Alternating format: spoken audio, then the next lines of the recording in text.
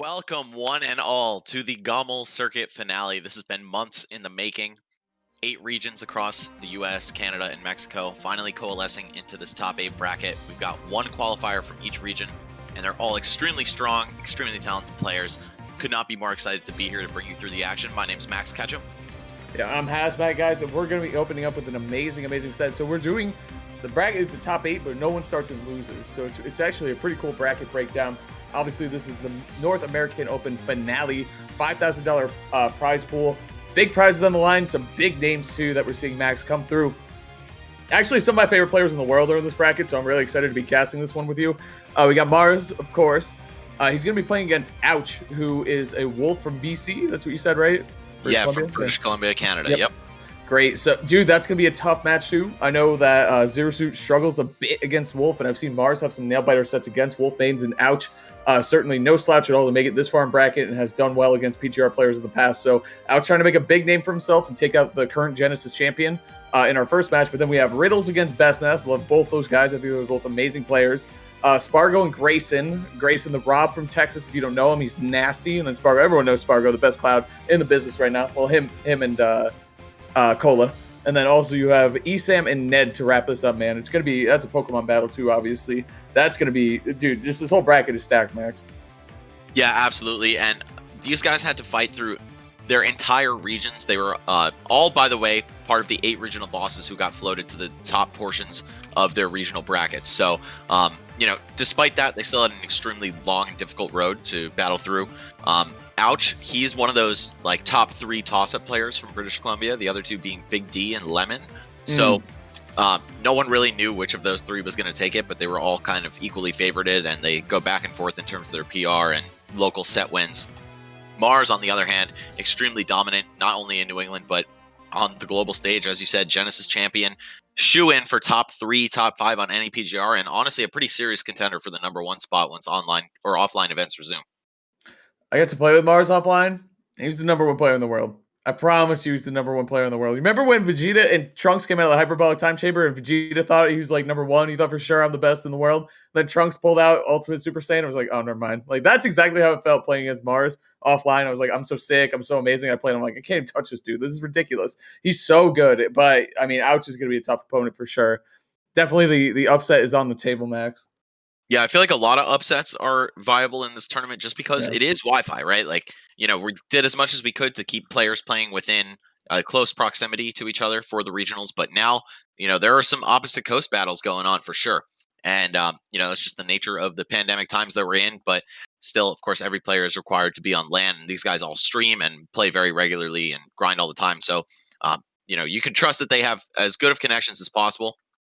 So, it should be a good, clean, honest fight for all of them, right? But that said, anything could happen. And you'll see in some of the interviews that we roll in between breaks, we ask these guys if they think that they play differently online versus offline.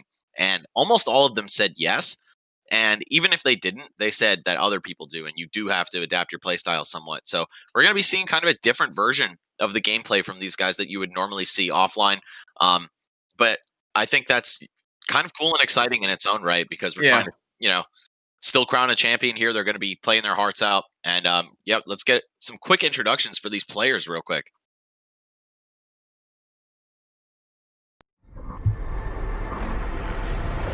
This is Mars. Dude is...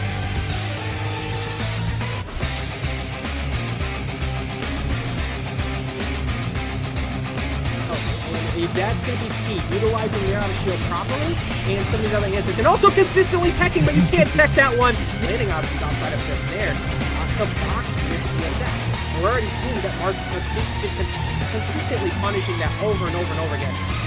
It's really just, it's going to be a lot. God, just going all the way up top there, not even giving a single opportunity.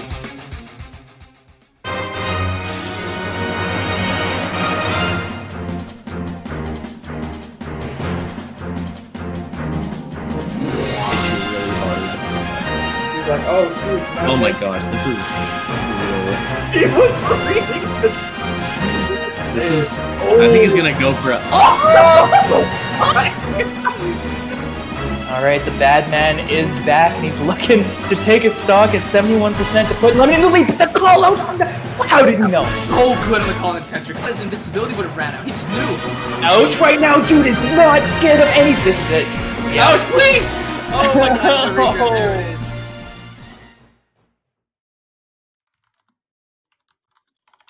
All right, so you just saw some gameplay from both of those guys. Quick highlights to introduce them. I was actually going on a whole spiel talking about them myself, but I didn't know that there was audio accompanying it. But yes, Mars versus Ouch. One of the best players in the entire world versus one of the best players in British Columbia, but he is not to be slept on. He's only 14 years old, I believe. So he's got that serious up-and-comer status.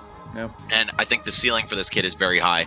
I would not be surprised to see him, even if he doesn't beat Mars here, going on a tear in the losers bracket. All of these players are capable of doing a lot of damage. Yeah, at one point, I mean, I remember when Mars was a kid that age, you know what I mean, on the come up, looking for an opportunity just like Ouch has right here. Now we see Mars with the, Mom, it's my turn with the Xbox pose. So he's really established himself here in this picture and also in the Smash universe himself. But we're going to get Ouch against Mars. Sounds like game one. Probably going to be starting pretty soon here. I don't know if they're doing a button test or what, but it's going to be Zero Suit against Wolf. Definitely a matchup that Zero Suit mains have talked about since the beginning of the game, not being one of their favorites, but it is still Mars, the best Zero Suit in the business by a large margin, if you ask me and a lot of other people in the world. So let's get into it, Max. Game one, PS2, the classic. Wolf with a lot of great tools to contend against this character. A laser that, of course, Zero Suit's got a projectile too, but it's not great in comparison, especially to a transcendent one with such a fat hitbox. Zero Suit, a character that loves to jump. And the thickness of Wolf's laser makes it very difficult for characters to approach him aerially. And then plenty of safe aerials to throw out on her shield. And if you space around that up B, that boost kick, you're pretty much getting away scot-free against Zero Suit. Yeah, a big thing that Zero Suit likes to look for, obviously, is that nair and that pressure, but she kind of has to respect Wolf in terms of how he fights, too. He can box in the air, the nair, forward air, and like you said, Max, the laser, super good. We're seeing a lot of air-to-air here, going in the favor of Ouch, and here we go, a forward throw. Good momentum here for the young Wolf. He's on the hunt. That's going to be a big punish, though. The boost kick not going to do it from center stage, though, Max. Has to be unnoticed. The next one will certainly prove fatal if he's anywhere near the corner. Now we've got a little bit of a defensive standoff as Ouch tries to creep his way out of the corner. Ooh, and runs right into side B. All right, Mars going for the kill off stage. Jesus.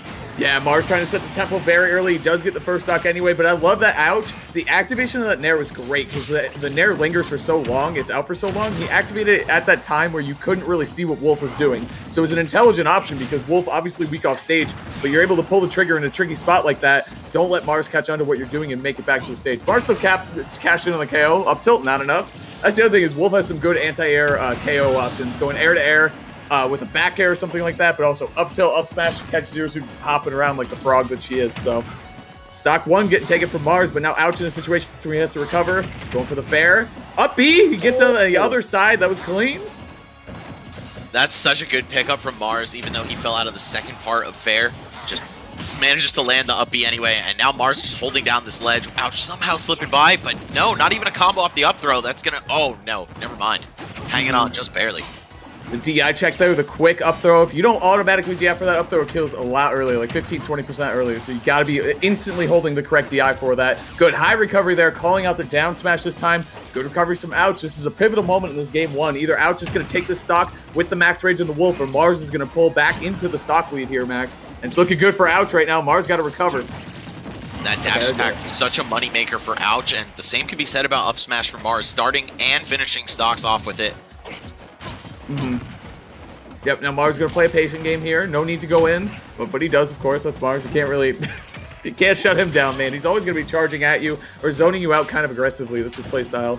Works out really well for the character Zero Suit, but Ouch in a good position to take the stock now, Max.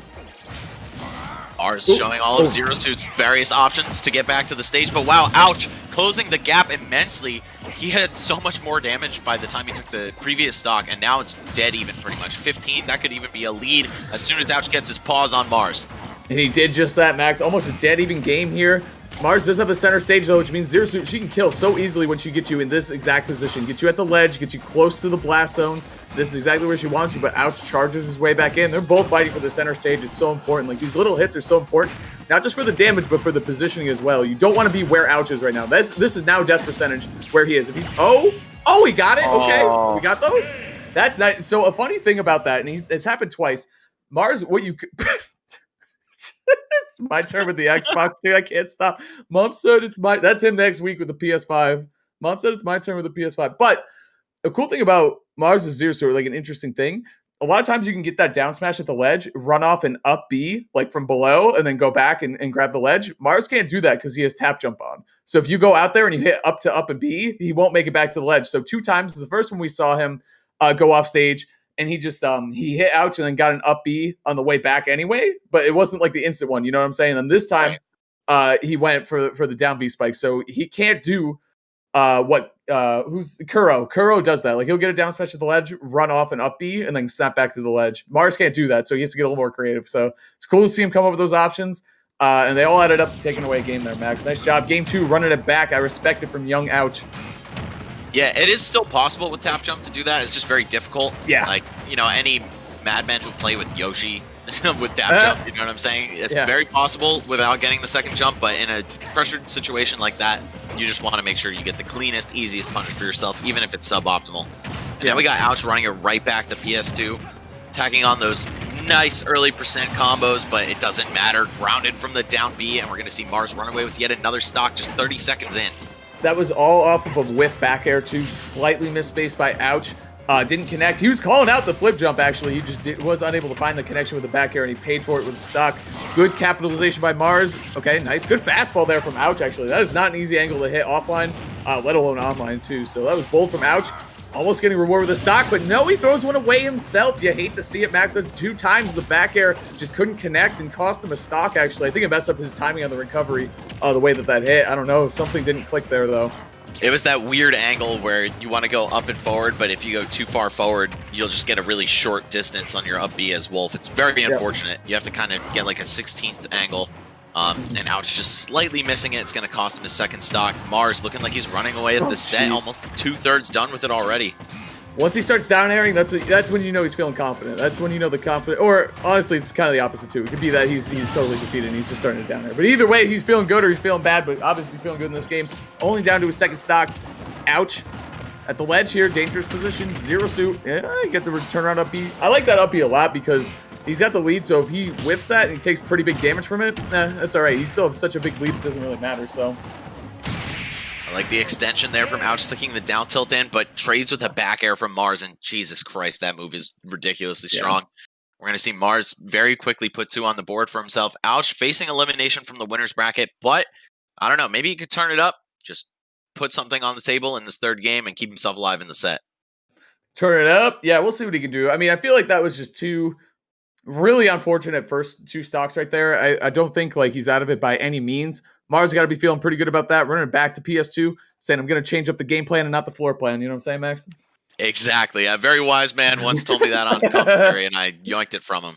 I used that one last night. Actually, I thought of you, which is pretty funny. I shout you out every time I say it. It's a classic, dude. It's a classic. It was a good. I was very proud of myself when I think I was on the subway when I thought of that one. And I was just like, write that down. It's good. But either way, man, start this game 3 off on PS2 again.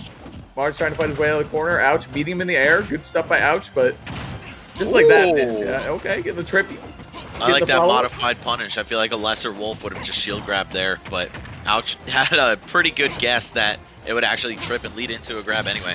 Either way, Mars, with such a lead, I feel like he's, definitely going to be feeling good about his gameplay for this match, and take a few more risks, maybe play less reserved than at the beginning of a set when you're fighting this wily, unpredictable young player and you're not sure what to expect. Ouch, good job jumping there. Mars was looking for the high jump and tried to clip his recovery. Ouch doing a good job. He's got the... Oh, boy. Okay, all right. That was about 40 frames late on that confirm, but either way, Mars still able to find something on the other side here. Back air, good trade. That was actually a great trade for Mars because it forced Ouch to go to the ledge. Keeps Mars in the advantage state here. Goes high. Nice recovery, man. I like the way Ouch is mixing up his recovery, getting more and more creative as the set goes on. Looking for that neutral get-up. That's been a huge point of success for Mars, catching ledge get-ups with side B. Oh, and that as well, the down smash on so many different recovery options for Wolf. High side B, low side B, it doesn't matter. Very difficult to truly sweet spot that and avoid a move such as Zero Suit's down smash. The thing I don't get about Zero Suit's down smash is why does charging it make it more powerful? Like, what is she doing to the gun that makes it more powerful? Like, I never understood that. I'm like, why does it hit harder? Because I don't know. Was she charging it up? I guess that makes sense. Either way, man. Channeling the spirits, making it stronger. Something like that. Good jump out of the corner there by Ouch. Take a little bit of damage there, but the one thing you don't want to do is let Mars nair your shield, or even worse, your character, because that could be a KO. He's going to start reading your habits out of shield. So Ouch going to the skies, I like that a lot. He's been doing well there. Slipping right underneath the Zair with dash attack. That's such a good move against these jumpy characters like Zero Suit. Her ground move's certainly formidable, but not where she wants to be applying that pressure from. Oh, parry shine. I love that. That is sick. That is sick. That's what I'm saying. Like, oh, in the back air too. That was almost a stock for Ouch. I mean, we've been talking about how good Mars has been at the ledge this entire set, but now we're seeing Ouch take off there with his pressure. And here we go. A little more laser. Up B, feeling himself. One for the fans. I like it, Ouch. Coming to life, Max. Because the multi-hits, right? Your opponent might just put their shield down to go for a quick punish on a single-hit move. Of course, all of Wolf's aerials falling into that category. I know that because I play as a Shoto, so I'm not scared of Wolf at all in disadvantage, man. The focus is too strong against him, honestly. It really is. It's so good. But there we go, an up B kill. Ouch with a stock lead, the first one of the set, if I'm not mistaken, Max. Probably the best Wolf at utilizing that move aggressively that I've seen. He parried it and fell through the platform and up air. Dude, that was so sick. He's so quick with it, dude. Anyway, last stock situation for both these players. Mars trying to punch a ticket into the next side of winner's bracket. Going up 3-0. Ouch trying to bring this one back. Trying to get Mars to fight on his own counter picks, but it's going to be tough here. We've seen Mars take these stocks across the stage very quickly. Starting to march here too, Max. Picking up the momentum. All right, he's jumped this off the stage. Ouch just going to follow the ledge, though. No specials here. Good retaliation with that forward air, but it's looking like Mars is going to make a breakaway. No, fends him off with get-up attack. Jeez, these guys are within centimeters of hitting each other so many times. Yeah, this is really close to curtains for both players, too. I mean, Zero Suit, she's only at 85, but that could be enough for a good connection on a Wolf back air, something like that. Down smash, a good read from Ouch. Yep, he knows it, too. Oh, no. Oh, Mars. Oh, he delayed and he held out because he was rolling out towards the ledge. Wow, nice reaction there by Ouch, stealing that game 3 away. On the board, young Ouch. I do love this picture, by the way. Anything, they added in that cracking the helmet animation to Olimar. Couldn't have been happier, man. You have goals now when you fight that character. I want to crack his helmet. You know what I'm saying? So great profile picture. That I can't look at that picture, Mars. It doesn't like. I feel like it should be higher up too. Like his head isn't that close to the ceiling. It makes him look smaller, you know, in stature because of the framing, which is very funny. But either way, nice shot by Ouch. That was a huge pickup on the rollaway. Weird option by Mars. I feel like maybe a missed input or something. But either way, it was great reaction by Ouch. Yeah, it could have just been residual DI from the roll, as you'd said. And you know how Esam and Ned is going to be a Pokemon battle on the lower half of this bracket? This is a space battle. We've got Wolf and Zero Suit, two characters, you know, fond of flying in starships and all that. And that Ouch picture made me think, yeah, like Olimar, you got to make him breathe some of that space there. Just get rid of that character for good. Do what Sakurai couldn't when he nerfed him. They're doing, they're both intergalactic bounty hunters, right? That's what they both are. I don't know if Wolf's a bounty hunter, but I think he might be. He is. Or never no, played the games. Really? You never played Super Nintendo, N64? Great games. Nope. That's it after that. Some people like Adventure. I feel like they actually don't. But anyway. I don't think anybody likes that game, dude. Yeah, man. No. It's the only one I played, and that's why I didn't play Star Fox. No. You should try 64, man. It's a great time. But anyway, Game 4 starting off very strong. Mars is counterpick a Battlefield, but it's looking really good for Ouch here. Up tilt. Living, though. That's why Mars wants a stage. He wants to be able to live. I can't believe that didn't KO. That is not. It was just a little too stale. What? What an F tilt, dude. Good catch there by Mars, racking up the damage here. Okay. Ouch looking great so far on Battlefield. I think the stage is phenomenal for Wolf. He gets so much from pressuring you beneath the platforms. But, of course, the same can be said for Zero Suit. She's got those infamous ladders that don't really work the same as they did in Smash 4, but still a character that thrives on juggles. And we see Mars going for this chase off stage. Going to respect him. Look for the ledge trap instead. And this is just so much closer than it was 10, 15 seconds ago. But wow, Ouch is a madman with these up Bs. He's so good with them. Like you said, Max, the thing I like about them, not only are they multi-hit, like you pointed out, but the little delay on them is so different than the rest of Wolf's kit. Fair comes out crazy fast, Nair comes out crazy fast, and he's facing forward. You don't have to worry about back air. So you're thinking like it's going to be a quick aerial. No, he throws up the up B, delays a little bit, and catches a stock again for it. Gotta love the creative stuff from Ouch. By the way, I think the score is a little bit backwards. We got Mars has 2 and Ouch has 1, so. But anyway, just so you guys know, in case you just tuned in, this is Mars' counter pick. Ouch making it look good for himself right here, though, on the platforms. The forward smash. You saw it in his trailer a couple times, Max. He likes to go for those reads. Zero Suit's hard to catch with them, but he's making it look good. Yeah, just such a healthy amount on the second stock. He's been setting the pace ever since Game 2, honestly. Or Game 3, rather. Dude, he's nuts. I can't believe he keeps pulling the trigger like that, because if Mars catches onto it, which he really hasn't a whole lot yet, it could equal an early stock. But ouch, taking a stock lead again, Max. The momentum has certainly shifted big time here in game 4. All right, just going to jump over the down smash. What is Ouch's opener going to be if he manages to hit Zero Suit here? Okay, wow. Goes for down throw dash attack. Even at 0, I guess Zero Suit a light enough character that she'll still get caught by that. Lots of characters can just land and shield. Woo! I don't think he has a jump. I think he's just, oh, dude, wow. I don't know. I think you try to go for a side B and cheese him there, or at least take the damage. But either way, Mars responding there very quickly. Off stage, good edge guard. However, Ouch has been in control this entire time. I'd like to see Mars utilize these platforms for his own offense here. Oh! It's crazy that almost was a stock. You know what I mean? This character's crazy. Yeah, Zero Suit's so explosive once she hits you. I mean, same could be said about Wolf, but it usually doesn't end in a stock. He has to rely on his raw kill power after that. But Mars shrinking the margins as the stocks progress, and now that they're on even footing, and it's about to be the end, potentially, of the entire set, he is really ahead in a big way. This is looking pretty rough for Ouch. Let's see if he's got a comeback in his soul. It could definitely happen. Ouch got to dig deep, though. Oh, up B, this could be the start. No up air, misses the punish. Ouch, though, still holding down the center stage, Max, and now he's going to try to capitalize. That flip jump is just so good on the stage. He moves so far, able to use the platforms to kind of bail himself out of that disadvantage state. But now, here comes Mars. Ouch, got to fight his way back in. Nice use of the platform, sliding off and getting a laser out. Yeah, you see Ouch looking for these up throw, air dodge, read back airs that could probably finish stock at this percent, but Mars is way keen on that. Oh, man. It doesn't matter. The down smash going to turn right into a kill, as is par for the course for a character like Zero Suit Samus. And here it is, Mars 3-1 in the first set of the day, going to move on into the winners semifinals, taking Ouch out of winners. He's going to be playing the loser of our next match, which is Riddles versus Best Nest. So 2 guys who have been going really hard in the Wi-Fi era.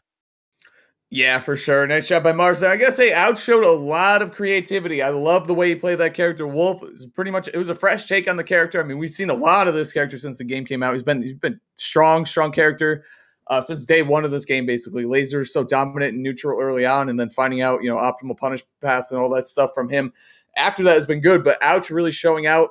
Great use of that up B, kind of going at Mars in the air-to-air with his own up B at Mars. So I really like that. Ouch, an amazing player. Excited to see what he does in this losers bracket too, because he does have a lot of opportunities to take out some really big names in this bracket, even though, he's in losers. So Riddles versus Best Nest. Oh boy.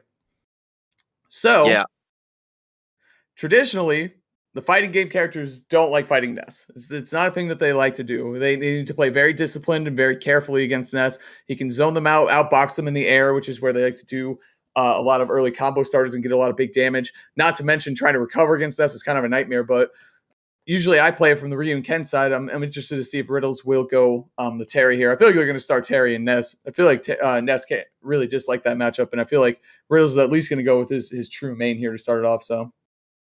Yeah, Best Nest, despite the tag, has a pretty deep set of pockets. I think we've seen him use Palutena. We've seen Piranha Plant scoring big wins before for him. So, yeah, this is definitely, not a monolith of a player. He's got a lot of variety at his disposal. But, I mean, you could say the same thing about Riddles. Not only does he have Terry and Ken, but he's also got Joker. He's also got Richter. Yep. I don't think we'll see, at the very least, Richter at all in this tournament, but should Riddles need to fall back on somebody else to compensate for a bad matchup, I wouldn't be shocked. Maybe. I feel like the Belmonts are like a high maintenance character. Like if you're not playing them a lot, like they're a muscle that needs to be worked a lot, because if you're not, you're going to be dropping stocks early. Dropping confirm, you can't drop confirms with them, because when you do that, that's when you start losing, early stocks to opponents when you shouldn't, and it's just a bad situation. So I think he's kind of sworn them off like forever, basically. You know what I mean? Like I think he's kind of, but his Joker is sick. I totally agree with that. And then Ken and Terry, of course. I feel like he had another character too. He's been playing Ryu more as well, so I wonder if we might see the Ryu. I know he likes all the fighting game characters. Obviously, I vibe with that. I think that's cool too. And I mean, he is Riddles MK. We could see the Meta Knight, right? It's true. It's very possible. It's on the table. No, I think if he played anyone else, I know he used to use Mega Man a little bit in Smash 4, but I'm pretty sure that's definitely a thing of the past at this point. Yep. So if I had to put my money on it, I'd say Terry versus Ness for the whole set, unless we see 2 consecutive 3 stocks, and then maybe he needs to do some soul searching. Oh, I meant to call you Max Rutsu. I meant to tweet that out. Damn it. I think I can still do it. Just me and Max Rutsu. You missed the 112, dude. Now you just got to wait an extra second so you never see 113. Yeah, that's the secret. True. Anyway, yeah, this is sure to be a good set. I mean, pretty much every one of the day is going to be straight fire, back to back, front to back, even. And Best Ness, he's had a killer record in the quarantine era. I mean, especially in the earliest days when people were just kind of readjusting to Wi-Fi, and also a lot of them learning the Ness matchup for the first time. Like, it's kind of difficult to come across practice against this character at this level. I believe he's the only one on the PGR. I don't think Gak made PGR. But unless you live in Japan or Utah, it's pretty difficult to come by strong Ness practice. Yeah, I mean, especially him. I feel like it's different, too, playing Ness online. I feel like he's certainly one of those characters that you see people complain about a little bit more online, for sure. He's such a tiny target, dude, and he just has these kind of pesky moves to fight you with. His forward air, PK Thunder, just all these things that kind of harass you from, fairly safe, non-committal ways. So Ness definitely a frustrating character to fight against. I'm excited to see. Riddles has come up with so many unique solutions to fighting matchups that you think might be annoying or terrible.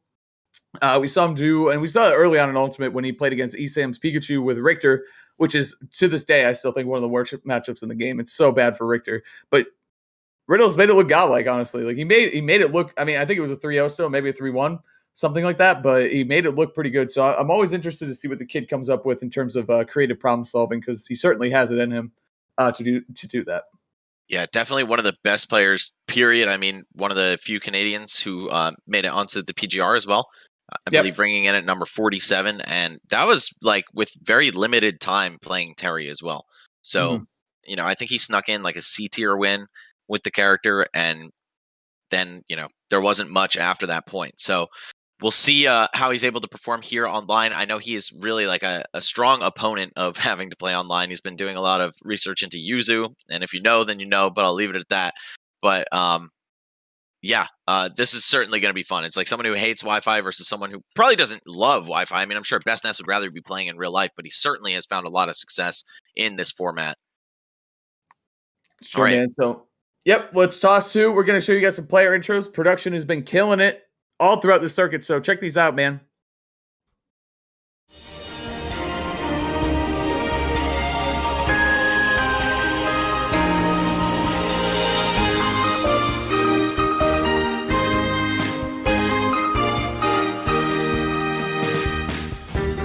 Very smart to place the situation the same exact way. Goes for the dash attack through the flame just in case nothing's trying to mash buttons. But brilliant adaptation, though. The smash out of disadvantage for free in a lot of situations.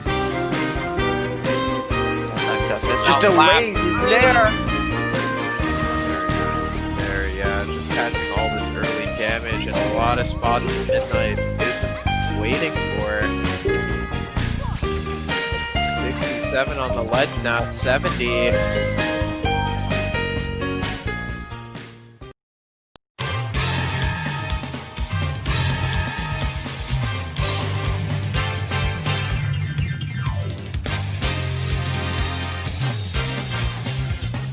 They're fighting off stage, but they're fighting on stage. Like, there's only no punches, no care for their own safety and recovery. They're just trying to get that leg up against each other. I do have the oh my god, Oh my god! Does have the consistency throughout this. Shore you is 100% more reliable than the fact that Terry does have the go meter, but of course if you make use of that go meter in the perfect scenarios, it can be just as dangerous as damage output. Really need to take this stock. Also, should might be into it. Yep. I'm still coming in, avoiding a power geyser. Gets one, and it's the shield broken Hermit. We are off to the races. Terry Riddle's getting the job done here, opening up his first stock.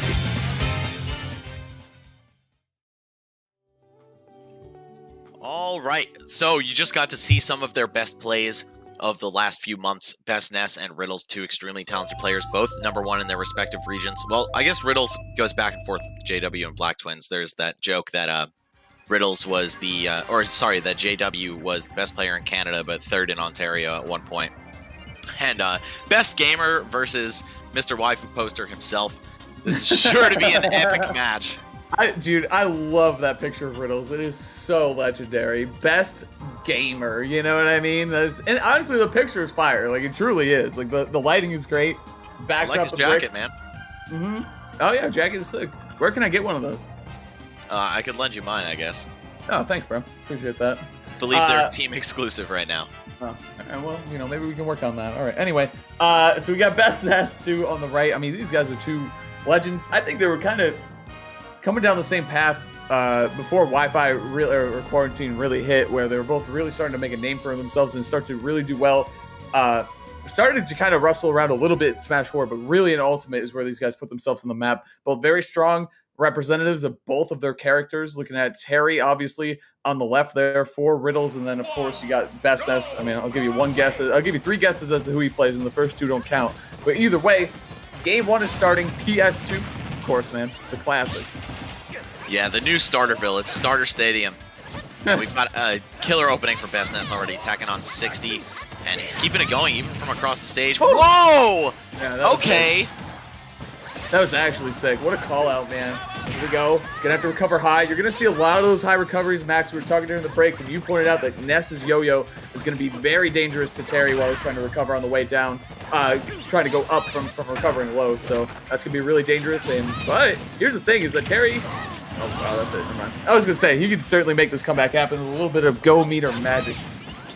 Yeah, fatal error there, getting the directional air dodge out of the PK fire. When you're mashing SDI out of that, you also want to shield once you do pop out, and since he was airborne, I think that just contributed to him getting air dodge, and I don't know if that's what Riddles wanted, but it's certainly what Best Nest wanted, because, you know, you gotta expect most good players will get out of PK fire. It's just what are they going to do after? Mm-hmm. That's true. And how hard are they DIing out of it? And, you know, you got to anticipate how many hits their character can take. There's a lot to figure out. Ooh, mashing the down tilt. That grab range is ridiculous. Back throw is going to do it. Popping him off the top. Best Nest almost getting a 3-stock here. This is ridiculous start, Max, for Best Nest. Almost hitting the 112 on those first 2 stocks. I believe that was a 114 point something. Yeah. So he certainly has never seen a 113, so I don't think he ever will. But here we go. Pretty sure. Anyway, Best Nest has to land here too. Rising tackle, the input too. You can see the little blue on his legs. If you need an indicator though, that's kind of how you can tell. For the dash attack, that move is nasty. Rising tackle again. He falls out of it.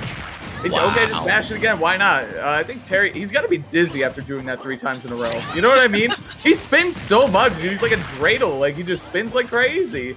Beyblades. Beyblades, there you go. That's another good one, too. Either way, man. Yeah, that's one of the hardest moves to SDI out of as well, so I'm impressed that Best Nest escaped the first one, but of course no such luck on the one that ended his stock. A lot of ground to make up for here for Riddles, but fortunately his character has a built-in comeback mechanic, so as long as he can cling to the stock, we could see a realistic chance of him bringing it back. Right now, Best Nest just looking too strong, though. You're going to see a lot of that. It's a big thing that Terry has in this matchup that Ryu and Ken don't. It's that option to crack shoot and go high and not go to the ledge and either get ledge trapped or down smash. But either way, Best Nest taking that one down. A dominant game 1 there. 2 stock. Yep, dominant 2 stock there for Best Nest. Grabbing the back throw. I know, dude. Great photos. These guys with these pictures, yeah, killing me. So I do think Riddles was catching on to some stuff in the matchup there. I think he was starting to schmoove a little bit more and start to come up with his own solutions, but it looks like a rough one. Yeah, I think this is just a rough draw for Riddles. Unfortunately, Ness, one of those characters that's so well equipped to fight Terry just naturally. I mean, you fall out of a lot of stuff by virtue of being a floaty character. You have great edge guards, and then even the shockingly heavy Terry just gets nuked by back throw. I mean, you saw it. I think he was at 128, nowhere near the ledge, but that still killed him. I mean, not nowhere near the ledge, but not right up on it. Yeah. And no problems for Ness to kill like that. I was just, not the normal path you consider Ness will be blowing you up at, right? He just did it at kind of coast to coast there. So, man, I don't know. It sounded like he went right back into it, but couldn't see the maps. Maybe a character change, map change. I don't know, man. It seems like he's going to be allowed here. Let's see. Best Nest of Riddles. Game 2, he's just going to run it right back. If I've said it once, I've said it a billion times. Going to change the game plan, not the floor plan. Let's see what Riddles comes up with here in this game 2. It's going to be a lot. Look at this pressure already from Best Nest racking it up. These PK fires and the defensive moves, the call-outs there from Best Nest have been immaculate so far, Max. I don't think he's going to let up on those. I think that's one of the best things he does as a player with Ness. Yeah, Terry's certainly not the worst character out of Shield, but far from the best. I mean, if you don't have a charged rising tackle ready to go, you pretty much can only fall back on Nair for a fast punish. And Ness just has the range to avoid that. So we're seeing Best Ness get right up in there with the side magnet. And of course, Nairs, forward airs, all kinds of stuff that makes it really difficult to defend against him. We're going to see another stock out the window 43 seconds into the match. Best Ness his insane pace right now. Don't forget about Terry's fair out of Shield too. Frame 7, really good reach on it. It's kind of a nutty move. But in this matchup, the way Ness is going to be applying pressure, I don't really know how much it's going to help Riddles because he certainly does love to hit that button too. But here we go, man. Best Ness, this is exactly where you don't want to be if you're Terry. Nice shot rising there with the side B, able to recover. The power dunk, of course. Here we go. Jab, jab. Oh, good pressure there himself. The rising tackle doesn't connect, though. I wonder if Best Ness is SDIing now. You said that earlier, and sometimes I'm like, well, I can't really tell if he's SDIing or if that's just Ness's tiny hurt box and not letting anything, kind of collide with it. You kind of have to punch him, like, in his noggin, like his big head. Like, that's the target, basically. And he kind of falls out of things like that. So, either way, okay. Go meter online, dash attack. Gonna do it off the side, just barely, though, Max. That time, Riddles, it looked like he intentionally went for directional air dodge out of PK Fire. I feel like that's something I would advise against. Probably just want to go down to the ground and hold shield and then, pick an option from there since you have much more freedom out of your shield than out of the lag of an air dodge. But either way, Riddles starting to respond here. Smart. Best Ness knowing that Terry's down throw sends you backwards, not going to hold the wrong DI, and just picking up a back throw, continuing this train of just constant onslaught from him. I thought you were saying pain. I was so pumped. Train of pain of her. Bars, dude, bars. And that's another good call out there by Best Ness. I'm telling you, he's so good at identifying defensive habits in players and punishing them for it. That spot dodge just getting grabbed right out of it. And look at that, too. Side magnet healing himself up. Best Ness putting on so much pressure in this matchup, Max. It's ridiculous. That's confidence. Yeah. All kinds of wacky stuff. Yeah, exactly. There's only two situations you'll see that. One, when he's feeling himself, and two, when he needs to make a crazy comeback. If the Campbell's isn't available, PK Thunder 2 might be. Very true. Here we go. Jab, jab. And very delayed power dunk. I thought he might go for the Buster Wolf. Maybe he's saving the DRs, or maybe he didn't get the input that he wanted there. But either way, Go is still on the table. Oh, yep. Riddle's reminding us that it's on the table too. Okay. Yeah, and that's a character that loves to jump in, so Power Geyser could certainly be a useful tool here, but it might be too little too late. Even if he manages to get a stock with it, he'd have to play out of his mind for another full one of Best Nesses. Yeah, Best Ness is playing perfectly with this lead. This is the way you want to do it. All these safe aerials, back airs, forcing Riddles to approach, and the very last hit that close to the blast zone. Good set knockback there. Best Ness identifying where Riddles is going to be weak in his recovery and punishing forward. 2-0 for Best Ness. Love that counterplay, Max. I'm telling you, he's just scooping Riddles up. All these defensive triggers that he's pulling, spot dodging, power dunking, anything that he's doing to try to get at a disadvantage or to avoid Best Ness, he's kind of turning it against him even more. Ridiculous. Man, we saw almost a shutout in Mars versus Ouch, but Ouch managed to put himself on the board, keep it going. Can another young Canadian threat do the same, defend at least his honor in this set and put one on the board against Best Ness? I'm not sure. This is honestly looking more dominant than Mars versus Ouch was, but also the matchup is worse considerably. I mean, Ouch's character, if anything, would probably be favored against CSS. Yeah, for sure. And I think that's what we were talking about with Ouch versus Mars is Wolf is so scary for ZSS, and I think what we're seeing here is, Best Ness probably the higher seed, deservedly, but the thing here is that Riddles is the one, like you said, trying to do the uphill climb, and it looks like he's going to try to spread out the stage a little bit more, go into the town and city, see what he can come up with here. I think we're going to see a little more zoning, a little more of the thing with these platform layouts is that Ness can do the PK fires at the downward angle at you, you know what I'm saying? That's such a strong thing for him to have in a stage, and you can see him kind of already going to the skies a lot and avoiding the ground that Riddles is on. So again, Best Ness just kind of playing the matchup correctly. Okay, we got a back throw, setting him up off stage. Crack shoot, one of those moves that's very difficult to contest, even if you've got a great disjoint in the form of Ness's fair, or even, from my own experience, Lucina's fair. Sometimes it doesn't matter. Crack shoot can just bully Terry's way back to the stage. And wow, if that Power Geyser had hit, would have been such a different game 3 here. Now it's going to be Best Ness still taking the first stock, continuing this momentum. Off stage, though, this is where Ness doesn't want to be. This is another thing in the matchup. Terry, he doesn't go off stage. You know, he kind of gets, but not really. He likes the ledge trap. He's a great ledge trapper, especially with Go ready to punish. But especially with that auto turnaround and Go, he's an amazing ledge trapper. But Ness, he'd rather see you ledge trap than go off stage and try to fight him. Like, he'd much rather see that. Okay, going for the rising tackle. Got the input too. Nice job by Riddles. This is definitely the closest the game has been after the first stock for sure. Looking good for looking a lot better for Riddles here in game 3. Yeah, Bestness, you know, almost taking 2 stocks in a row, if not actually doing that in the first game. So yeah, Riddles with a little bit of life. We're seeing something here. Wow, the platform's saving him though. That was a great recovery there from Riddles. It would have been so easy for him to lose a stock. He didn't have a jump. I love when he activated that rising tackle on the other side, and now we're seeing him hold on to this stock and try to catching Bestness. Riddles does that all the time. He will cover your jump up the ledge at a certain time, and he always spikes you. He goes for that down there, that power dunk. Yep, that is going to do it. Nice job there, Riddles. Up a stock now, Max. You love to see it. Great adjustments being made. All right, can he recover? No, he gets the down B by accident. All right, that lead just wiping itself off the face of the earth. And Bestness probably counting his stars for that. He's like, man, I might not have to play a 4th game here. Down tilt, jab, jab. Not getting an input afterward. Oh, see, that's what I'm talking about. He'll throw that one out. He'll do it twice. Ooh, that would have been cute. It did not recover, though. It did not connect, though, but now we're seeing it on the other end. Bestness is turning this one back into his own favor, going high. Ooh, that mix-up was good. He's either going to the platform or magnet handling the ledge. I didn't think he could make it to the ledge, honestly. I thought he was a little too far, but Riddles knew better. And it's these recoveries, man, are a huge difference, Max. Yeah, I agree. And, you know, that fade to the ledge from the platform, I think that was not even necessarily by choice. It was like he just did not reach the platform with the up B, and he had to pray that he'd be able to drift further to the right. All right, so Riddles following suit with Ouch, putting one on the board when facing loser's bracket in the face. Facing it in the face, yeah. I've been sleeping great after this election, guys. Anyway, he's alive. He's alive in this set, and it's not completely over yet. Yeah, I love that burning knuckle, too, to close it out. I think that move is kind of still underrated. Like, everyone, you know, obviously, like, the initial jokes kind of came out, jab, jab, power dunk, and, like, all this stuff. And that's still, don't get me wrong, a good option. It can even KO if you haven't been mashing it. But that burning knuckle, like, first off, I love the kill screen. I think it looks so cool. Second off, it's really powerful. Like, it's a really, really strong move. So you'd love to see that from Riddles.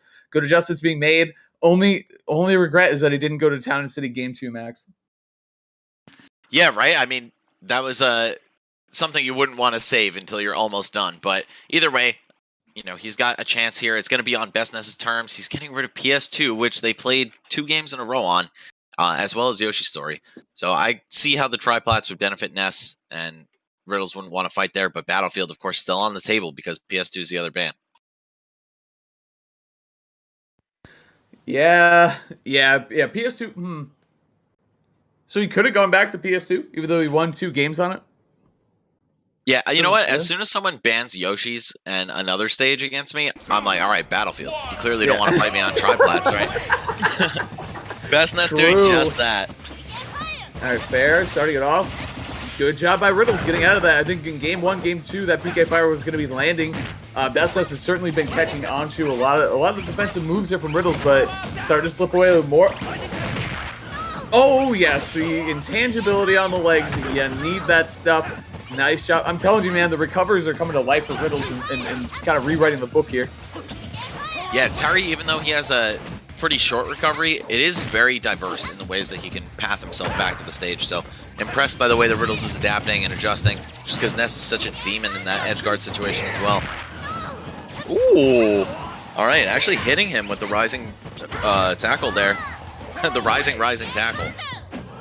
Face to the face, the rising. Yep, it's Dude, my you're like brain is mush, man. You're the guy in Goodfellas, Tommy 2 times. I'm gonna go get the papers. Oh, looking for the canceled up tilt into or the cancel. The spot dodge cancel. You see that tweet? The kid said there's only one spot dodge cancel in the game, and it's Terry's. He's saying that to Riddles. It was amazing. Riddles is like, dude. He's got the super spot dodge cancel. He does, yeah. Oh, looking for it again there too. Bestness quicker to the trigger there, taking the first stock. Okay, goes for power dunk. You know, that move is much more SDI-able than rising tackle, but of course you don't have to charge to get the input. And also, if you're to the side of the stage, you can get kills earlier with it, or like close to the same percent. That said, we're going to see Riddles mostly opt for Rising Tackle and put the charge during the hit lag frames of his jabs, and that's going to be probably the most reliable conversion he has into a kill. Yeah, we've been seeing him do it more and more. It also carries you off the top, which is better on the stage. You don't want to try to push him off to the side blast zones, which are far away, from Battlefield itself. What a PK Thunder. That was so good for Bestness. I can't believe that thing stayed alive. Here we go again here, too. Looking for a fair. Bestness is happy with that. Like, you go for the fair, it doesn't work. You force them to go low, then you set up for a ledge trap instead. Like, it's such a good option. It's like, oh, a broken shield and just a back air. Clean stuff there. Bestness. Wow, he's coming to life here in this game 4. He doesn't want to see a game 5 max, and I don't think he ever will. No risks necessary, no style points, just shield break, back air. Look at the line he takes. I think I think with Bestness too, it's like another day in the office. He's like, I'm not gonna do it. Why charge a forward smash? I know back air is gonna kill you. Like, let's just go. Come on, let's keep playing. He's probably in 4 other Wi-Fi brackets, Multi-turning during a 5K. Yep. That's risky. I know a couple guys who might do that. Yeah, it's true. I don't know. Last stock here for Riddles. He has to make something big happen here quickly. Okay, power done. And he keeps looking for these power wave edge guards. It's a pretty good option, and it hits deceptively far and stuff, but Ness just has so much control over his drift off the stage. Often makes himself way harder to edge guard than he lets on. Okay, I like that PK Thunder there, defending himself. A couple different options. Looking for the up smash, actually. I like that a lot from Riddles. Okay, sour spot. Both these players moving around. They don't want to drop this stock. Bestness doesn't want to go to the last stock situation against the Go Meter Terry, and obviously Riddles doesn't want to lose a 2-stock deficit there. Okay, rising tackle off the top. Here we go. This is where Terry wants to be. I mean, having a lead would be better, but this is not a bad situation to be in at all. A couple combos here. He just needs to win neutral 2 or 3 times, and he's ready to go. But Bestness says no. The back air again, clearing out the final stock of Riddles. Bestness going on in the winner's bracket, 3-1 right now, and you want to talk about how that might have been considered kind of a bad draw for Riddles. First off, he fought that matchup really, really well. I think that's about as good as you can fight that matchup. I mean, obviously without winning. He's showing a lot of great stuff in that matchup, especially around the recoveries, working around Ness's down smash at the ledge and all sorts of crap that he's throwing at him, including fair off stage and all that. But Bestness, Ness against Terry, great matchup for him. And in winner's side, he's going to have Ness against Zero Suit, which is also going to be a pretty decent matchup for him. Super annoying for Zero Suit, or at least that's what I've heard from Mars. It's super annoying matchup for Zero Suit, which is what Mars has told me. So that should be another interesting one for sure. Mars and Riddles both not having brackets that they must have liked, when they loaded up Smash at GG today. They're like, oh, I actually got to go to work. This is not good. Yeah, I don't know if you could make this kind of money in 1 day of work, unfortunately. So I'm sure they're like, all right, you know what? Let's strap in, stream, get some subs and donations on top of it, and have a good time. So yeah, Bestness cleaning it up 3-1. I really am looking forward to the set against Mars. Like you said, I can only imagine that matchup is annoying for Zero Suit. She doesn't like fighting small characters in general, especially ones that can drift as well as Ness can. Just make it a lot harder to pin him down in one spot. But coming up, we're going to have kind of the 2 up-and-comers, right, that really only got super good in Smash Ultimate. They were both existing in Smash 4. They were both coming up, especially Spargo. He was putting up some big wins in Mexico. But both he and Grayson, his opponent, have risen to number 1 in their regions by a comfortable margin. Of course, that's Tijuana, Mexico, and Dallas-Fort Worth, Texas. So I'm really looking forward to this between these guys. Spargo kind of known more as being the Wi-Fi warrior, but Grayson playing Rob, who I think really thrives in this environment. I mean, same could be said about Cloud, though. Yeah, I mean, both these characters, I think, what's good about them is certainly enhanced online. Both these guys were doing great offline, too. Let's not forget about that. Especially Grayson had a great tournament at Frostbite. One of the last, actually, in-person tournaments that we've had. So both these guys have shown a lot of stuff. Both of them got really good wins, too, in the past. I can pull up a sheet real quick.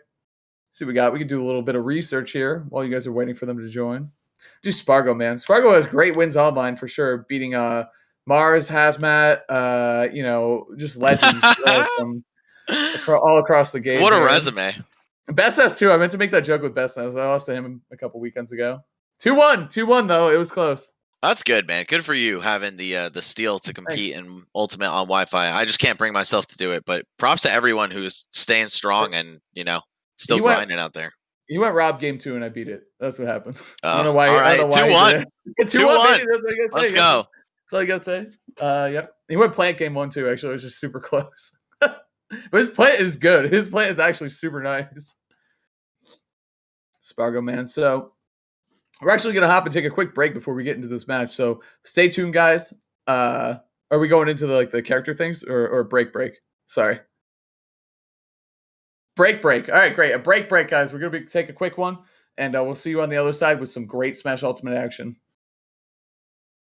Definitely just seeing all of my friends frequently, whether they were, across the country in the States, whether they were in Canada or Mexico or Europe or Japan or somewhere else. I would see so many people so frequently, and to go from that to not seeing basically anyone for a couple months and then very few people after that, it's been a big change, and it's something that I miss dearly, and I'm going to love being able to just go to an event eventually and just hugging everyone and just being I missed you so much, because I miss a ton of people. The GOML circuit has honestly been a very cool way to do this, because I feel like it benefits both the top players of regions and then the lower level players, because the top players obviously, I'm someone that got floated, so I didn't have to do the open bracket. I was automatically in the top 16, which was nice for me because I didn't have to play 2 whole days of tournaments, which is sometimes really taxing, especially considering my personal stream schedule doesn't include me streaming on the weekends.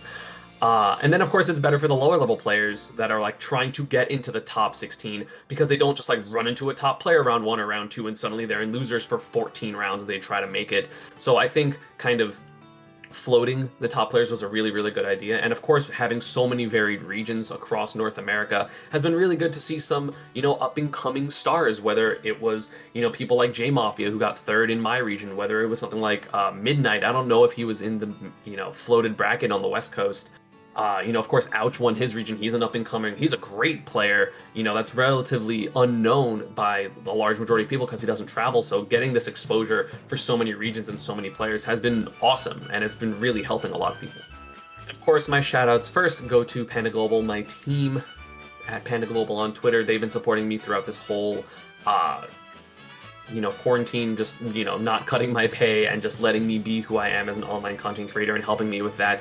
And then, of course, equal shout-outs definitely goes to my fiance, Sleepy Kokiri. She has been really patient with me this quarantine, especially when sometimes I have to stream multiple more days a week because of Wi-Fi tournaments or just, figuring out what we got to do. And, of course, the just general anxiety of, this outbreak and pandemic has definitely tested a lot of things, and she has been great about it and helping me calm down and be just the best version of me, and I appreciate that a lot.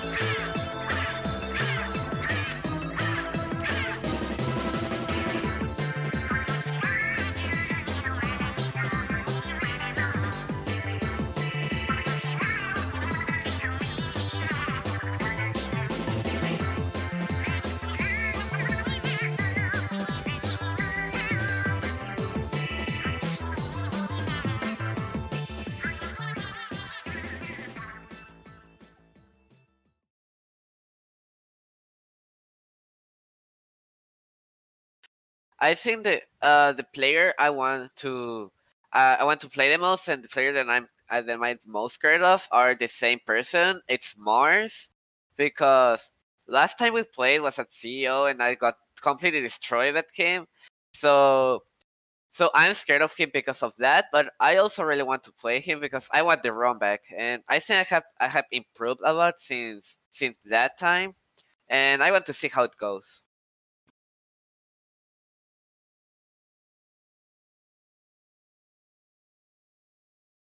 All right, guys, welcome back. Even matchup gaming, you already know who's putting on the show. We got GOML Circuit Finale. We got Mars. We got Spargo, who you just saw actually on the screen here. Esam, Riddles, Bestness, Ned, Grayson, and Ouch. All of our qualifiers here summed up for the 5K pot bonus or pot event here that we have. And in winner's side, 2 winners on the winner's side are Mars and Bestness. They're continuing on, and they're going to be playing each other. Mars beat Ouch, who's a phenomenal Canadian Wolf player, going to be falling down to the losers bracket. He's going to be playing against Riddles. Obviously, everyone knows Riddles, best Terry in the world. Sorry, Lucas. And then we have the next match coming up here is Spargo versus Grayson, which is going to be an amazing, amazing match. Spargo, for those of you who don't know, one of the best clouds in the business, best cloud on Wi-Fi now. Him and Cola kind of fighting for that title. And then we have Grayson as well. Rob from Texas, who was putting in some work offline before we went online. So really excited to see these 2 players play. Like you said, Max, this is going to be a very, meta-relevant matchup in the Wi-Fi era that we have. Rob versus Cloud. It's a good one. Yeah, 2 characters that are quite strong online. I mean, Rob because of his projectiles, Cloud because of how bursty he is, right? Sometimes it can be hard to account for that dash attack coming right in, that down tilt slipping underneath you. And of course, when he's got limit, he's got a deadly projectile of his own. So this is going to be a really cool match to see. Next up, of course, it's Esam and Ned. And then on the loser side of things coming up is Ouch versus Riddles. So Canadian prodigy dittos. And Ouch and Spargo, by the way, the 2 youngest players in the bracket. I believe they're 14 and 15. They might both be 14, but they're little guys, man. Seeing Spargo in that interview, it's so wholesome. The kids can hack it in this game, man. I think that's one of the coolest things about Smash, about esports, is that age is not necessarily a barrier. No. You'd never see a 14-year-old ball up on Kawhi Leonard. It's all about drive, I feel like. Drive, passion, all that good stuff, knowledge, for the game and how hard you try, how many hours you put into it, of course. It's a pretty complicated equation, but at the end of the day, you're right, Max. It doesn't matter, overall a whole lot. I also love that picture of Grayson, by the way, drinking the water. I'm pretty sure that's a frostbite due to like the blue like kind of tint that he has on it. So or the club. That's Grayson in the club. That's true. I forgot about Grayson canon in the cloud. Yeah, that's great. Actually, I really enjoy that very much. So Grayson against Spargo. Cloud versus Rob. Cloud has fought many robots actually throughout his career. Those of you who played FF7, the original, and also the remake. Either this robot's gonna be looking like an Omega weapon or an Airbuster. Either way, game 1. I got it with the Final Fantasy references, man. Well, in certain years, from like 90s to early 2000s, I'm good. Then I dropped out. But either way, game 1 starting off with wait. Yeah, what? I was waiting for you to realize it, man. Nope. This is no ordinary Final Fantasy protagonist. This one's a rectangle. My favorite character in Smash Ultimate. I've never been more excited for someone to be added than Enderman. Minecraft Steve. Oh yeah, Enderman, I guess, more appropriately.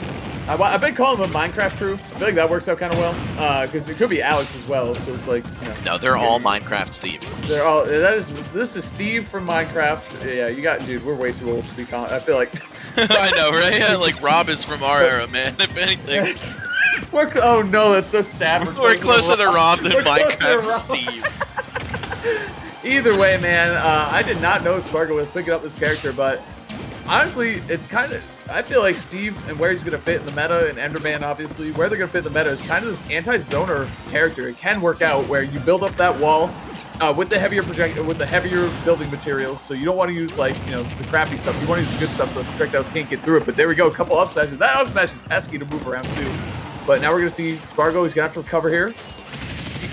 Okay, no. See ya. Oh, no! He fell out, but okay.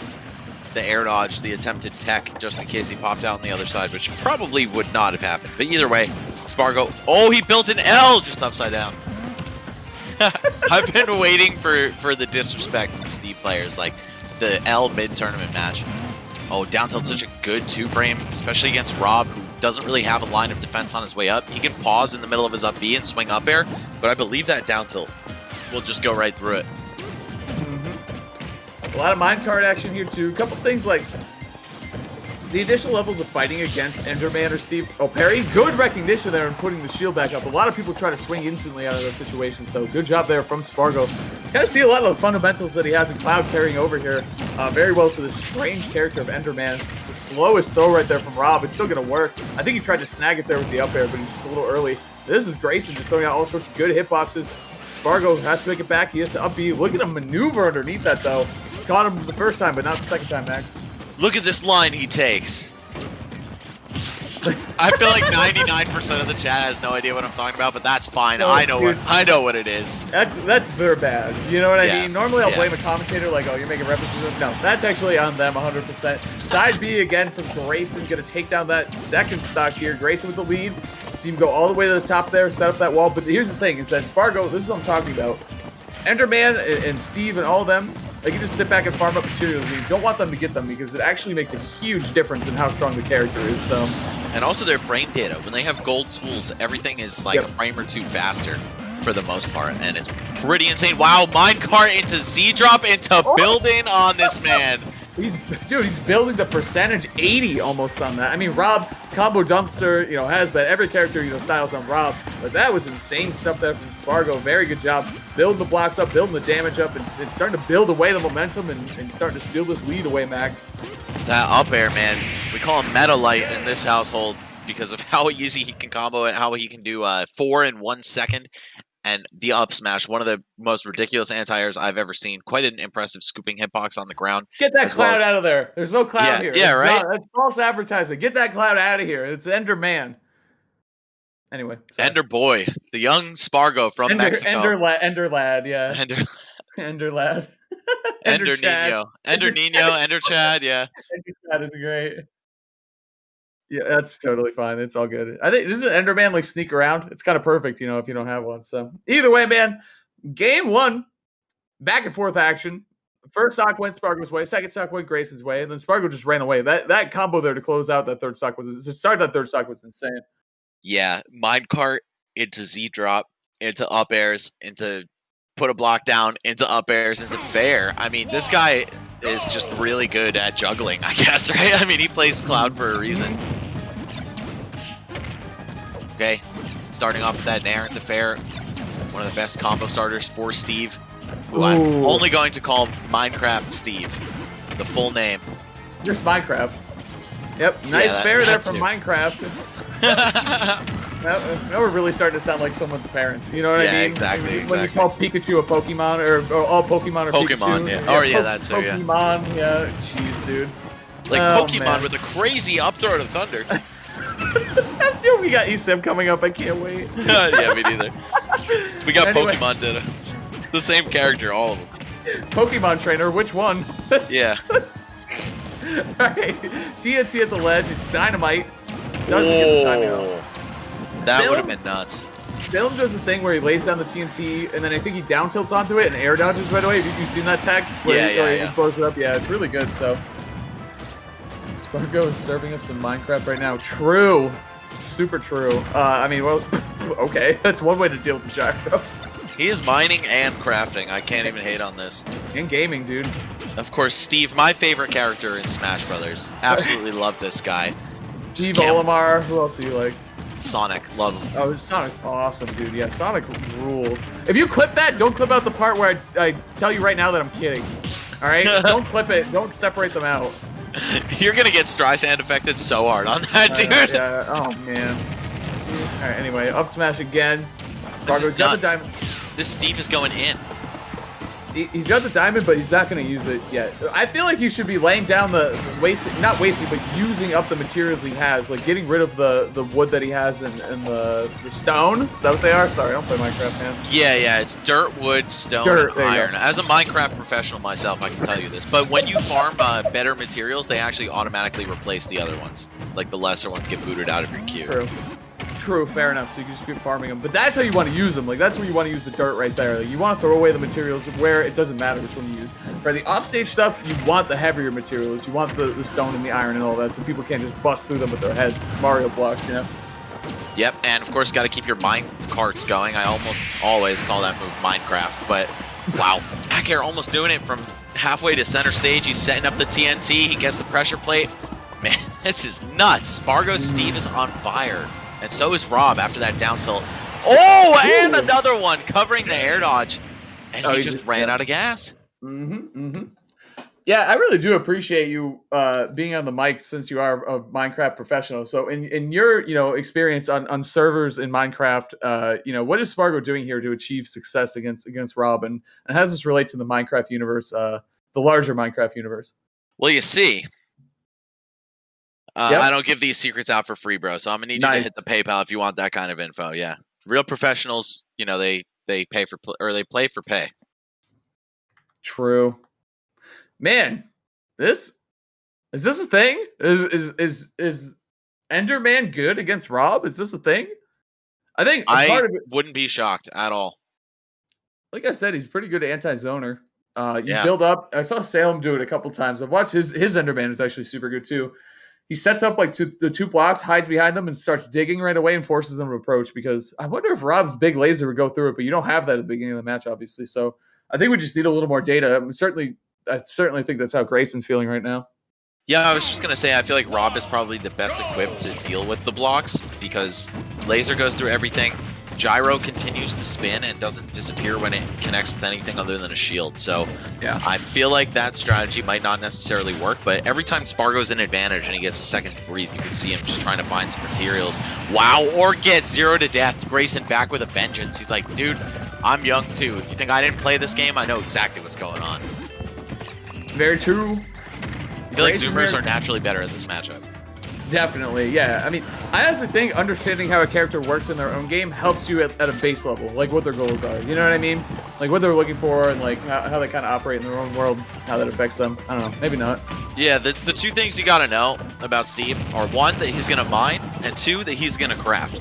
And 3, also, he will go for up air as frequently as possible. That move is absolutely gross, and minecart 2 out of disadvantage, something you constantly have to be watching out for. As well as that down air, which is just such a criminally strong move. But Steve actually one of the scariest characters out of disadvantage. You can't really ever feel safe with him on the ropes because he can just throw that side B or down air out and really make you regret chasing him. Turn around here. Nice little get off me tool from Spargo. Trying to scoop him up. I like that actually a lot. And his angles too on the up B are really good. You can tell Spargo this isn't a joke character. There's a lot of money on the line here, Max. Like this is not a joke at all. Yeah, I'm really surprised to see this, to be completely real with you, man. But I didn't even know this was partially on the table. Yeah, I mean, I did not. We built up this whole storyline. We made a sick Final Fantasy 7 references, 50 again. Oh my god, I would have loved to see that, actually. Look at it, he makes it back, dude. This is Meta Light, dude. Look at the frame data. Go to ultimateframedata.com right now and look at Steve's up air. It's actually faster than Meta Knight's Brawl up air when he has gold, and I believe equal when he doesn't. That's what Microsoft said. They said, all right, we'll put Steve in the game. This is what we want. And they're like, where'd you come up with these numbers? They're kind of ridiculous, but don't worry about it. Don't worry about it. It starts 1 frame later. It hits on 3. I'm pretty sure Brawl Meta Knight's up air was 2, but it's a 13 frame move, which is just ridiculous. Yeah, Meta Knight's is a lot bigger too, obviously, and he has any of the jumps and like all that stuff. But yes, the point still stands that they are. If you're making any sort of comparison to Brawl Meta Knight, unless it's like to his side B or whatever, then yeah, you're probably talking about something that's pretty broken. Oh, sorry, up air is 4 frames.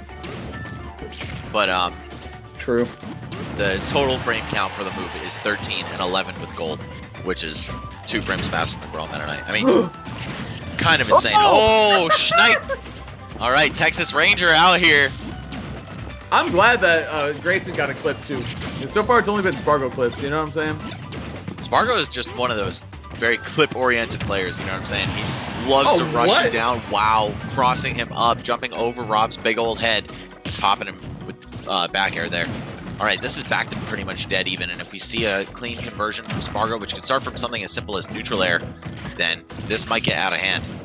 I thought that was great too. Looking for the minecart here as well for the damage. Starting something off. Yep, there you go. Build it up a little bit. Oh, he tried. Oh, wow. He came swinging out of that little box that he built for himself. Looking for the forward smash. Doesn't connect in the best way, though. He's going to have to minecart. And then a B. Good line there to recover. Oh, boy. Oh, boy. Some may even call it the perfect line. Oh, one of the best anti-airs in the game. But if you fall out, then obviously you can't say that. And, yeah, gets his DI mixed up by Grayson. One of the trickiest moves in the entire game to DI. Yeah, great counter pick there. Grayson capitalizing in the perfect spots as well. Taking to that game 3 solidly. But now here's the problem. You got to work against Spargo's counter pick. You can go Enderman again. If you take that game, he can go Cloud game 5. That's all on the table. This is all very dangerous for Grayson. I don't know if it's too little, too late, too early to call that yet, but we'll see. All right, it's going to be Battlefield and Kalos taking off. Very interesting. because these stages have, of course, their own counterparts that a lot of people compare them to constantly, right? I mean, Yoshi's Story, which doesn't really require much thought, it's the other triplat, but then, you know, if you look at Kalos and you see that big opening, a lot of people call it FD2. I strongly disagree with that, but, you know, it is in the discourse for sure. And Grayson opting for neither of those and just taking it back to PS2. Okay. Yep, mining and crafting is the name of the game. You just did both of those things in rapid succession. That's the key to success there, I think. Oh, okay, Rob combos. We got those. That air dodge was risky. I feel like you could have eaten like 1 billion damage right there for no reason. Oh, the smoothest grab too? Okay, Spargo. Oh! I thought he was going to go for the M2K tech where you just press down or shield or whatever it is that cancels Steve's up B, and you pop your legs up much higher than... oh, really? Oh, wow, it stops laser. Oh, my lord. I guess, what yeah, I'm it talking truly about, yeah. functions as a wall and not as a an obstacle or like, you know, like Rob's own gyro would, yeah. It's crazy stuff, man. Uh-oh. Oh, that was an opportunity. That was a layup right there. You should have hit that one for sure. You can still see him in the hit stun animation from popping out. Well, it's not hit stun, but you know what I mean, like grab release stun or whatever you want to call it. Either way, Grayson couldn't act there. Spargo did not act himself either. There you go. Yeah, great. To borrow a term from Marvel. Capture state, nice. All right, Grayson here. Trying to take off with this lead a little bit more. Spargo trying to find something, but it's going to be tough if he doesn't craft himself. I feel like he needs another item here. Well, I don't know. 107 is pretty good. Depends on what he can find. But Grayson about to make this a 2-stock lead now, Max. Yeah, even with the wooden tools, Steve is still pretty surprisingly strong. And, of course, it doesn't affect stuff like down air and minecart that just have absurd knockback anyway. Oh, what's he got? Wow, into the up smash. Clean stuff. Spargo evening the stocks. He's still down 80, but as we've seen before, a simple up tilt or up air can change all of that. And here we go. He's building, and he slipped off the block. Very unfortunate. You got to watch your drift, otherwise that combo's not as easy as it looks. Ooh, loops, though. This is looking a lot like a classic Rob matchup where it's like, oh, he's got the lead. It's a huge lead. How are you going to make this back? Then you hit 2 combos on him, and he's at 180. You know what I mean? Because Rob, he just get dumpstered. Takes so much damage himself. But now we're seeing Spargo. He's going to have to get up the ledge here. Nope, never mind. He can't even make it to the damn ledge. Grayson said no, dunking him down. Grayson looking really strong here in this game 4. Again at the ledge. Yeah, Steve kind of makes it easy for you to hit those lingering down airs on him just by the way that his up B works. He kind of hovers for a second before being able to grab the ledge unless you build up some speed with your glide. All right, get up attack, fights the pressure off. And now Spargo in a position where he's got to land something big, right? Steve has a lot of knockback on some key moves like forward smash, again, the side B and down air, but they're not that easy to set up. And Rob, a character who doesn't even have to engage with you if he doesn't want to. Nice get up attack, the recognition. Spargo overcommitted at the ledge there. Grayson chose the right defensive option. Grayson trying to extend his lead, Max. Oh, that was a hard read. I think he wanted to roll in on that up smash, but Spargo still can't find the stock. Grayson trying to take off with, trying to go force a game 5 here. Oh. It's certainly within reach. Just needs to play the rest of the stock out pretty clean. Not get caught by any wacky stuff from Steve. Oh, forward smash. Nice job there, getting the full punish. Grayson taking down that game 4. Very dominant stuff. Yep, that's Grayson. That's the man who won right there. Grayson in the club. Yep. Forcing the game 5. I wonder if we're going to see the cloud now, Max. That's what I'm thinking. Yo, that picture is me when DJ's Got Us Falling in Love Again is about to start. That's how you know I'm a boomer, dude. I saw somebody tweeted out like the top 10 tracks from 2011 or something, and that was one of them, and I was like, damn, dude, this is taking me back. Nice. Well, Max, here we are in game 5, which I didn't think coming around to the corner of game 2. I think Spargo, what I was thinking initially was he pulled a fast one on Grayson. However, it doesn't seem to be the case anymore. Grayson tying it up 2-2 in the last 2 games. Game 5, the last one that matters, the only one that really matters in the set at this point. So, is it Cloud or is it Cloud? I hear Cloud. I heard Cloud, yeah. I heard him grab the Fusion Sword, not Buster Sword. That's still the Buster Sword, man. No, it's still the Buster Sword. I know. But AC, still. dude. It's a whole different thing. Oh, back air into cross slash is just going to do so much against Rob, man. It's going to combo for such a long time, too. And now, this matchup, I think, is actually kind of tough for Cloud. Like, you can toss Rob once he's above you, but, I mean, he really just has his way with Cloud on hit, and off stage is a real nightmare. Of course, Cloud, one of those characters who absolutely struggles to recover, but he's got a limit on deck, not spending it within the 15-second window, and that could cost him. Oh, it doesn't matter, though. He knew Grayson would try to poke above the ledge with up air, and just takes that trade very comfortably. Take one hit of the multi-hit up air, that's like 2-3 damage tops in exchange for a stock. Ooh, the back air, though, and this is still very close.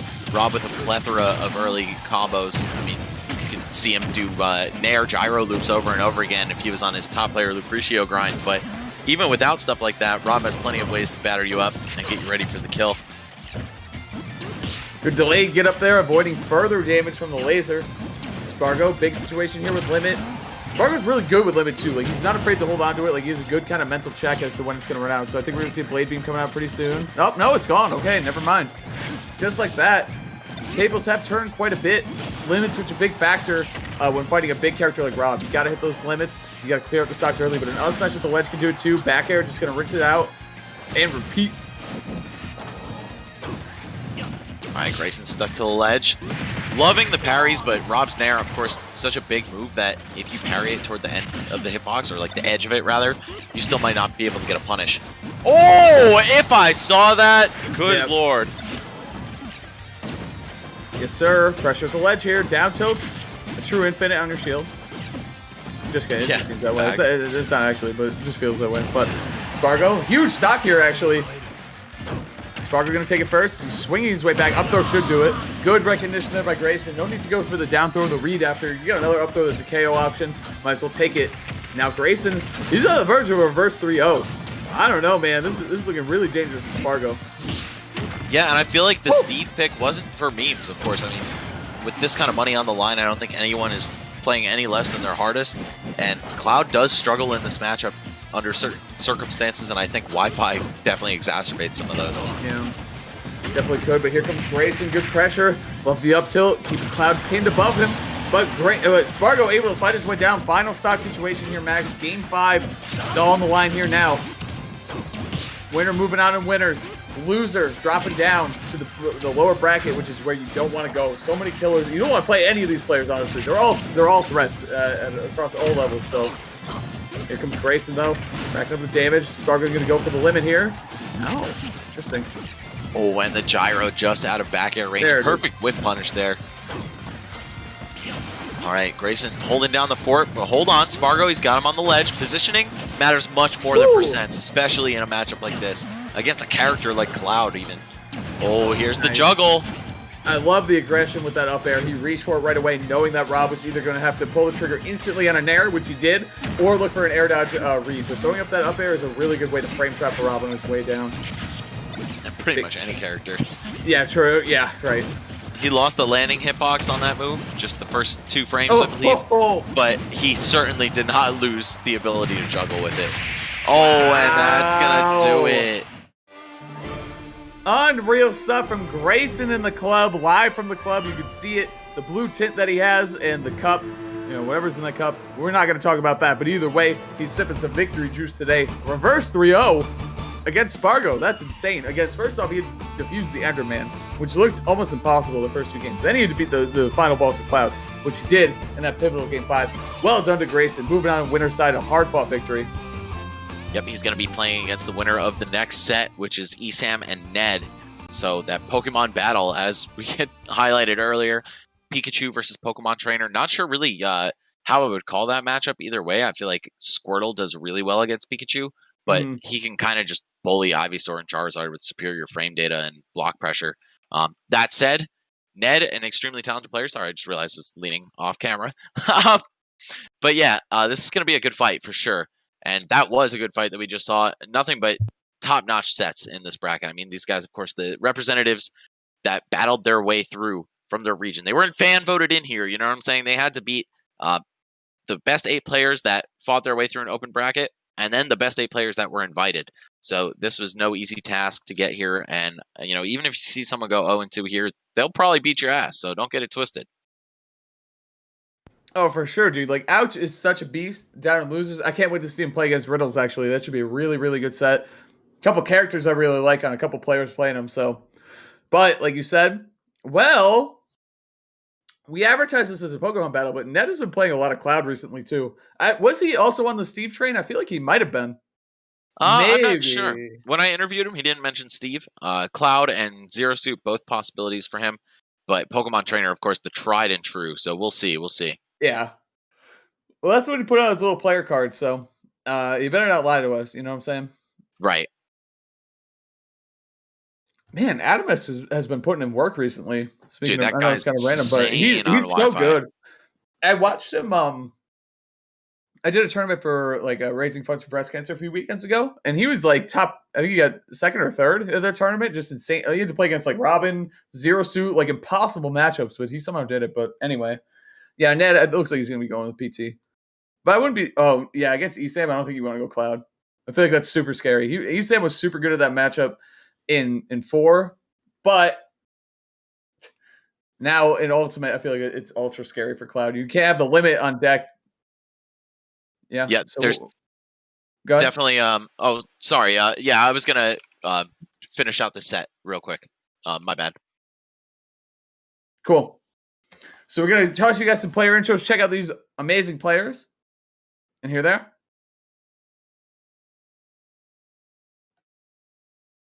I think that the player I want to play the most, and the player that I might be most scared of, are the same person. It's Mars, because last time it makes it a little more close and personal than the Smash. Oh my god, yeah, just give it more close and personal than a couple quarters right there. And then that's how you be the best right there. Like no one ever was. Yes, Mr. Pokemon Trainer himself. I love what's report though. Yeah. Enough percent for seismic toss. Bomb reset, of course. Okay, back at the ledge again. That's a regrab for flamethrowers. Under the skin and boom, tail right on top of the tunic. Great stuff right there from Ned. There you go. You got your GOML 2020 Midwest champion right here.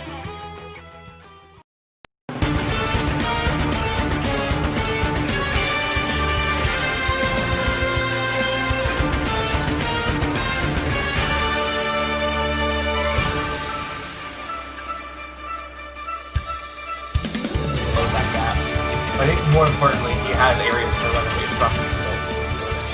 But I mean, it doesn't matter if you see the death in the very beginning. He's just dead. Those crazy extras. Why not? You know? Oh, he actually caught him off his timing here. Yo! Wow. Speaking of that big lead. Right out of ledge. That's a very early kill, and Esam's living at 50. Yeah, Esam said, Rusty, no more. I am ready to scrap with Epic Gabriel. He's had a lot of losing stuff. I'm sitting in Winners Grand Finals for a reason, and he breaks it down!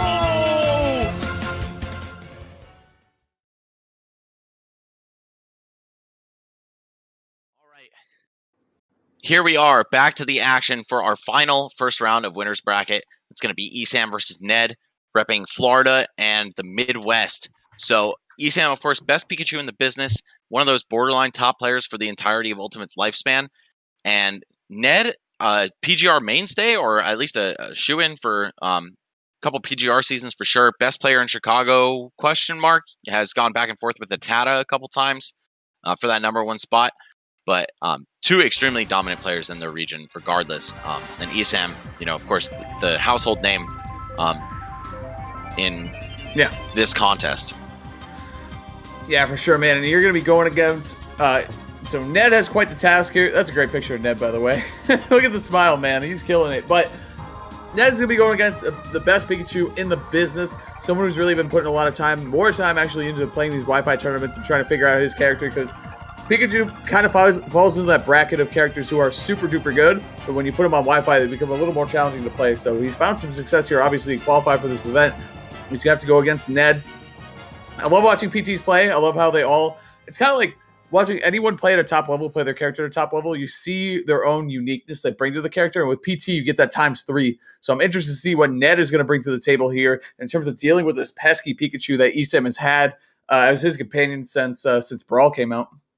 Yeah, Ned, one of those extremely aggressive players. I feel like he just loves to jump down your throat as soon as the match starts and not let up whatsoever. So expecting to see some of that, at least with Squirtle, tacking on those early combos right out the gate. Of course, that's what the character thrives on as well. And then once Ivysaur or Charizard comes out, just swinging the big hits. Only looking for home runs. No base hits from this man. And no bunts. Certainly no bunts. I don't even know if most of the gamers in this chat know what any of that means. Bunt is? Yeah. Cat, what is a bunt? Tell us. It's, a little hit. A little tiny tap. And you make him run for the slow ball. True. Pick up a baseball, kids. Strategic maneuver, yeah. Pick up a baseball.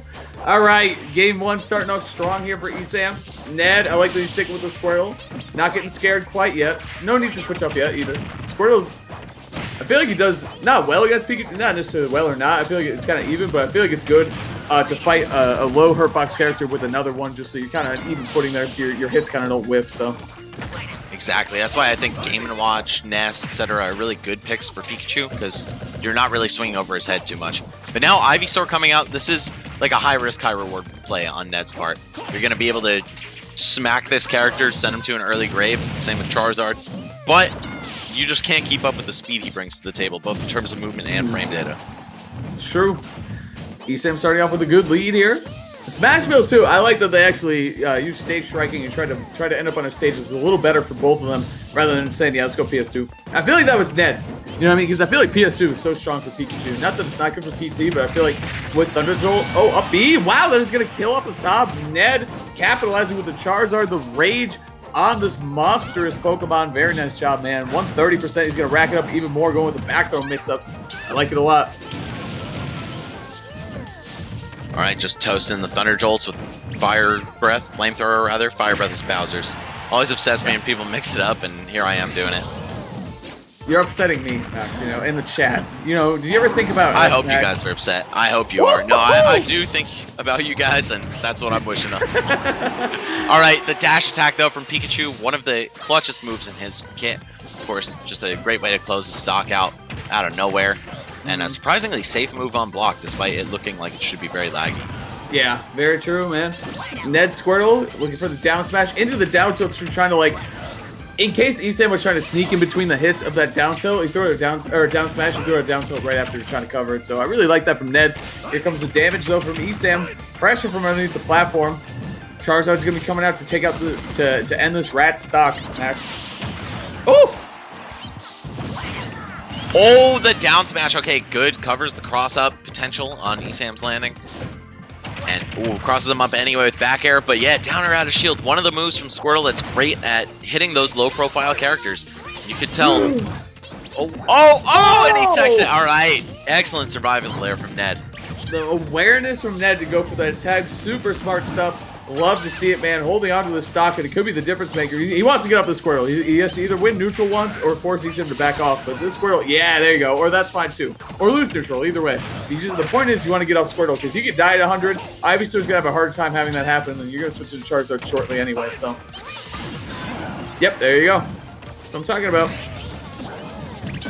Okay, clanking out the Thunder Jolt, but gets up right into the forward smash. ESAM with the textbook ledge trap there. Hey, I'm going to throw these projectiles that make you want to get off the ledge, and the second you pick something that you thought was safe, of course, neutral get up, typically the safest escape option in a lot of situations, it's just not going to work out. Yep.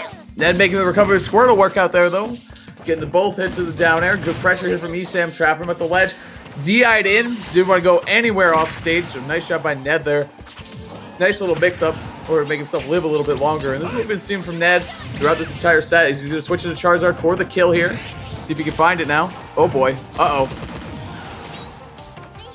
He's got to recover against ESAM, one of the best edge guarders in the business since Brawl. See if he can do it again. Looking for the forward smash, trying to set him up at the ledge, conditioning him with the Thunder Jolt 2 Max. This is insane stuff. Last hit situation. Yeah, ESAM even this all the way back up. He was down by 80% when he respawned. But, wow. Ned bleeding out a little bit here, down by about 15. And it doesn't matter too much, because if Charizard hits you once, you're going to die. But getting that hit is the hard part. Gets him with a tick throw, Thunder Jolt into grab.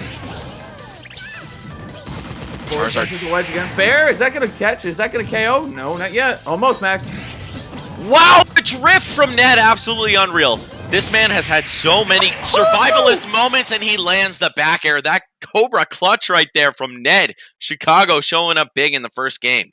That was insane stuff, dude. I mean, I thought the fair from Esam at the ledge did take it, but just the confidence to drift, like you said, Max, and then able to clutch it out with a back air, destroying Esam for hiding behind the Thunder Jolt. Very nice, very clutch. 3 stocks from that. All 3 of them had to be clutch, honestly. That was an insanely close game 1. What a way to set the pace for this set so far.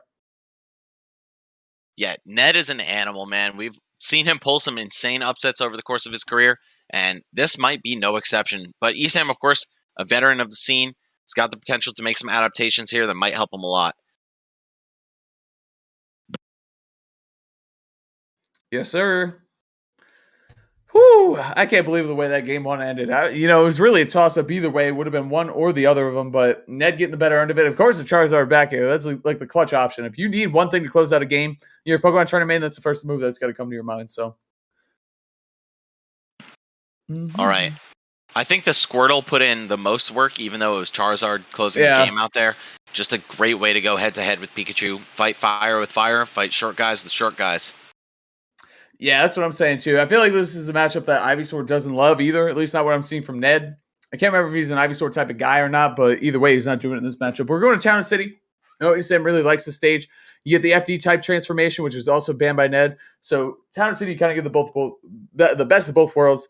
You get a good platform layout for your Pikachu bridges and aerial assaults, but also you can get that FD type transformation to continue a great advantage state and control the entire ground with Thunder Jolt. So here we go, man. Game 2 on Esam's counter pick of Town and City. Let's see how it goes for him. Oh, the Clank going the way of Esam there. Late hit of up tilt. Not making anything really happen off of it, though. We know that's such a good combo starter for Pikachu, but it's got to be under the right conditions. Now the loops, no, but Squirtle a little too tiny to get caught in that. He is the tiny turtle Pokemon if you consult the Pokedex. True. It's very canon that he got out of that combo. Oh, wow. Did you see that F-tilt? Just a turnaround and catch him with it? Ned is spacing immaculately. Yes. Yeah, absolutely, man. He's playing insanely well. I mean, always been a fan of Ned's play. Haven't seen him play, not a whole lot in quarantine, actually. It's more on me than him, I think. But it is certainly refreshing watching him do so well with this PT. All right, goes for the switch to dodge the up air, but of course that move ends so quickly. So Esam frame trapping him off of it with the up airs. Let's see. Is Charizard going to be the one sealing the stock out here? I mean, that's what he's there for, right? He's the finisher. Squirtle opens things up, and then depending on your opponent's weight class, like if they're going to get caught by down throw up B, you go for Ivysaur, and if you need to just hit him with something straight up, you go for Charizard. Wow, the long-lasting hitbox on Thunder beating Pokemon Switch there. Yeah, man, here we go again. Center stage. Damage from Pikachu. I love the DI recognition there. Getting the back air, too. Couple bridges coming in here. Trying to up air him across the stage. Nope. Into the blast zone. Didn't happen. I love that throw from Squirtle. The Dr. Mario back throw. Yeah, the toss, man. It's so good. Like, get out of here. Yeah. It's a very, Tony Soprano. Yeah, exactly. Very Italian-American, you know what I'm saying? Here we go, man. Ned, though, got to fight his way back in. That up smash not killing. Could be a big deal in this game, too. Here comes some damage. He's going to forward throw. I don't know. I can't believe Ned's not switching. He's feeling confident with the Squirtle, and he's going to pay for it with the stock max. That's what I'm talking about. He didn't really have a good opportunity to switch either, though, so... Yeah, very true. I feel like either of the other two Pokemon would have been able to survive that dash attack at 120. Yeah. Because Town and City's got that high ceiling, but still, Squirtle, just not enough durability, and that can cost you, man. Even though he's so mobile, he's like a kind of a dodge tank, as we were talking about on the last bracket we did together. Okay. I love that. People forget about that. Like, Charizard, yeah, he's a big hurtbox character, but he does have that pesky fly option in order to get you off of him. You really do have to respect that move a lot. It's really scary that a character that big that can live for that long has as good of a get off me option as he does.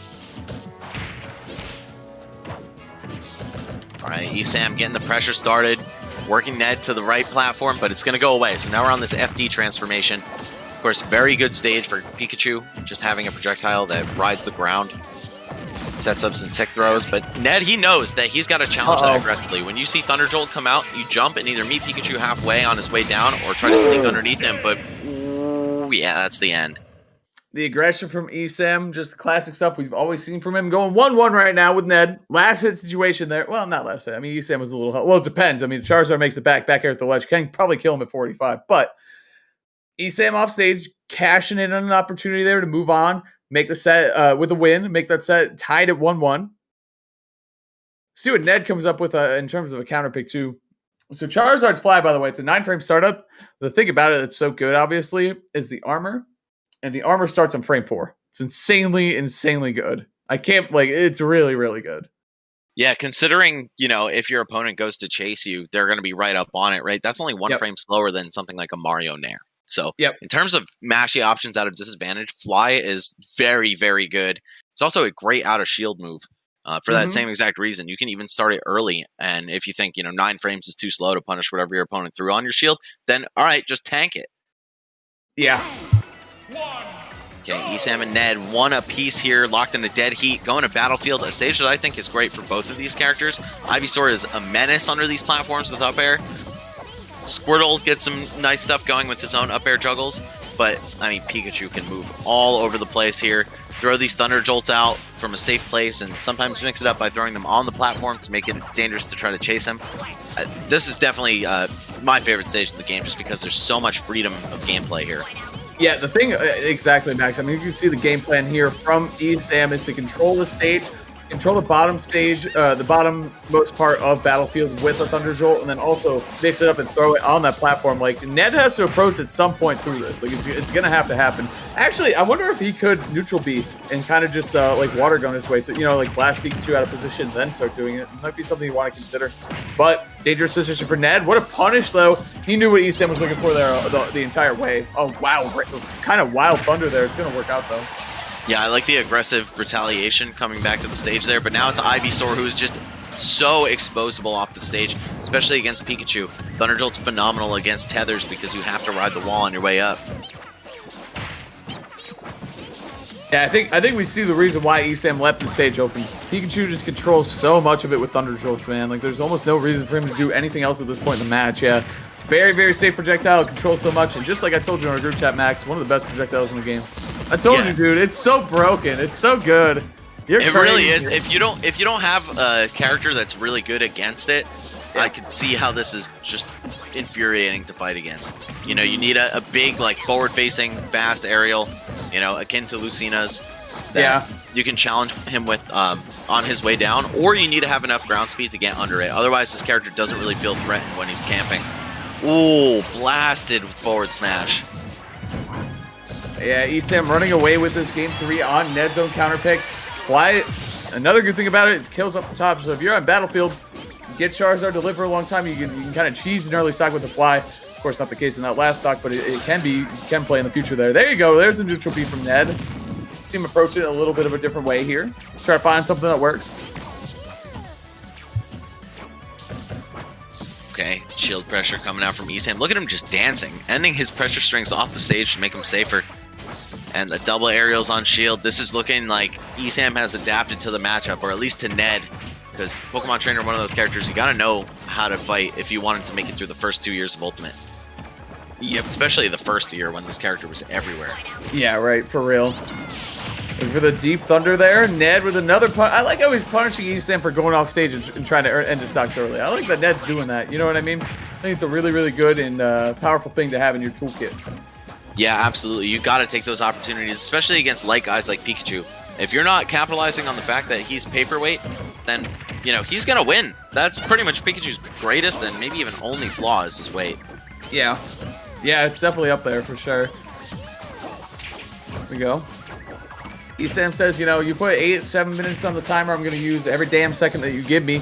Give me the opportunity. So, I mean, that's just him playing to the strengths of his character on a certain stage. But Ned finding some life with his Ivysaur here now. You love to see it. It's kind of thing with Trainer, one strategy isn't working or another strategy isn't working, you switch 2 different Pokemon and try something with them. Like the options, there's just so many different kind of options they could try to use to fight through different strategies on the opposition side. So, flamethrower there though. Back throw, yep. Definitely a Swiss Army knife of a character. And whoa, Charizard, the blade itself, the main event. And now we've got Squirtle, the little pair of tweezers that comes in the knife. Oh, boy. And man, not able to do anything at all there. We could have seen, you know, one down throw lead into 40, 50 damage if Ned played his cards right, and then Ivysaur maybe to get the surprise early kill or just continue adding damage for Charizard to close it. But Esam has been looking absolutely savage in these last 2 games, man. I think that one was just a great use of a counter pick stage against a player. Oh, he's going to go back to Battlefield. It sounds like he locked it right back in. Young Ned. He's not quite that young, actually. I think he's like 21 or something. But yeah, he's not like funnier storyline if you picture these 2 fightings in this current picture that we have up live. You know what I mean? Like like young Ned, like 8 years old or whatever, playing against Esam, the adult that he is. 3-year-old prodigy Ned takes on bald adult man Esam. Oh, man. That grab was insane, by the way. Squirtle was a really, really nice grab. As we're seeing here, Ned finding a second life on Battlefield, getting some offense started, running away and respecting those Thunder Jolts. That's what's so good about them, too. Even if they don't connect, they control so much of the stage. Like, you have to respect them. It's crazy, man.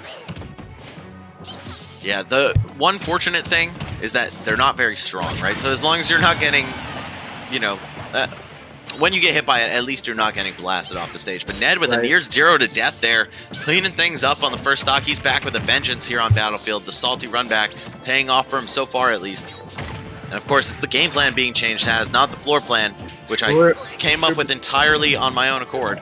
Wow, that's a really smart and catchy thing you just said. Thanks, man. Thanks. Oh, I'm natural.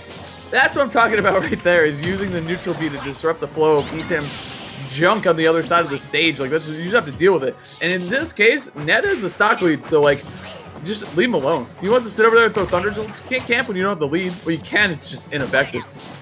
Right, I really like using that against Quick Attack, though. If he had been just a little quicker himself to get there for the punish, I would have been extra impressed. But I like Ned's his ingenuity.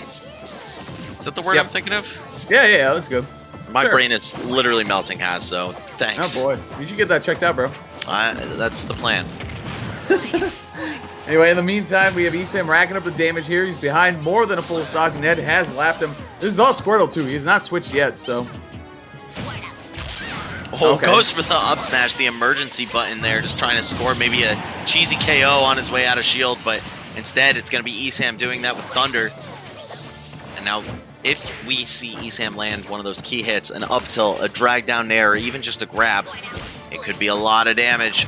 Oh no, Squirtle though, being light, maybe he had to adjust his combo accordingly. And the position he was in too. Look at that, I love the use of the multi-hit back air, try to, hit the first Thunder Jolt hit, and then just try to protect the Pikachu on the other side. Good stuff here from Ned, man. He's really fighting against the strategy a lot better, but Esam is chipping at this way slowly but surely. Ned just taking to the other side of the stage, like, hey man, you could go ahead and throw those Thunder Jolts. You're not going to build 90 damage off of them. I'm sitting comfortably in this lead. Oh, and Squirtle actually fits inside the arc of the Thunder Jolt. Doesn't have to block. That's super funny. Back air, though, almost, it is going to do it actually right up the side there. Ned, like you said, Max, it's a Squirtle show. Like, that is certainly where he's going to put all of his chips on in this Game 4. Really working out well for the Squirtle. The other two barely making an appearance, actually. I think just the kick KO'd basically on the first stock. A good little offensive string here from Ned, using the neutral B more to blast Esam out of position. That's what I'm talking about, man. Coach has, that's all you got to do. That's it. Hit this man's line. True. Up smash. Good damage here for Esam, but he's going to get punished again for overextending when he thought he had Ned at a disadvantage, but Ned turned it into his favor. Love to see it. Esam just rushing him down. He knows that time is of the essence, not necessarily because of the clock, but just because the longer he sits on the other side of the stage from Ned, the more Ned can just trade with these little hits. Neutral air versus Pikachu's forward air, for example. That's one of the downsides of having a lot of multi-hits on your moves, is that each of those hits doesn't do too much. So when you're trading with characters like Snake, etc., or if you're a light character like Pikachu and trading with anybody, you're often on the unfavored side of that. But now, unfortunately, those moves also combo phenomenally, and advantage of just that. Oh. No punish. I can't believe that on the dash attack. And especially Squirtle, man, that could have been a big opportunity for Ned. He still has a good hold on this game, though. ESAM at the ledge. Quick attacking 2. That's another thing that ESAM has, is the platforms for quick attacks to bail himself out of tricky situations. Really good stuff from ESAM. Use of the platforms, use of Thunder Jolts has just been so immaculate on Battlefield both games here. But is he going to be able to close out this comeback? It's looking bad for Ned. Oh, maybe not. Just kidding. Yep, no, it's looking great for Ned. Take it all back. Yep, lining up the back air there. He was looking for that. It's so crazy. That back air is so good. You know it's what they're looking for. They're literally facing backwards with Charizard, but it just doesn't matter. That's how good that back air is. Such a strong option, man. Incredible stuff.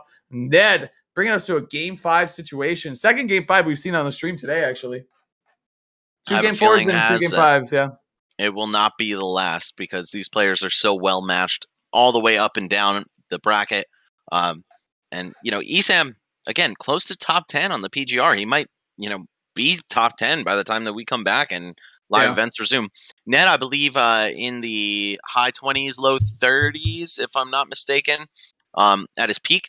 So, you know, there's still a considerable gap in terms of global rankings between these guys, but Ned is certainly able to contend with the best of the best. We've seen it in Smash 4. We've seen it in Ultimate. This guy has some enormous set wins. So, yeah, that just speaks to the caliber of player in the bracket here. Actually, you know what? I want to take a look. I think the only 2... No, Spargo's not PGR either, right?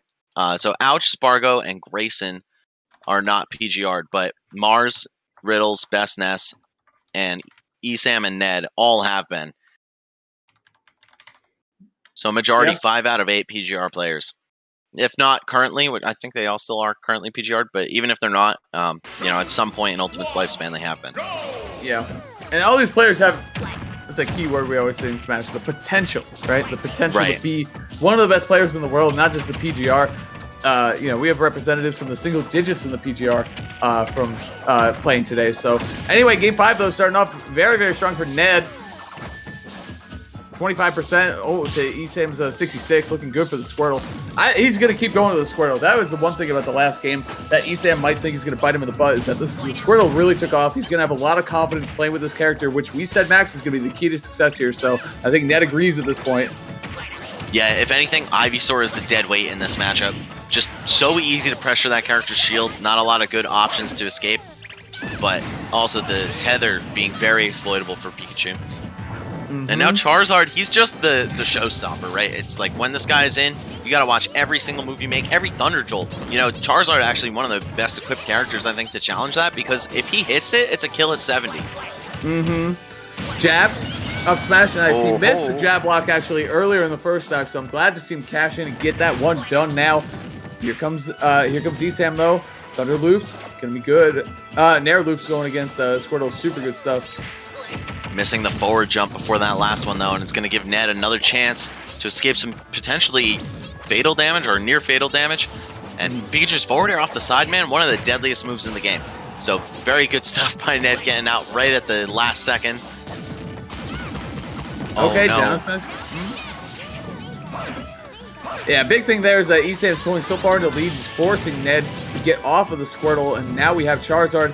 This is a big situation here, Max. Oh, what an attack, man. Saving his own life, and now we got Charizard with Rage. Pikachu at the ledge. Ned, is he going to be able to steal stock here? He's looking for these back airs, Max. He's looking for something to make his way through these Thunder Jolt barrages that are being thrown at him. Okay. Looks like back air is the move of choice. Holy Christ! That's a kill! Parry on the quick attack into Flare Blitz. Ned is a madman. This kid's clutch factor cannot be ignored. That was one of the best parry punishes I've ever seen in this game, period. You know what I mean? Looking for the Flare Blitz, the rage, what awareness, the smarts from this kid, Ned. I mean, you saw him in his picture. He's like 7 years old, so just wait until he gets a little bit older. I know, man. The potential of this player is looking monstrous. Dragonic, even. ESAM now going back to the Thunder Jolts, just trying to find his way back in here. Ivysaur making a rare appearance on the offensive side of things here. Charizard, is he going to close it out? Yeah, forward tilt, what a confirm. Ned, 2 huge confirmations there. The parry into the Flare Blitz and then the Nair into the F-tilt. Young Ned moving down in winner side, taking out ESAM 3-2. That is the clutchness right there. Insane stuff from the PT main. I love that the Ivysaur got in the mix at the end. We're kind of talking down about his Ivysaur throughout that set. And to be fair, it hadn't made an appearance until Game 5. But Ned as a PT main, he knows he has to do that stuff in order to take sets away from the best, and he did just that. Yeah, I mean, absolutely no disrespect whatsoever to Ned's Ivysaur. It was just that, Pikachu kind of clobbers that character. But that is the exact window when you want to put that Pokemon in, right? It's when they're at the mid percents. You can get some really juicy combos, like a down throw into 2 up airs. That's so much damage. It's like 42 damage, I think, for that. I mean, somewhat close to that. It's easily over 30. So, wow, excellently done by Ned with, I would say, the first upset of the or of the day. We're gonna get a quick Red Bull replay to relive some of that. I am in shock. The way that he ended that game, the way he took the last 2 stocks was phenomenal. The parry into the Flare Blitz was so sick, dude. He got a back air first, too, which I was a little nervous about because he was stealing out that back air quite a bit. He died. He's 59. Insane, dude. What a play. The awareness is really what it comes down to. I think Ned wanted exactly that to happen. You know what I mean? That is great foresight and understanding of how his opponent's going to play and what his win conditions are. Esam wanted to get a quick attack in there, put Ned into the disadvantage, then destroy him for it. The thing is, Ned just turned it back into his favor. Parrying quick attack it's hard to do, especially because the Pikachu, especially if you parry the first one. If you parry the first one, the Pikachu just bail out. But if you shield the first one, he might come back at you like Esam did there. And Ned got the big punish twice. Amazing stuff. That was so good, dude. Yeah, that was an incredible set all the way through. And I mean, the soft nair into forward tilt closer from Charizard as well. I think, we started off talking about how how Squirtle was going to be the ace of this matchup, right? And to some degree, I think he was. He battered Pikachu up. He got all the damage on the board. He fought the neutral incredibly well. And as soon as Pikachu hit like 95, you saw Ned make a beeline for that Zard switch, and it paid off in spades. That was just such good management of his Pokemon lineup, knowing exactly what the win condition was on each of those stocks, and he did a phenomenal job of making it happen.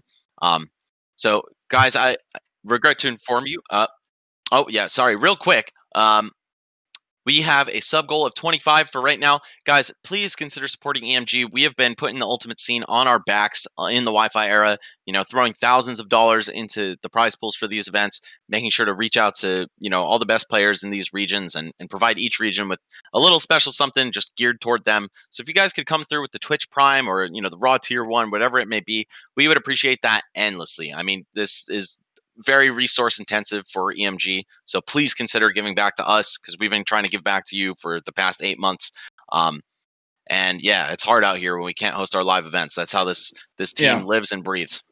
Yeah, and you got great production value here, of course. Shout out to production always. You get the best commentators. We got to get paid. No, I'm just kidding. So you got to we got to pay the bills around here somehow. If you guys got those primes, please toss them up here, man.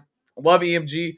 I love EMG, especially in person. That was the best, but you guys have been doing amazing things online. So thank you guys so much. And if you guys can, we'd really appreciate it. So there we go, man. I'm a sub. I think this is my 4th month in a row. So there you go. Not fake. Nice. It was me and Joe. It was just me and Joe for the longest time, dude. We were the only 2 subs to EMG's channel for a hot minute. But yeah, guys, unfortunately I'm feeling quite unwell. I'm going to sub out for my roommate, Dre Charles, after this short break. I'm going to go close my eyes on the couch for a little bit. Hopefully I'll feel better. I don't know what it is. Get some weird thing going on with my eyes or my brain, or I don't know what it is, but I'm getting it checked out soon. And hopefully I'll be able to rally up tonight and get some more commentary in for you guys. But for now, enjoy Haz and Dre. I know these guys are phenomenal commentators. They'll be able to hold it down.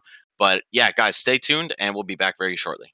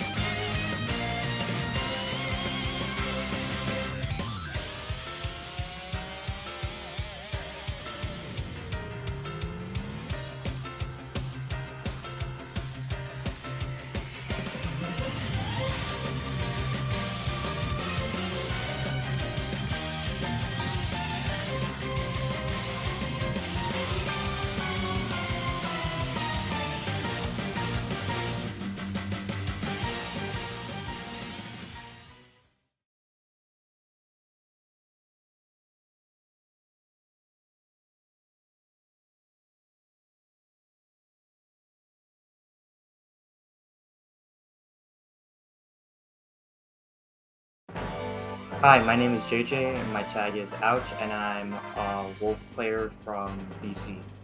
What I like the most about Wolf is that he's very creative in his combo game. He's very diverse. You can play him with like any playstyle you want. You can be campy, you can be baity, you can be aggressive.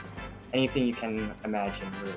The person I probably will be most worried about finding is probably Bestness, just because he's very stylish and he's that aggressive player and very smart player, very great player actually, top player indeed. And you know, I just don't want to get styled on in the stream, so that's what I'm mostly worried about. But you know, I think I can hold my ground.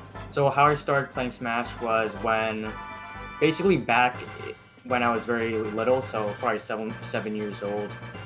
Played Brawl very casually, played Lucario and stuff, played Sonic, all my favorite characters. Then after Ultimate came out, I had a very deep motivation to try getting good at this game and trying to get a name for myself for this game. So once I started entering tournaments, it slowly progressed to me getting better and yeah, locals from BC and playing the best of the best from BC here, like Big D, Captain L, and yeah, they all taught me very well fundamentals and like game sense wise.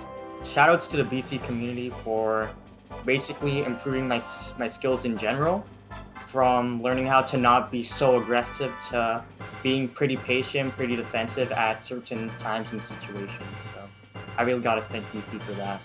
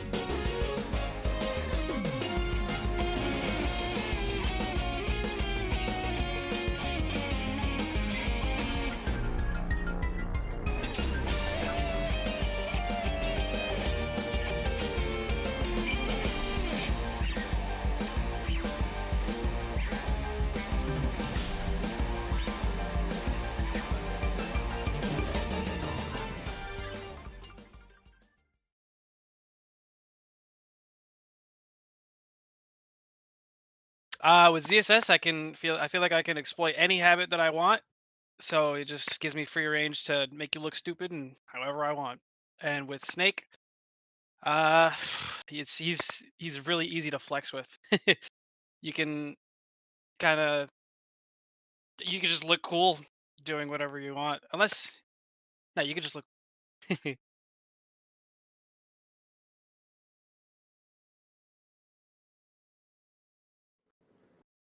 All right, guys, welcome back. Even Matchup Gaming presenting GOML Circuit Finale. This is all the qualifiers that we had from earlier, as you saw. Mars, Spargo, Esam, Riddles, Bestness, Grayson, Ouch, and of course Ned with some two back-to-back spectacular stocks to take down that Game 5 against Esam himself.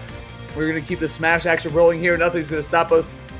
I'm joined now by my good man, Dre Charles. What's going on, dude? I'm so pumped to have you on here, especially for the upcoming Riddle set that we have. You're the Terry, biggest brain Terry player that we know. You about the character. I'm so excited to talk a little Terry with you. But before we get going, how you doing, man? Welcome to the show. I'm chilling. A little unfortunate that Max had to step off, but I'm glad to be doing this with you. And yeah, the sets coming up are honestly just looking so good. I mean, every set so far has just had such hype clips. It's honestly just been a clip factory from these guys. Everyone just bringing out their best, really, for that cash bag, you know? 5K, man, on the line. That's the total prize pot pool that we have, which is insane. Like we said, guys, if you don't mind, if you have a Twitch Prime sub available, go ahead and throw it to EMG, man. They definitely deserve it. If you've ever been to a GOML or watched any GOML clips, which you have, either on the Ultimate or even Smash 4 side back in the day, or the Melee side, dude. The Melee side from GOML is just insane.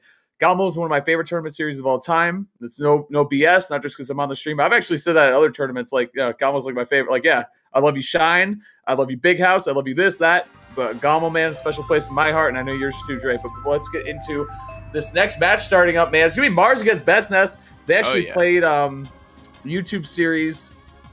They recorded some serious leads. ZSS against Ness, and I'm pretty sure BestNess actually took it over Mars. It's an annoying matchup for Zero is what Mars has told me. Yeah, absolutely, because she's a character that has to be relatively precise on shield. I know her Nair and back air are pretty scary, but she does have to space them pretty hard to get away from a move as big as Ness's Nair. Ness is fair, Nair and fair, like going air to air against Ness is never a fun time. His fair, I feel like, just kind of scoops his opponent out of the air as well, and Zero Suit loves to spend her time in the air. A lot of hang time on her. Running him down into the corner, the perfect spacing on that down smash, and then the slip off to catch him. Very nice stuff from Mars so far. Huge plays. Yeah, huge plays, but you got to give BestNess a lot of credit for holding on to this stock as well. His recovery routes have been really good. Look at that, identifying that Mars wouldn't be able to get back fast enough to punish him for that air dodge. Great stuff here from BestNess. Almost going to pay for it with a stock there, though. Up smash, not enough to zip on it, Dre. Yeah, absolutely. Very nice tech chase off the fair one, though. Looking for that grab release chase and actually ends up finding it. Ness can't do much to get down. Let me take a little trip underneath the Ville there. Mars trying to wait out the invincibility from BestNess. Smart stuff. Right, just kind of playing outside of Mars's bubble here. Doesn't want to get chipped out for more than he needs to.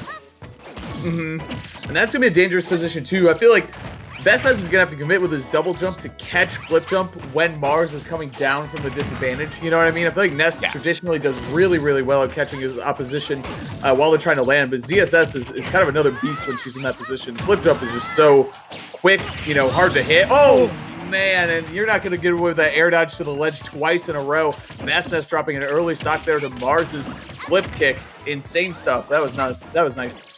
Yeah, incredibly large lead right now, and some consistent reads coming out from Mars in neutral here. Things are looking very scary for BestNess, but at 102 prime percent to get back thrown, and for BestNess to pull it together, but oh my god, left to right, back to left, that neutral air to down smash, gonna close it out. Mars's advantage just so precise. Dude, he's so... I played him offline recently, and his advantage state, it's just... He is just... out of your reach, ever so slightly. You know, just ever so slightly, and it's perfect for a character like Zero Suit, where if you extend, she can literally slap your hands or slap your wrist with a Nair and then flip kick you just like that, man. The punish, like the bait and punish game from Mars is insanely good, and he keeps that going in his advantage state. Even when he could press forward, and it would be a good thing for him, sometimes he'll chill back and he'll wait for you to make the first move, which is really good. 3 stock on BestNess. I can't remember the last time I saw BestNess get 3 stocked. Yeah, that was intense. Back-to-back-to-back stocks that were just incredibly clean. We had that clean read stock too as well with the flip kick on the air dodge. A fantastic adjustment after BestNess started denying the down smashes on up B. Dude, yeah, it was just... Mars, and I feel like his best thing, and I've told him this too, his best thing as a player is that he can pick up people's defensive habits very quickly, and then his character can destroy you before you even notice you have your own bad defensive habits. Like Zero Suit, if she knows what you're doing, she's one of the characters in the cast that can kill you from like, I don't know, 10% and starting at 10% with a Nair flip kick, you know? Yeah, Mars is definitely on that level 3 where he understands how a lot of people like to default their adjustments to getting caught by him. Yeah, exactly. It's not, my thing is a lot of people are good at A to B smash. Like if you back air, I do this. But then you got to be at the level 2, like you said, A to B to C. And then you got to bring it to the next level, which is where Mars is. He already knows A to B is not good enough, so you're already thinking about C, but he's already thinking about your D. You know what I mean? Like it's already he's just another step ahead, man. It's insane stuff from Mars. But look for the recovery here. BestNess gonna have to get a good angle here. He does, of course, master that move as he is with BestNess. Very nice stuff, bonking down there to just force Mars to pick a much tighter option or elect to ledge trap. And Mars doesn't catch either. BestNess now holding neutral in a much tighter way than it seemed like he ever did game 1. Very true, man. Very true. Back air here, though. Bestness gonna have to recover again. Looking for the up air. The timing on the ledge grab there was insane from Mars, but he's still gonna get a PK Thunder 2, peeking his head over the ledge and stealing the first stock and getting a lead now. A little bit of Groundhog Day on him, holding down there. Little peekaboo. Yeah. Zaire looking for a follow-up. Good roll-in. I'll very rarely say that against Mars. Very rarely is a roll-in a good option. Yeah, he doesn't miss those. He doesn't miss those. That's the Mars show. You know what it is. Tied stocks already. Jabbing it out here. Bread and butters for the kills here. Yeah. Pretty classic stuff from both players. Bestness trying to find one of those patented like big punishes. He can't really land these huge hits on Mars that we're used to seeing him do. Part of Zero Suit, what makes her so strong is how evasive she can be. I love that flip kick positioning to put himself in the perfect spot to poke at Ness, but no jump here, no flip kick is going to end up getting that stock robbed. You can't be playing around versus Ness too much off stage. You have to be kind of cautious, because if you get caught, then he will kill you. Oh, for sure, dude. Here we go. Back to the ledge here. Good job by Bestness. Mars going to try to capitalize here, though. Good early jump from Bestness, actually. I like that because he made Mars go all the way at him, and he just slowly faded away from him as he applied pressure off stage. That was really good. Bestness trying to make the stock make the most of the second stock that he still has, and it's looking good for him so far. And Bestness now playing a little bit closer in Mars's bubble, but still not as committal. Mars just kind of keeps getting these poking Zairs for it. Bestness is going to have to find a tighter way to play neutral, is going to end up getting that stock snatched up. Mars in a much better place to take game 2. Yeah, it's looking fine for Mars now here. Obviously, you'd rather not have that 60% on you, but a little bit of rage can help her just get these KOs, especially in Smashville. Bestness is already in the corner, trying to catch him in the jump there, but Bestness already had that very active bear activated, so good defense there from Bestness. He did not want to get pinned at the ledge against Mars. That's where he's going to steal your stock. Flip kick. Oh, the F tilt. Oh my god, dude. The finesse to move around the PK Thunder and then to get the headshot with the flip kick. Amazing stuff from Mars, man. Stealing that game away from Bestness. Attacking where he's weakest. I mean, Zero Suit, incredibly strong character off stage. Ness, very weak character off stage. So Bestness had so many good recoveries that game, but it came down to that last one, and Mars, what placement of that flip kick, man. Insane. Yeah. Oh my god, that was amazing. Using the iframes to go through both the head and tail of PKT, pretty much perfectly positioning himself there. That was incredible stuff. And also before that, just dancing on Bestness on the platform. I mean, he could not get off. Oh yeah, dude. It's wow. What play from Mars? I mean, I really did feel like honestly that was Bestness's game, and Mars just stole away from him. We're going back to Smashville. I didn't hear either of them quit out, so sounds like Smashville is going to be the game 3 stage here. Let's see what Bestness can do. He made some great adjustments in game 2, just barely not enough though. Absolutely. But I mean, that last stock, you have to wonder, right? A character that can tech chase as well as ZSS and someone as floaty with as few descending escape options as Ness, do you really want to stay Smashville here? I feel like it's such a good stage for Zero Suit 2. She's so fast. She can be anywhere she wants, especially flip jump. Like the best initial dash in the game. The smaller the stages, and she controls more of the stages there. Like, this is just such a good ZSS stage. It is good for Ness, too, though, obviously, too. You know, you can't forget about back throw and all those other things. So, the up B, bad. Nice. Yeah, that was a bad place for that up B from Mars. Definitely greedy, too, because he wouldn't have, well, I guess he could have got the rinse to repeat, actually. So, a little bit of a gamble there, not paying off. Bestness, again, drawing first blood here. Game 3 looking strong for the Ness main, man. Yeah, absolutely showing why he picked the map. Just kind of running a much tighter butt in neutral here, just in Mars's face much more consistently. All right. Good confirm there. Pressure at the ledge. I love that PK Thunder, dude.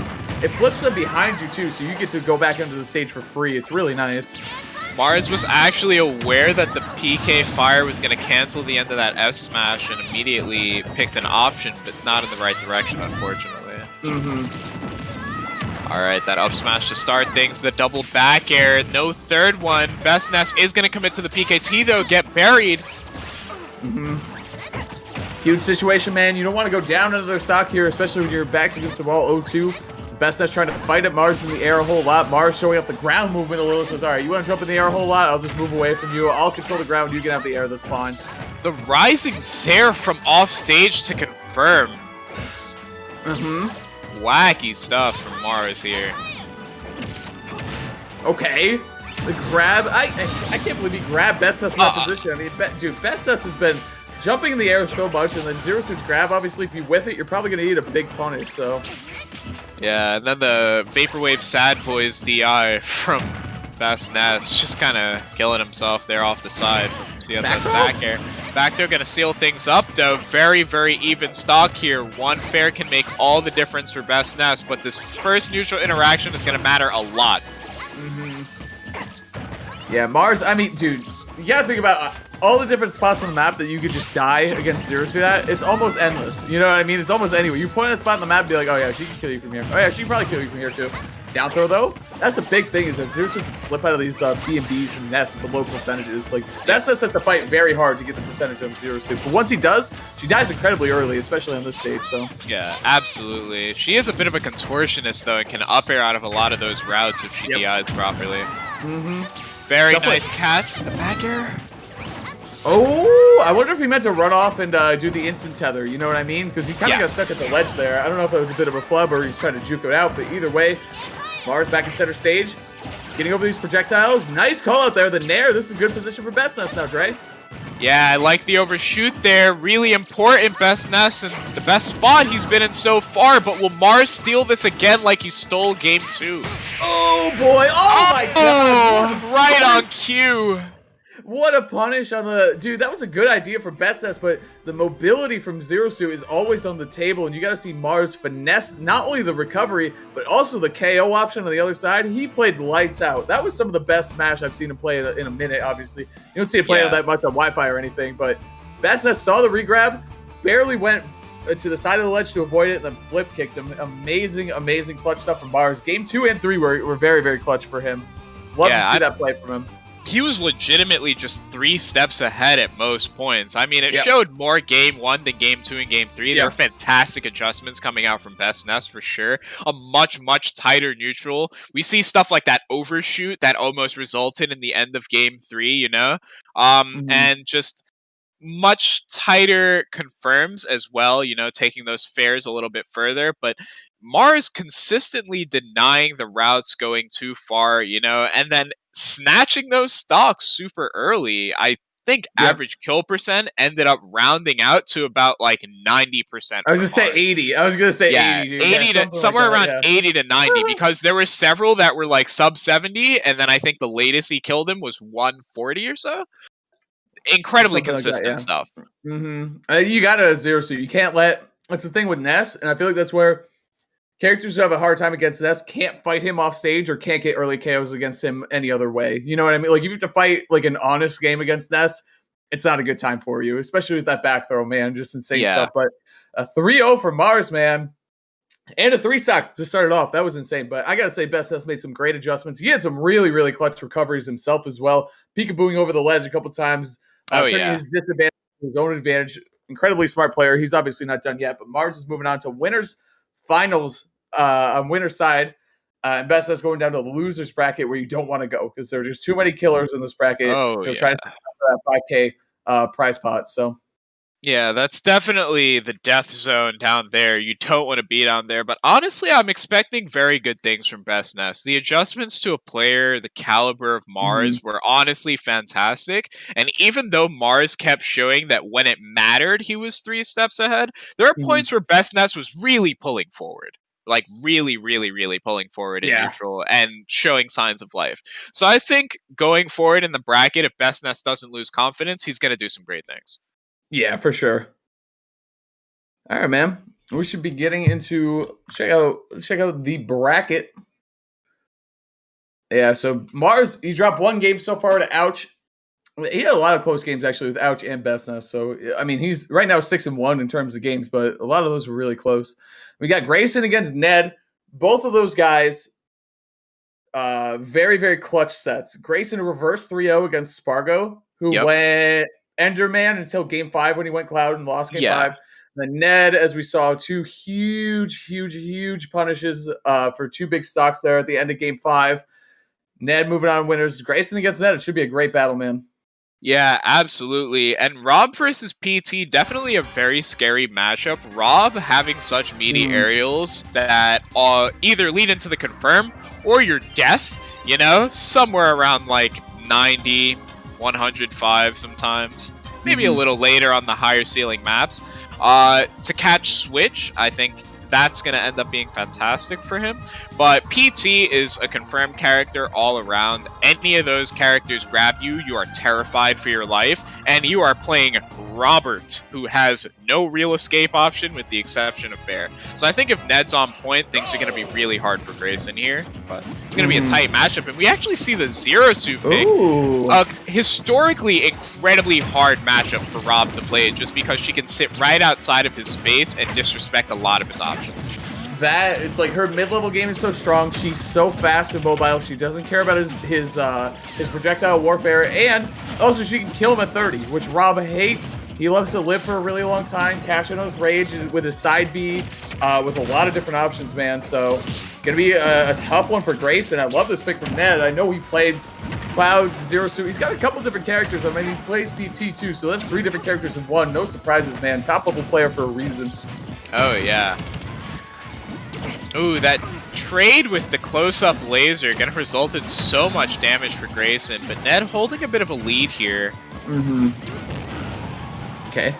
Neri's way down. Well, that's a big thing too, is if you're a Rob, you gotta expect people to try to counterpick you with certain characters, and Zero Suit is definitely one of them. So, yeah. You know, and the thing is that Ned, he's definitely a PT main. I always felt like he was a Cloud secondary, but maybe ZSS is over his Cloud now, I'm not sure. But either way, it's not his true main, so you're going... It might be a better matchup, but you don't know it as well as Grayson does. I doubt it, at least. It's possible, but it's unlikely. Yeah.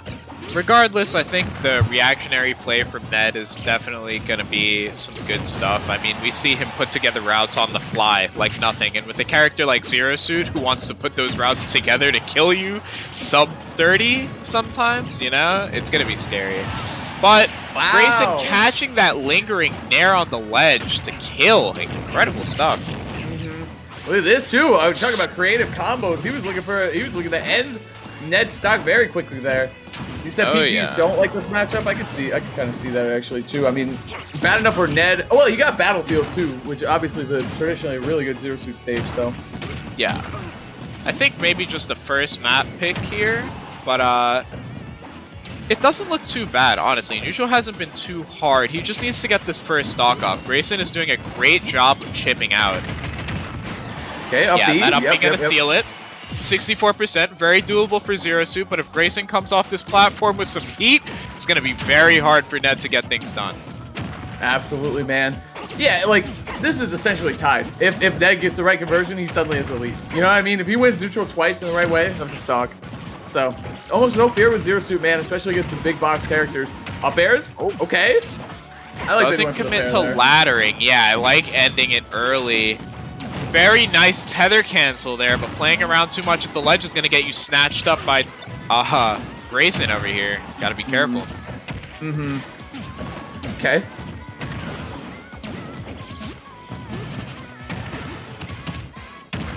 Jab block.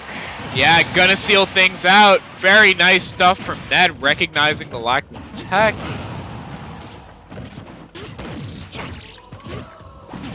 Okay, we get the arms music too. Alright, kind of hype. Yeah, that's what I'm saying, dude. Like, Zero Suit, I feel like the lead is not a real thing against Zero Suit, especially in this matchup. It just kind of doesn't exist. Yeah, you get tapped in the wrong spot, you're always screwed. And Rob is just so big. I mean, she's going to hit him for so much damage, even if she doesn't lead into a kill confirm. Like right now, and she does so much with Gyro too. I actually hadn't realized for a long time, but her item throw is pretty damn good. Yeah, definitely. I've seen a lot of conversions off that top. Obviously, back at when our weekly was a thing. Yeah, happens. Here we go though. Ned gonna be dropping a stock there. Grayson, good job taking that one down, but he has one more to do. Ooh, starting to get those Z-drop nair routes going, but Ned snatches the Gyro back. Holding this advantage state right now. He's going to need to get it done at the ledge. The down smash. Oh, but poor timing. Oh, holds down to catch him coming off. Ned with consistent reads here. Grayson can't escape ledge. That's one big thing about Zero Suit is she is kind of a harder character to play, even against the big hurt box like Rob. Hitting that down B, the timing, you don't have it perfectly, it's not going to work out for you. All right. Ned waiting out, realizing that with gyro in hand, Grayson has a very tight window to get that nair out, so ZSS gets to poke at him properly.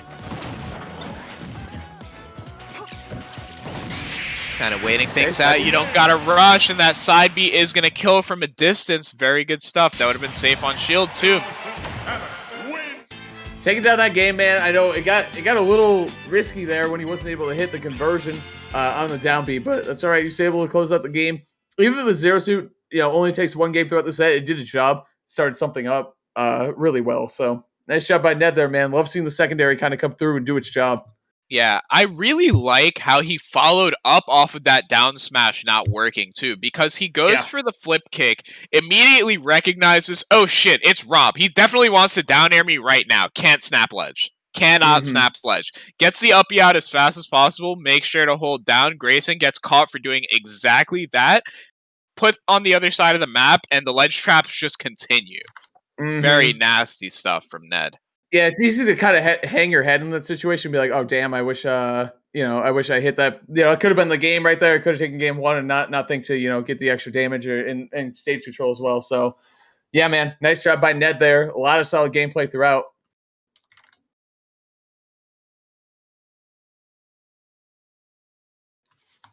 All right, and we're going to Town and City. A pick I think is good for both players here for sure. Grayson definitely looking to hit those early side B conversions and seal up an early stock for CSS to try and chase Rob. But she definitely can do just that, so this is going to be very, very scary. I wonder if Grayson potentially has a character counter pick for Zero Suit. I think he's just going to rough it out with Rob, right? I don't know. That's tough. I feel like Rob, he does so well in so many matchups, but this just happens to be someone who has a pocket character that can do well against you. So I think he's just going to try to make it work out. Try a different stage first and see how that goes. I don't know. I haven't seen him play any other characters, but I'm sure he has them. Almost found that side B early, but finally loses neutral for the first time. Ned pushing 38 on Grayson with gyro in hand, but just gives it right up and holds the corner. Okay, down tilt. Oh, that's such an unfortunate nair buffer. Oh my god. Slipping off the stage there. Not what you want to see. And Grayson definitely wants to see it though. 49 chipped out as fast as possible.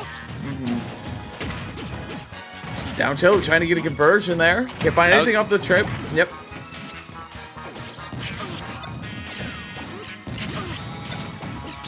All right.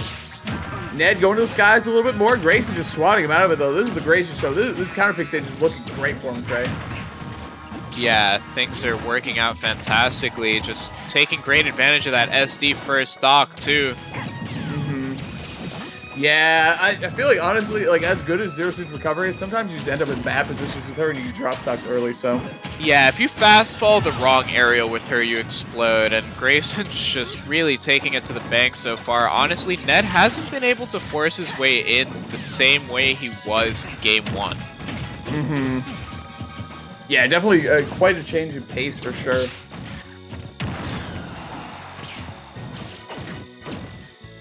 His use of Sair is definitely not as heavy as it was game one here. I'm wondering why, because that's a pretty consistent move against Rob. Oh, almost finding the down smash in the corner, though?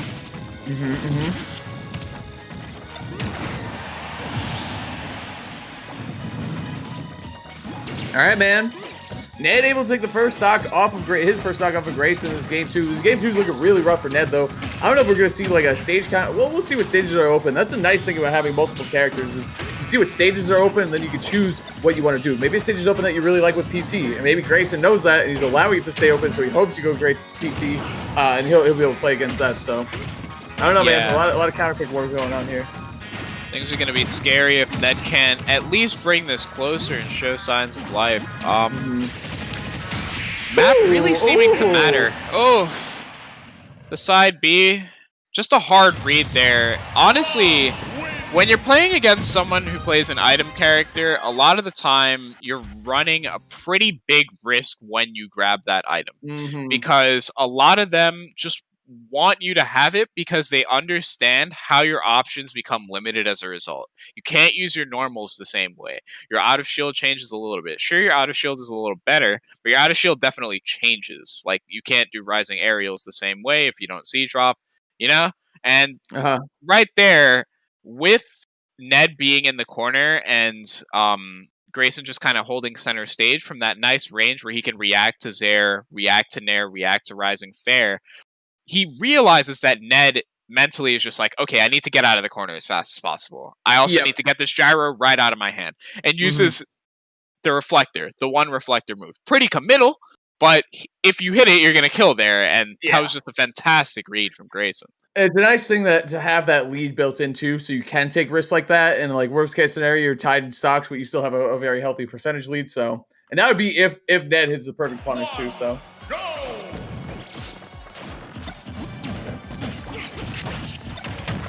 All right, man. Game 2 going to start off very quickly here. 30% already on the Rob. Nice pressure here from Ned, trying to get him in the corner. Trying to call it that jump too, I think, with a flip jump as well. A flip jump kick, obviously, activated, but was unable to. Okay. Oh, just gets it right out of there. I don't know what that gyro said. I don't know what that gyro said to Ned, but it is no longer, going to be speaking those words. Here we go. Okay, jab. I think wanted the tech chase off the platform with gyro, but things are still going to work out. Grayson fighting his way out of the corner, though. Ned not able to pinpoint these Zairs anymore. Grayson just kind of hiding from it. Down smash on the initial dash, gonna seal it up though. Grayson, I think, maybe looking for an instant dash attack and not finding it, or just trying to force Ned to pick an option. But nonetheless, things are looking pretty scary for him right now. 79. It's gonna be kind of hard for Rob to put together a route unless it's off of down throw. Yeah, dude, Rob's gonna have to kind of approach here. That's not good. Without the dock lead, like Zero can sit in that sweet mid range. Just punish him for it. Good bait in there from Grayson. Ned unable to find the punish on the air dodge, but here we go. And try to rack it up now. Oh, down tilt, down tilt. Oh, he got the fair. Okay. Big catch on the jump. Yep. I wonder if he could have made that back, but either way, he didn't. Doesn't matter. We're gonna be moving on. Grayson takes that stock. Very nice job. Great offensive sequence there. Down tilt. Rob's down tilt is just something else, man. Oh yeah, one of the most broken normals in the game, bar none. Nice catch there, realizing the ZSS's flip jump is going to end early, but the Zair back air going to seal it out for Ned. Another fat stock lead here, even fatter than the first. Wait. Oh my god. Oh, Rob's aerial smash attack, dude. Oh my god. It's definitely one way to put it. It is so good. The hitbox is crazy on that thing, too. Nutty stuff there. Grayson fighting his way back into this one, but Ned starting up the offense. A couple air dodges, only one of them getting punished, though, by Ned. Ooh, catching that gyro on the way down. Almost getting those Z-drop routes started. Grayson actually fishing for those maybe a little bit too much. Yeah. Still a bad situation. He was behind him. I like that pickup, though, man. That was... obviously you want the paralyzer run up and up B. Couldn't get that there, though, because Grayson already snuck behind him. So, very nice stuff there. Getting the conversion anyway by Ned. Huge last stock situation here in Game 3, though, Dre. Down smash. Yep, that's going to be up B. God, just slipping and sliding around him, an advantage at all points there. Ned just demonstrating some really nasty stuff. I mean, the awareness to convert into back hit up air, into chase second hit fair. God, that was so good. I imagine he maybe wanted that to be a back air, but nonetheless, that was still just such a nasty three-piece. Who does that, right? Yeah, I mean, obviously Rob is like a character that you can combo all over the place, but to still know and think and he reacted. That was exactly on Wi-Fi. On Wi-Fi, that was snappy reaction time. Really was. All right. Gonna be easing our way into game 4 here. Ned with a nice 2-1 lead. Still has not pulled the PT out. Wondering if it might be a Gambit pick or if he thinks the Zero Suit is enough. And it seems to be proving to be enough, but we'll see how that works out going into game 4. Yeah, we sure will, man. I think we're going to stick with the Zero Suit. It's playing crazy hot right now. You know what I mean? Yeah. This is a spicy Zero Suit. You'll have to see it. Hey, we might get Ned against Mars in winter side finals here. Could potentially be a Zero Suit deal. I doubt it, but you know, it could be. We'll see though, man.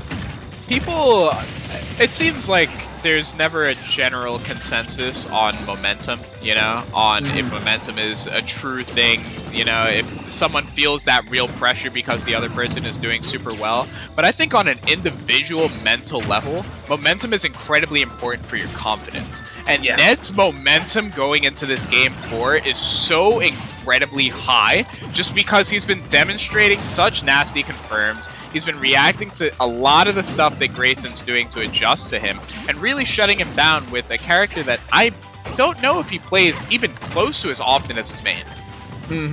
No, and I mean, I think he was one of those guys that was really trying to find his true main, right? Like if he started with PT and then he just started to hit, you know, try to hit some walls with the character and try to figure out what he's going to do. Picking up Zero Suit, that is a hell of a secondary to do, and one that's kind of high maintenance as well. So great job by Ned so far, man, but he's got to close us out. Grayson already had a reverse 3-0 under his belt today. Playing an amazing game against Fargo, but there you go. Up throw is going to do it. Great start here for Grayson, but we saw Ned able to take stocks very, very quickly himself too, Trey. Absolutely have. But Grayson's chip out is just fantastic. I mean, once he takes that stock lead, he usually will take about 40 to 60% before the other person can actually seal things up. But Ned saying, screw that, I'm getting this done as fast as possible, baby, with the Nair back air, great stuff. Of course, going to kill a little bit earlier on Town and City as well, but probably doesn't matter because that's a pretty wide window on Rob. Yeah, oh, for sure. But still, got to get the pickups, and Ned doing a great job of that. Look at this disadvantage, too. I'm surprised Grayson's air dodging in these situations. That's how Ned won the last game, was up from an air dodge punish. So, you know, Rob doesn't have the best landing options in the game, especially when someone's right on top of you. Oh, nope, okay. Chasing him from right side to left. Very precise stuff, but yeah, doesn't find that spike hitbox. Nonetheless, retains advantage state here. 110, 122 on Grayson.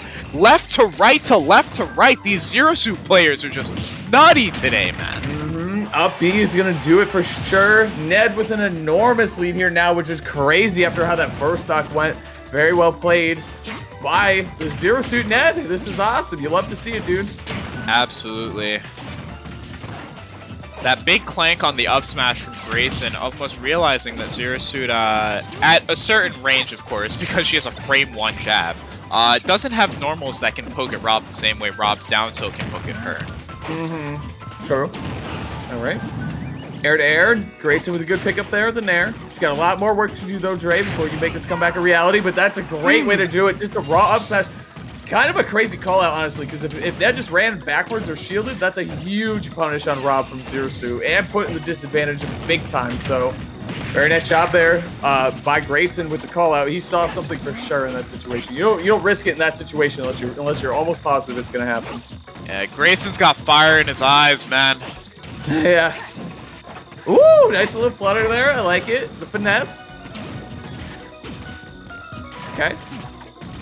Ned hustling all over the stage. Best initial dash in the game from Zero Suit. She can move very quickly.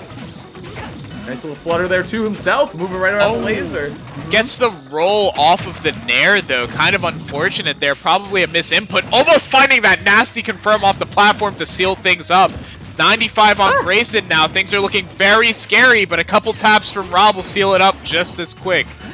Looking for a Zaire conversion of the back air. Can't find it. Zaire in the back air does find it the second time, though. Not the first time. We'll be seeing you. Ned taking that one down 3-1. His Zero Suit over the amazing Rob of Grayson. He has just punched his ticket to winner side of Winter's Finals. Very nice. Well, there's only one side of Winter's Finals. But Winter's Finals, you know, going against Mars. Wow, with the Zero Suit. Amazing stuff from Ned. What play, man. That was really, really good.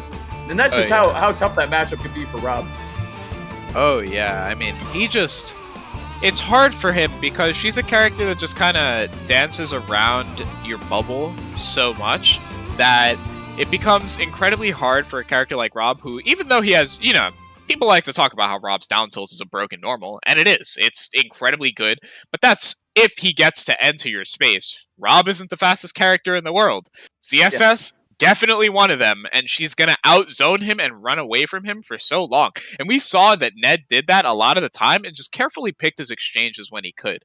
And there were times where Grayson was able to break that space and just kind of force an exchange, but he was hitting Nair in such unfortunate spots that he would only really get like 1 to 2 taps off of it, maybe place gyro, maybe get it in his hand, but not too much would get done. A lot of the kills were coming from stray hits. We had that one back air to seal things out on the right side. I believe it was game 3 or game 2.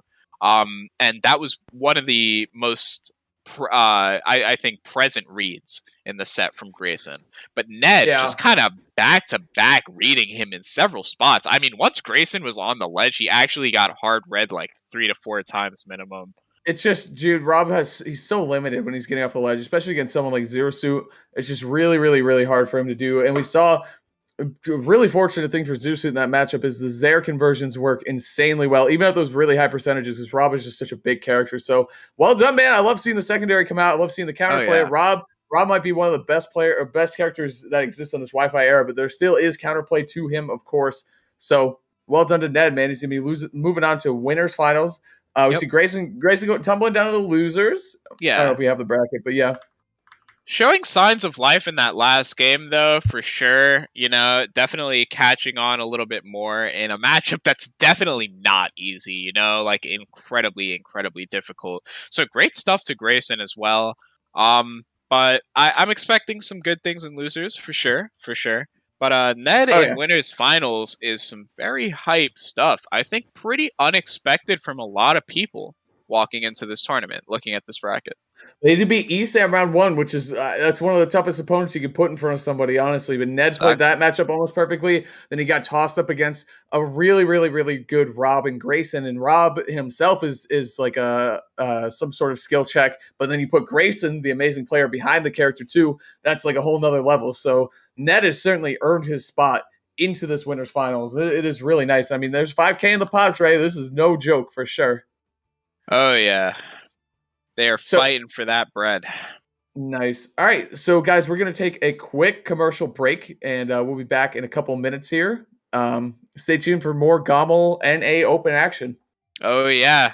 It's going to be some hype sets, baby. It's true. All right.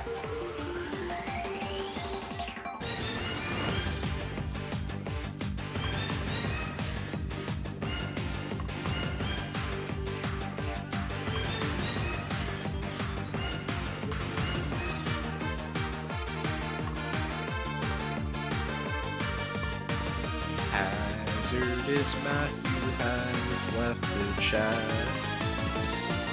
Hazardous Matthew has left the chat.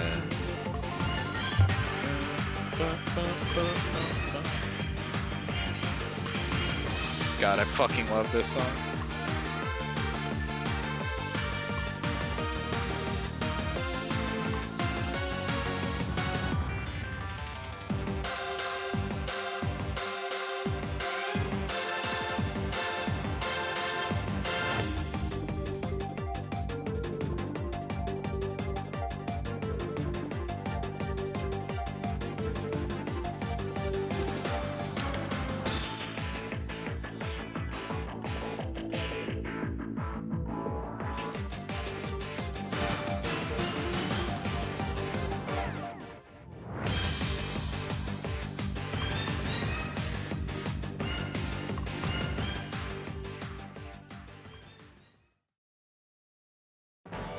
Hi, my name is JJ, and my tag is Ouch, and I'm a Wolf player from DC.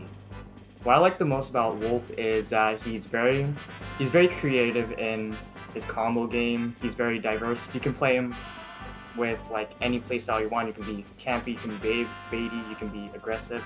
Anything you can imagine, really. The person I probably will be most worried about fighting is probably Bestness, just because he's very stylish and he's that aggressive player and very smart player, very great player actually, top player indeed. And you know, I just don't want to get styled on in the stream, so that's what I'm mostly worried about. But you know, I think I can hold my ground. So how I started playing Smash was when, basically back when I was very little, so probably 7 years old. Played Brawl very casually, played Lucario and stuff, played Sonic, all my favorite characters. Then after Ultimate came out, I had a very deep motivation to try getting good at this game and trying to get a name for myself for this game. So once I started entering tournaments, it slowly progressed to me getting better, and yeah, locals from BC and playing the best of the best from BC here, like Big B, Captain L, and yeah, they all taught me very well fundamentals and like game sense wise. Shoutouts to the BC community for basically improving my skills in general, from learning how to not be so aggressive to being pretty patient, pretty defensive at certain times and situations. So I really gotta thank BC for that.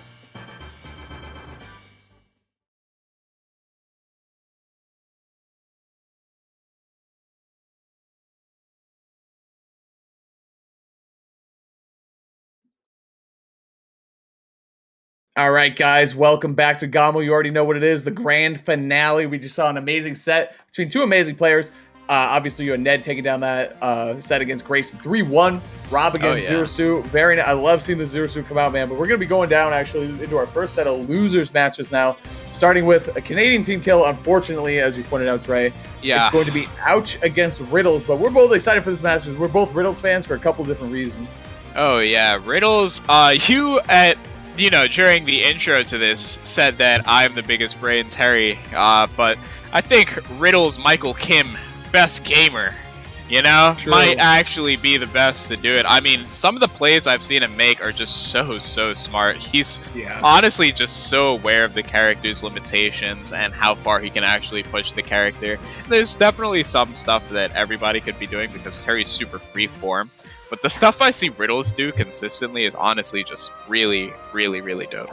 And he also just has a very nice fundamental style. He makes a lot of just normal concrete reads sometimes. He doesn't hit like the most insane, 7 to 8 piece route that ends in a kill and it started at 20. Sometimes he'll definitely do that. He doesn't always do it, but he'll definitely find those like nice reads on your poor out of shield options and the such. I just heard Ken! I heard Ken, dude. I heard Ken. I heard Ken. I knew I did. Never mind. Enough about Terry. Ken against Wolf, one of my favorite matchups in the game. I love playing this one. I think you do too, Drake, because you also play Ken. Oh, hell yeah. This is a hype matchup. You got to be very careful about how you approach Wolf, though. Having that F tilt, one of the best options versus focus and incredible drift, he actually can pull back and do a lot of nasty stuff to Ken for whiffing a lot of his stuff.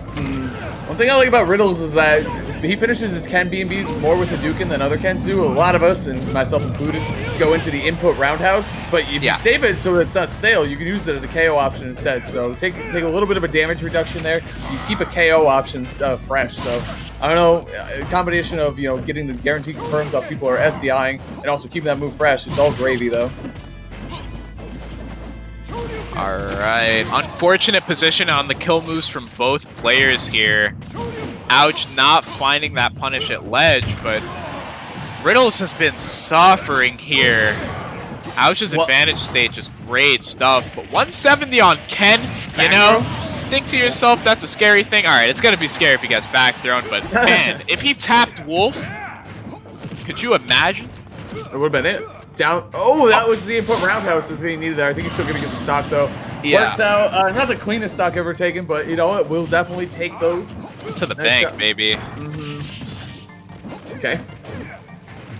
A little bit of movement here. One big thing that we've seen from Riddles, too, is that Wolf in the air has no move except for a perfectly lined up sweet spot back air that can break focus. So he doesn't have any multi-hits in the air or anything like that. So landing in disadvantage state, especially off stage, you're going to see a lot of focusing. Wolf doesn't have a lot that can deal with it in the air. See, that's why you go for the Hadouken too, because if people are SDIing, the input roundhouse doesn't connect. God, I love that soft forward air to catch the Wolf flash there. Aha! Oh, very scary position there. That's how you Wolf beat the up focus, tilt though. is, yeah, it's huge. You don't try to beat the focus itself, you try to beat them dashing out of the focus. So you position for either being right in front of him, so he dashes right into you, like that happened, like it happened right there, or you try to read the dash away and you punish him hard for that. So that's one way to do it. Ouch knows this matchup clearly. Ooh! Oh my god! That was just, I know we're both Riddles fans, but damn, we're all Ouch fans after that one. Holy shit, that was amazing. Fucking, oh my That god! Was some Tweak. That was some Zach Ray. That was some Charlie the King. Ouch! Putting his name on the map and putting his name out there for Riddles to say. Ouch, indeed. Holy shit, dude. I actually can't believe how hard he just got his ass beat, dude. That was a crazy last stock. And that's the cool with Wolf. If you have the stock lead, you can go for crazy things like that. That's one really cool thing about the character, man. Like, I think Wolf was. He got fared from roll distance, right ledge, and died to Wolf Flash off stage, bro. Like, deep off stage. That was really, really messed up, man. Oh my god. Absolutely insane, dude. That's a way to close out the game one. What a statement. He's going to be going to Terry. Okay, I'm not surprised to see the switch. Look at the SDI again, though, from Ouch. If you're not SDI, you're not trying to get these characters. I don't know what to tell you. And you're not allowed to complain about them either, so there you go. Yeah, absolutely. People, I know that Wolf versus Shotos and versus Terry is definitely a bit of a struggle for sure, but if you're able to space like this and force them to guess so often on their approach, it becomes so scary to play neutral against this character. Oh my god. Jeez. These guys play a lot? I have no clue. Okay. Yeah. We need Max on the mic, man. Go wake him up. Oh, I should don't. Man, okay, this is where Terry obviously an amazing comeback mechanic. You got the rage and you got a lot of damage too that you can deal behind it, but it's also a good pull away factor too. You can extend your lead with that. Couple confirms, you're gonna be talking about big damage. Oh my god, I think that would have meaty. That would have busted his shield if it had connected. That would have certainly busted his shield. Insane stuff there. The up B though, it's kind of Ouch's signature thing, man. He loves busting out that anti-air up B. Yeah, his use of up B is honestly incredible. I haven't seen many people use it like that, but with characters that can't punish super far out of shield, and I mean, most of the cast can't, really, because drop shield is 11 frames, so you have to drop shield and then run at Wolf for doing up B, a relatively lagless move. So if he starts it right on top of your shield, there's a very low chance that you can punish him for going through it. Yeah, absolutely, man. Look at the power. Oh my god! The positioning from Ouch there! Dude, he's disgusting. This is what I wanted to see. I mean, so his round one draw was playing against Mars. And against Mars, A, it's insanely hard just to beat him. And B, it's insanely hard to style on him because of the character he plays. But these characters, the Shotos and Terry, FGC boys, you can kind of style on them if you catch them in the wrong spot. Absolutely. I really like Riddles doing the double down tilt instead of doing down tilt jab there, recognizing that Ouch likes to SDI out, and the down tilt just sends higher up. Ooh! Oh my god, dude. These Wolf Flashes are coming to life here now, too. This is essentially a tie game, though. Emotionally, mentally, all over the place in the even game. Yeah, definitely. There's no clear emotional advantage here, in the words of Nick C. Dude, he's so funny. I don't know what his deal is, but that dude's hilarious. Here we go, man. Here we go. Oh, up tilt? Man, he's not afraid to throw those up tilts, dude. Oh! Unfortunate, doesn't get the auto cancel on the power dunk there. Does find the ledge snap, but Ouch not committing too hard to the corner. Fantastic SDI to get away from the Buster Wolf. Oh my god, Ouch is so nasty, dude. Oh my god. Dude, the way he plays neutral against Shotos is so clean. He waits, dude. He sits back. He lets them make the first move. They barely whiff an attack, and he destroys them for it. People love to talk about how hard these matchups are, but he's just, like, he's forcing Riddles to guess on every single approach. Every single approach. That was a Terry, too. That was the real deal right there. Riddles down 0-2? Ouch, the real deal. Yeah, they're running it back. I don't see why not. That was really close. Yeah. I mean, I don't think Riddles is going to mess around with counter or anything else anymore. Makes sense to go into this game 3 with his true main. Best Terry on the planet. Let's see if he can make this one work out for himself here. Again. Pretty sure they're going back to or PS2. Okay, fair enough. Yeah, back to PS2. All right, man. Some adjustments need to be made though on the side of Riddles, and I think a big thing is just how clutch. And it's so hard to counter Ouch when he's being clutch like that off stage. And like the awareness from this kid, especially like you said, Dre, in these matchups, like he just knows exactly where to be and when to be there, so he can destroy these characters when they're at their weakest. There's a lot of people, and I know you see this, they'll fight the Shotos and they'll fight Terry and they'll fight him at their strongest points in the map and lose over and over and be like, what the hell, these characters are broken. It's like, they're so broke. You're playing right into my strengths. Of course they feel broke. That'd be like trying to jump and fight Lucina or jump and fight Ness and being like, oh, that's broken, I can't beat that. It's like, well, obviously, like that's not gonna work out for you. It's like neutral get up against Belmont every time being like, wow, their red trapping's broken. Like, yep, yeah, I guess so. True. Oh my god, the read off of the soft dash attack, knows that Riddles is going to air dodge. Fantastic stuff this whole set from Ouch. Incredible performance, but that oh my god, that jab rising tackle going to seal things out. Very nice stuff. Really know where you can SDI if he catches you that close. Oh, I like that jab. Nice. Oh, that was clean. That was clean. Well, the thing is, he's SDIing so much of his stuff, so if you hit jab 1, you can confirm it to grab. That's really smart for Riddles, man. Take a little bit of a shorter route, but it's more guaranteed. I like that a lot. Using the light power dive to make sure there's a little bit harder of a window than the SDI. Okay, nice angle there from Ouch, too. Going for another. Whoa, he low profiles. I think he needed to down tilt there to start that combo. I didn't know that was a thing, though, so I don't think Riddles did either. Oh, power geyser, though. Yep. We got those. Good stuff. Yeah, I don't know if Riddles knew there, but I think down tilt was definitely the move, and he just wanted the fastest punish possible, you know? Oh, boy. Oh, is that a broken you're in the corner! Are you okay?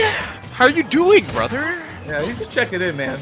Like the old, oh boy. That could have been a super or something, man. Oh man. Oh my god. Poor Wolf, dude. Wow, he ate that for sure. Jeez. Riddles' adjustment. Oh my god. To like, Ouch just played outside of his bubble so consistently. Riddles is like, okay, cool. Once I get go, you want to sit out there? I will power geyser you real quick. Please give me that stock. Please. Dude, give me that empty hop in neutral. Please. Yeah. Dude, it was Power Geyser that really did it, though. Like, he got 2 Power Geyser KOs. This set is incredible. Canada, I love Canadian Smash, honestly. You have so many sick players out in Canada. Like, a lot of them play Ken, which is great. Or Terry, and there's good Wolves out there, too. You got Smock, of course. Venom, the Ryu, of course. You got to watch him. I think he plays Ken a little bit, too, or Terry, too, but he's mostly a Ryu at this point. Last time I checked on him, at least. Who knows, man? Quarantine's wild. But either way, dude. Canadian Smash at its finest here.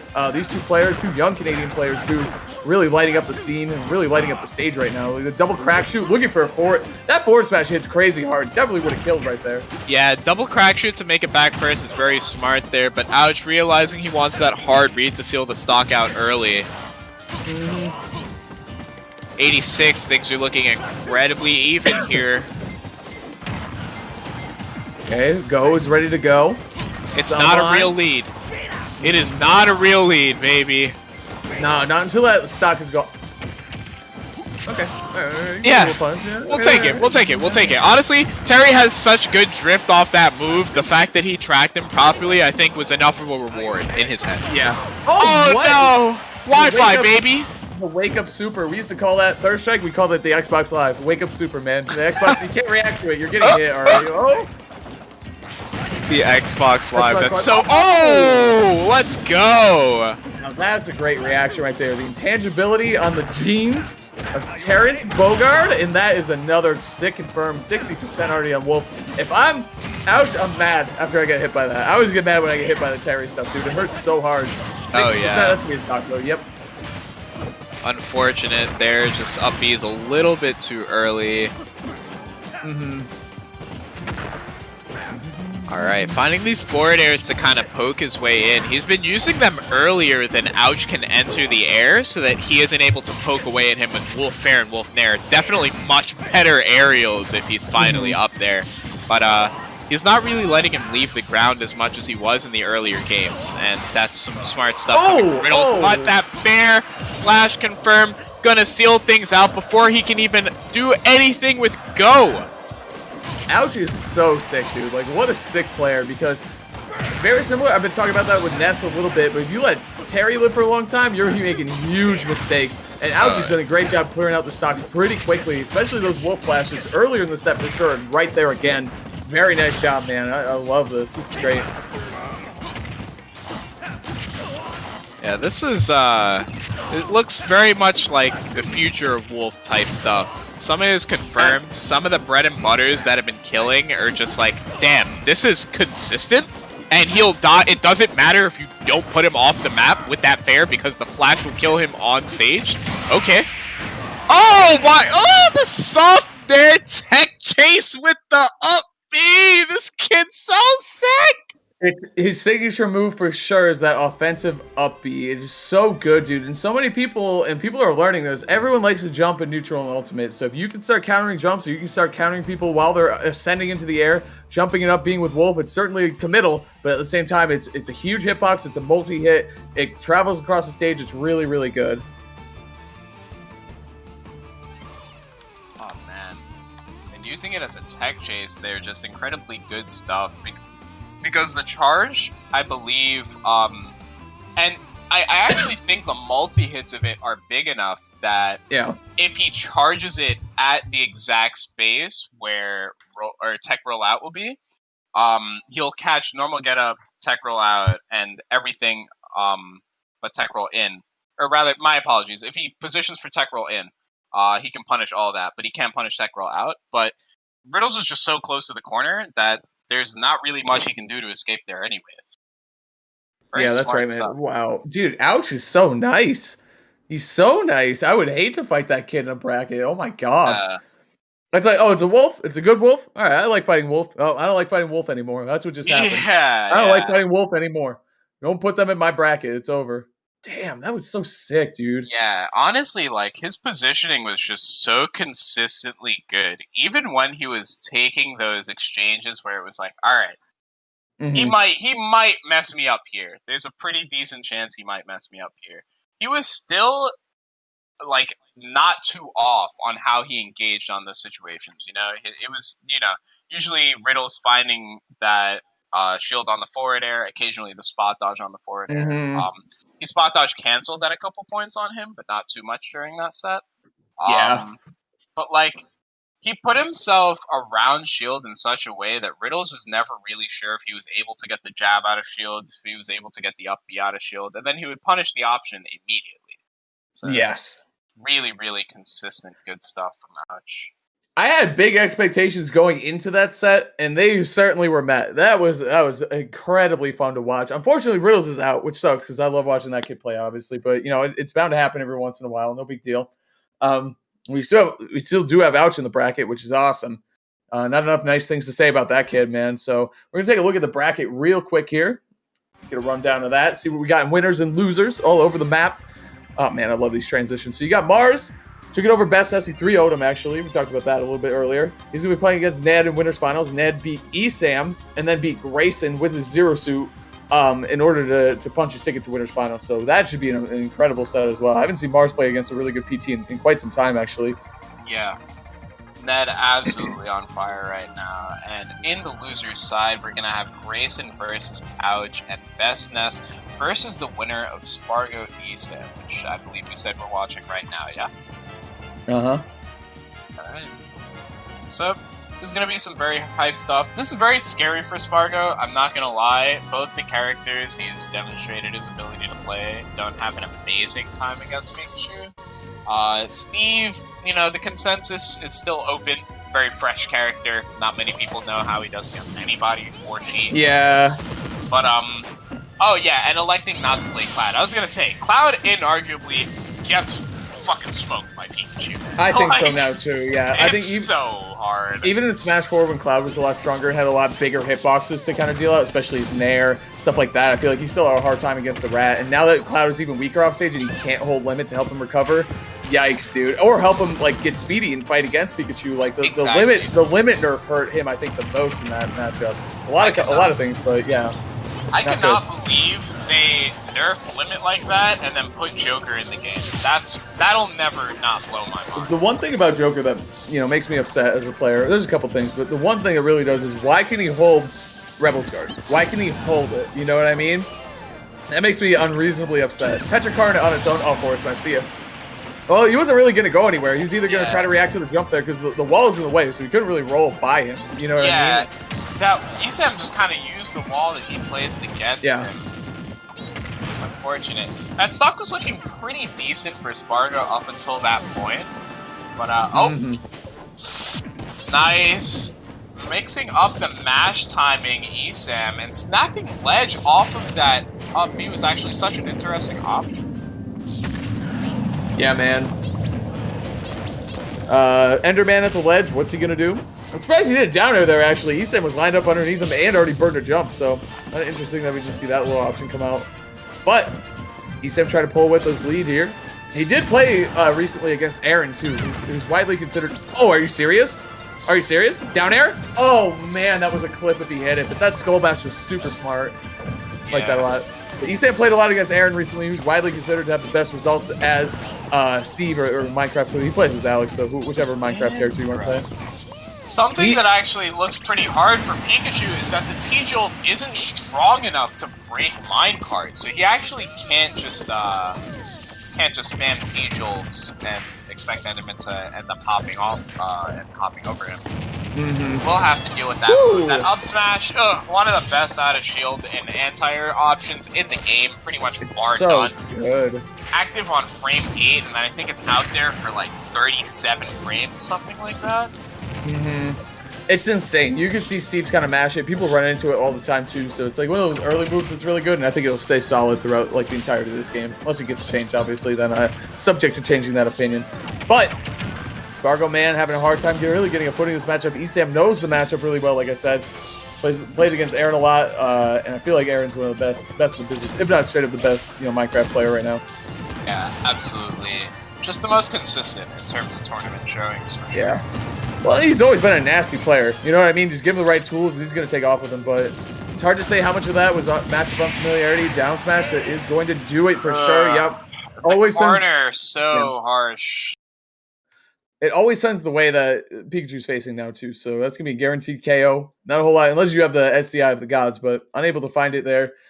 Pikachu going up 1-0, Isam going up 1-0. I feel like this is a rough draw for Spargo because he was up 2-0 against Grayson, and then he got reverse 30. So, that hurts a lot. And then he goes into losers. He's like, all right, who do I have in losers? Oh, Isam? Oh. All right. Well, see how this goes. Like, you know what I mean? Like, what a draw. I mean, that's what happens when you make it to top 8 of a bracket like this. There's really no, I don't want to say easy, but there's no real, like, soft spots in the bracket anymore, Everything's going to be a trudge from here on out. You're in the trenches now. Everyone's fighting for that cash bag, baby. Yeah. The bag is big for this one too, dude. It's great. 5K, man. How do you argue against that? My electric bill just came in. So whoever wins this one, you can toss me a cool $80. I'd really appreciate that. Yeah, hit my line, Hey, I'll gas you on commentary, Just let me know. Let me know. Yeah, I'm not above taking monetary tips for commentary gas ups for sure. For sure. Or if you pay, I'll also talk smack about the other guy. You know what I'm saying? Oh, it's gonna be the Cloud. Okay, I like it. Yeah, just kind of gravitating towards a comfort pick here. Wants to, I think, feel more confident and neutral for sure. Oh, this is so sad. It was back air too. Dude, Cloud just suffers versus this character. It's insane. He has no actual escape out of disadvantage versus a character who has some of the best routes, like pretty much bar none. And then you're off stage versus Pikachu as Cloud. Nightmare matchup, dude, for sure. Spargo, though, we've seen him make miracles happen before. He's not out of this one yet. I know it looks bad, but he can take a KO here. Nope, never mind. Or just eat a lot of damage. Everyone's DIing in against Isam today. I think they're just so scared to go off stage. You know what I mean? It's like that cycle of I'm scared to go off stage, so I'm going to DI in, and then Isam covered that forever, and it's like, okay, I'm going to DI out. Now Isam wants to cover the DI out. But now it's coming back, to the DI in situation. Spargo actually almost robbed that stock by stalling Downer on the Thunder Jolt, but it unfortunately just bounces right around Cloud's down air. 136 and not too much taken on the second stock from Spargo, though. Things are definitely not looking too bad. Looking up for Spargo for sure. Gotta make this recovery back. Esam. This is such a good Pikachu stage, too. I just realized. On the recovery, Pikachu can shoot 2 Thunder Jolts and make them crawl on the wall. We can see it here. Yep, there's one. Yep, and then he just creates some space for himself to recover. It's so smart, dude. It's so good. Yeah, this is an interesting counterpick from Spargo. I definitely like having the wall as Cloud. That makes a lot of sense on Spargo's end. Back throw. Oh my god, Cloud's throws, sad champ, LOL. Kind of weird. But that backer gonna seal it out. Spargo just playing a very tight neutral. From the point he lost that stock, he only took 30 damage. That's insane considering how early he died. Yeah, for sure, dude. Here we go, though. Pika. Right on the shield. Here we go. Great pressure here from Esam. Jab, jab. Oh, okay, okay. Frame traps, man. Just proving to be a hard situation. Wow, that actually still worked. God damn. 66% on Esam. Spargo, with a hard read, can seal this out pretty quickly. Yeah, he certainly can here. Like that pivot cancel. Dude, it's looking great for Spargo, actually. This turned around very quickly. I feel like the Cloud is going to be the play for the rest of the set, regardless of what happens. You know, even if he doesn't win this one, still looking pretty good for him. Oh, alright. Yep. Wants to get it done without getting chipped out too hard, as per usual. But how does he go about not getting chipped? Actually, what a nutty approach from Esam. Just lunges at him immediately off the ledge with that back air. Yeah, and here we go, man. Esam's at 150. This is a pivotal moment in the match. Either Spargo's going to take the stock and force a last stock situation, which he can definitely come back from, or we're going to see Esam just take away this one with a, okay, 2 stock, with the 2 stocks off the table now, Dre. Let's see what happens. Yeah, absolutely. And Spargo mixing up the DI on throws quite a bit there. Ends up catching a punish because Esam tries to punish DI out. Some good stuff now.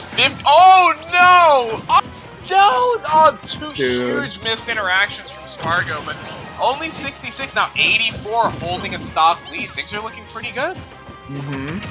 At least better than expected. Yeah, looking a lot better for Spargo. I know, we're kind of hyping up this matchup to be like this impossible thing, but Spargo's making it look kind of godlike, honestly. So here we go, though. Falling up there through the platform. Able to create some space. Oh, look for the forward smash. Didn't connect, though. There's going to be an up smash. Read on the roll-in. Very nice shot by Esam, closing that one out. A lot closer there. 2-0 now for the Pikachu main. That's going to be a huge game for him to take. Absolutely. That's enormous. That's enormous, because if Spargo goes up 1-1 there, we're talking about a whole different momentum game for sure. Oh, yeah. And, I mean, I'm definitely starting to see how Spargo plays that matchup and why he would counterpick it for sure. Just kind of playing outside of Pikachu's bubbles with much bigger buttons than Pika can ever actually threaten you with is pretty damn nice. But the fact that Pika can still play out of your range until the point where he hits that back air, that Thunder Jolt, that landing there, and starts getting things going. The fact that the threat is so high when you get hit is just pretty ridiculous. It's just off, dude. It's really just off stage. I feel like Cloud does pretty well everywhere else. You know what I mean? And Pikachu's never going to lose the stock early to Cloud unless there's like a hard finishing touch read or something like that. Oh my god! What attack! This is some of the best ultimate I've seen in a while, man. This is insane. Oh, no jump on the end of Esam. Spargo recognizes that, starts chasing him, doesn't find the corner pressure. Oh my god, this ledge has been intense, dude. Yeah, they're going to be battling for it there. They don't want to drop that first pivotal stock. Good spacing there over the Thunder Jolt. Look at these big disjoints coming into big play here. Fighting against Esam. Oh boy. Yep. Spargo there. A lot of nice plays. Gonna seal it out. Needs to find as much extra credit as possible because Pikachu's just incredibly hard to hit. You really don't want Pikachu to even that game out. Yeah, you got to keep racking up the damage too because you don't know. This first stock, lasted over 110. Yep, it did. But Spargo's doing a damn good job. 56 and still holding onto this stock. Looking good for Spargo, man. Down throw. He's going for the mix-up. That's great. I don't think I've ever seen that mix-up from Esam, actually. That was pretty crazy right there. Spargo's looking to make this a 2-stock affair, though. Nice. Like the little dash back there. Spargo should get limit. He's so close. He might as well. He's kind of sitting on it, though. Wants to, I think, maybe chip it out for the crucial moment, but ends up losing it altogether and his stock there. 86 of extra credit, though. in a pretty damn difficult matchup. Ooh, the big bear. The big bear. Shawty with the big bear. Dude, amazing stuff here from Spargo. You love the play, man. You love to see it. But ESAM not out of it yet. Okay. Spargo able to pinpoint these blade beams yet, but I know what he does. He's going to have a nice confirm and a bad advantage state ready off of it. ESAM, though, doing a great job of avoiding them. Thunder coming down. Ooh, very nice confirm. Okay. Kill each other out. ESAM doesn't want to lose this game yet, but if he does, I don't think it's the end of the world, honestly. Like, he's 2 more to work with to kind of get that first one. Okay. Oh, no way! Is that shield poke, you think? Or do you think he just dropped shield a little early? Could not tell you. I think maybe he buffered a roll. Something like that. It was definitely the last hit. I can't believe ESAM's still alive here. Barely hanging on here in this game 3. Yeah, pretty damn lucky that none of the other hits caught him because he'd be very much dead now.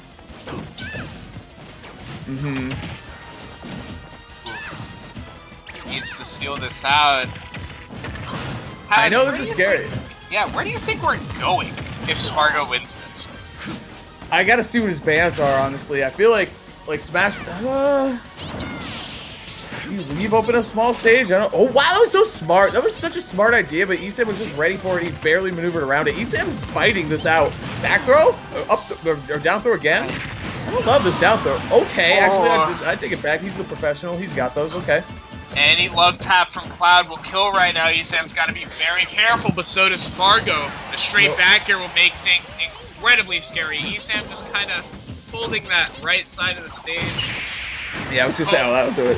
Ooh, okay. That was actually closer than I thought it would be. I thought for sure that would just crush him out. But that was well played by ESAM, too, I got to say. I mean, Spargo took the game down. He played better. But the thing is, ESAM, he didn't give up. I love the way that he still tried to steal. He knew that if he took that second stock and he got him down to his third one, there was a good opportunity for him to just back throw him off stage and then back air him one time, and that was it. So well done there. Well done there by ESAM. I love the way that he held on there and kept trying to fight that entire time. So,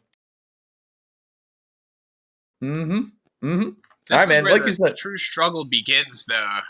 Yeah. You are getting counterpicked by Pikachu. And he gets to do it twice. Yep. If he needs it. So, if he needs it. Spargo's adjustments that game were incredible, though. Like, oh my god, some of the techs off stage were so disgusting. The one on the Thunder, first stock, dude, and he invulned through the second hit of Thunder because of the tech.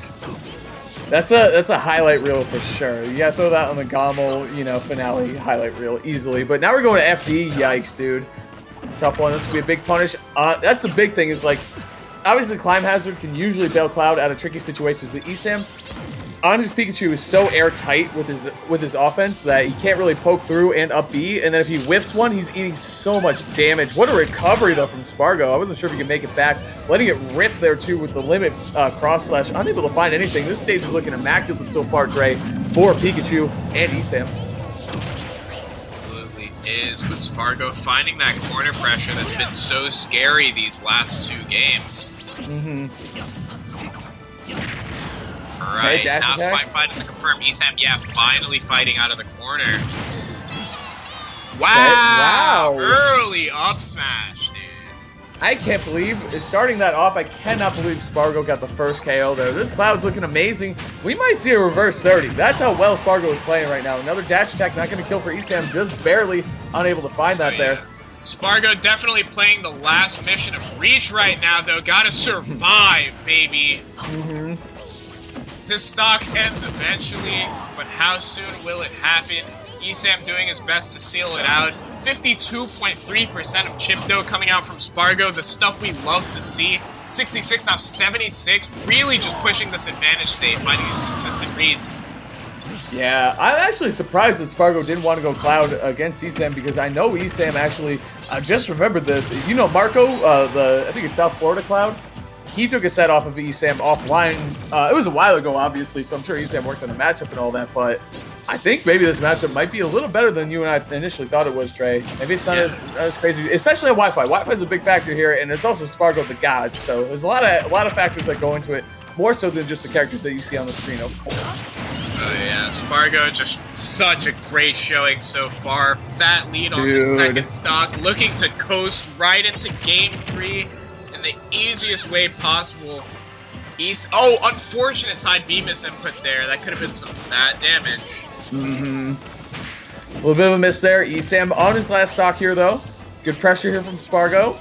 That jump was great, actually. I thought he was going to swat him with a back air over that Thunder Jolt. And we're just seeing here, the last match we watched ESAM play against was Ned, and he had such good Thunder Jolt pressure. What are these guys doing right now? Are they serious? Dude. I can't believe this ledge play. This is insane awareness from both players, really.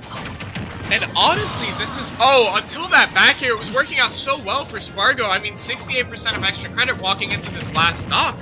Yep. Oh, no. This is exactly what you don't want to see for a Spargo fan. Oh, no! Is he done? Just a jump there. Yeah, wanted the Phantom Footstool, but the back air's going to catch him. That's so unfortunate. Oh, Gimmer let him down.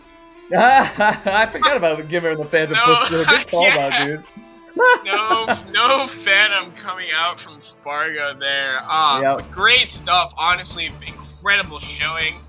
Yeah. Versus ESAM there. ESAM, an incredible showing as well, though. Pushing his way through this loser's bracket. Now fighting on to fight against Grayson.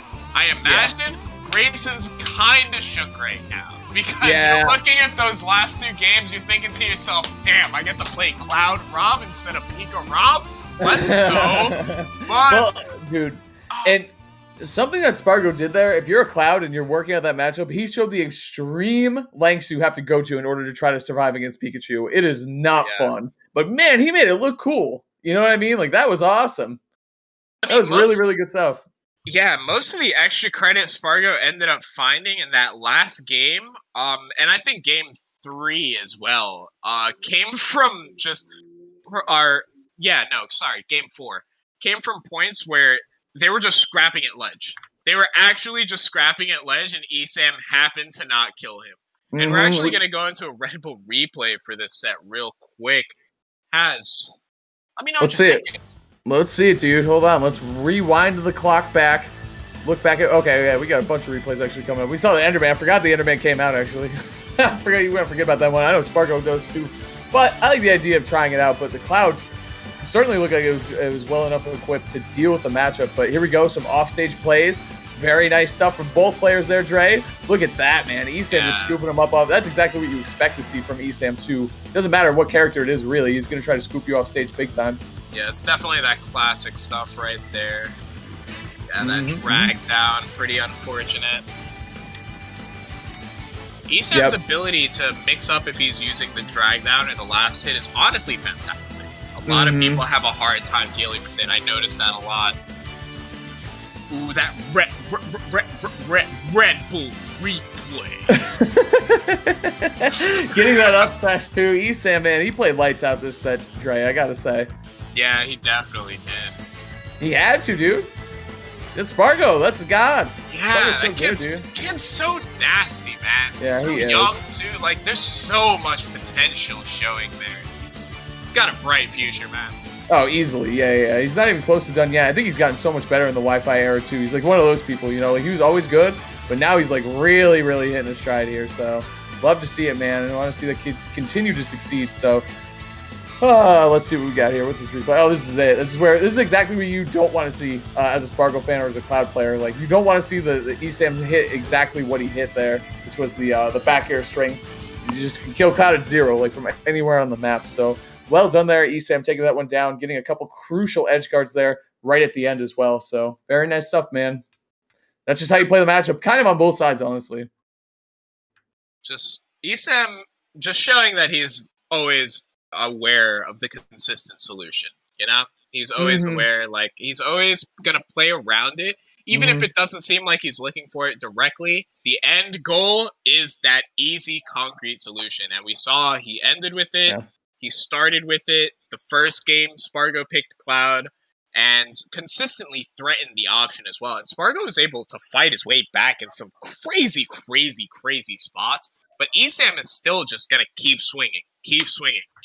And eventually, once you're out of resources, man, can't do much. Why Yeah, why would he stop? You know what I mean? He's doing such a good job controlling neutral throughout that match and punishing Spargo as well. But man, I really still think like the real highlight for me, and I think it was for you, Dre, was the recoveries from Spargo were just so amazing. We're just so incredible. Dude, so yeah, he's so smart out there. The fact Yeah. that he's able to live that long is just a showcase of how smart that kid really is. Like, Mhm. 90%, 99% of clouds in the world got Oh yeah. smoked there. Like, no Even some of doubt. the best ones, like how would have Cola responded in that area? I think that's kind of the difference too of like being the true main of a character and then also trying to co-main them. Not anything against Cola. I love watching his cloud, of course. Yeah, absolutely. But there's a difference between because I would think of Cola as like he's like a three-headed dragon or whatever, a triple threat. He's got the Roy, the Snake, and the Cloud. At least there's not anything else, which I feel like there might be too. But those are the three main ones. So when you look at someone like Spargo, who really has only invested time in one character and working on the Enderman too, you see like this crazy level of success that he can have, even when the character's at its weakest. So nice job by Spargo, man. Unfortunately, only one player can move on and continue staying on the bracket. It was going to be ESAM today. Oh, yeah. And as we're moving on to the more intense parts of brackets, I'd like to shout out the people running this. EMG, you guys are killing it. Waveform helping as well. Red Bull Canada, always with the support. We got the Red Bull replays in here. You guys already know what's good, man. Like to throw shout outs to Mr. Ben Gaming, the producer. Yes. And guys, look at that sub goal. Wait, am I pointing in the right direction? Look at that. Look, where am I? Where am I going? Where am I going? Where Did am you I? get it? I got it. Look at that shit right there. 18 out of 25, baby. Just 7 more. We hit the goal. I think we do it. Just hit the primes, man. I'm already subbed, or else I would. We got a Drake emote, we got a Kawhi emote. They're so good. Yeah, no, the EMG emotes are Pog, dude. We got Pog Chad in there. Drop your Pog Chads in the chat. Let me see some Pog Chads if you got them. I think I do. Hold on. I'll do it. All right, we're going right into this game real quick. All right, man. All right, it's going to be Grayson versus Ouch. Oh, boy. My bad. So, dude, as good as Grayson is, I think Ouch is playing incredibly hot right now. Like, I think this Wolf is beyond heating up. He's on fire. Yep, that's exactly what I'm talking about. That's how you destroy a Rob. The turnaround shine mixed in there. That was a clean 0 to death. What did I say he was playing? This is more than hot at this point. He's boiling, man. He's lava. This is insane. El Fuego, dude. I'm sure you guys do or don't remember what I was saying about momentum during Ned's set, but man, that is really showing for Ouch. These confirms this raw force coming out, just incredibly strong stuff. But Grayson showing that he's not just going to get tossed around like that. Took his time on the platform, thought a little bit, came off the platform, and got shit done. And he racked up a solid 30 after taking a stock as well. Bringing this one back. I mean, we've seen Grayson do that. I feel like he's been the comeback kid today, honestly, in terms of not just... He's so good at that confirm, by the way. I'm like kind of surprised we don't see that more. He makes it look easy. I guess against Rob it is a little easier, obviously, but that forward smash almost going to be enough here. Wow. I mean, you would think after that first stock that, a lesser Rob or a lesser player than Grayson would just kind of give up a little bit. However, Grayson is not that type of player. That's how he got here, Dre. Insane stuff that we're seeing from both these guys. Ooh, I like that Z-drop recatch, not committing to the aerial, almost like an empty hop with it. That's some good stuff. Empty hop, but you keep the item in your hand. And you ran a little bit, but that aerial smash attack coming out, baby. Oh, 22 on Grayson, but Ouch swinging off the platform, making that 33. Things looking pretty scary. Does he have the gyro confirm? He does not, but he has the pressure to keep it going. I love that he went for the back air there. Closed up the game, forcing Grayson to go high, but yeah, it's right. Certainly a very close situation there. Here we go. Forward air. Oh my God, he's got those all day. That's game. That's game. God, he's got those all day. That is such a great confirm, man. Amazing this stuff, might dude. be the most labbed out Wolf I've seen play at this level. Yeah. I'd say pretty free.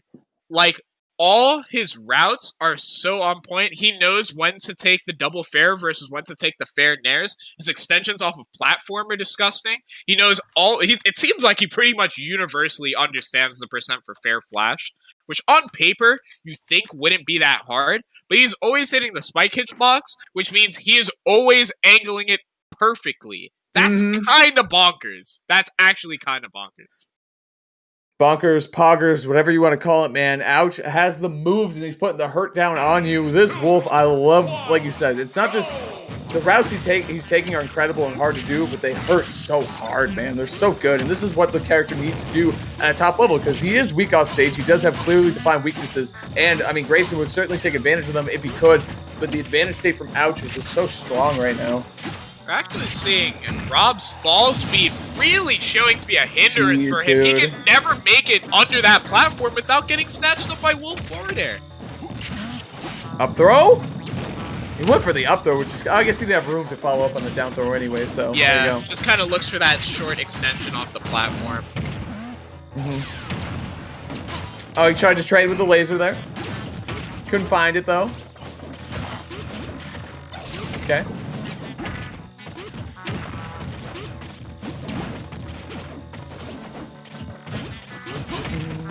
Alright, a much tighter neutral being played here. Very tit for tat.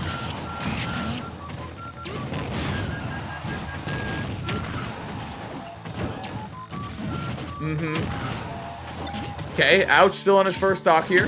Trying to feel each other out, trying to call him out with the air a bunch of times there, just holding the down B though. Smart stuff there from Ouch. Down throw. It's a follow-up gonna be, he delayed it, but he still jumped into it. Unfortunate stuff there, man. That last hit just gonna snatch him up, but I mean 105 on the board and you're playing Wolf and you have Rob in the corner, so one backer is gonna seal things out, but Grayson again just really pushing. Oh no!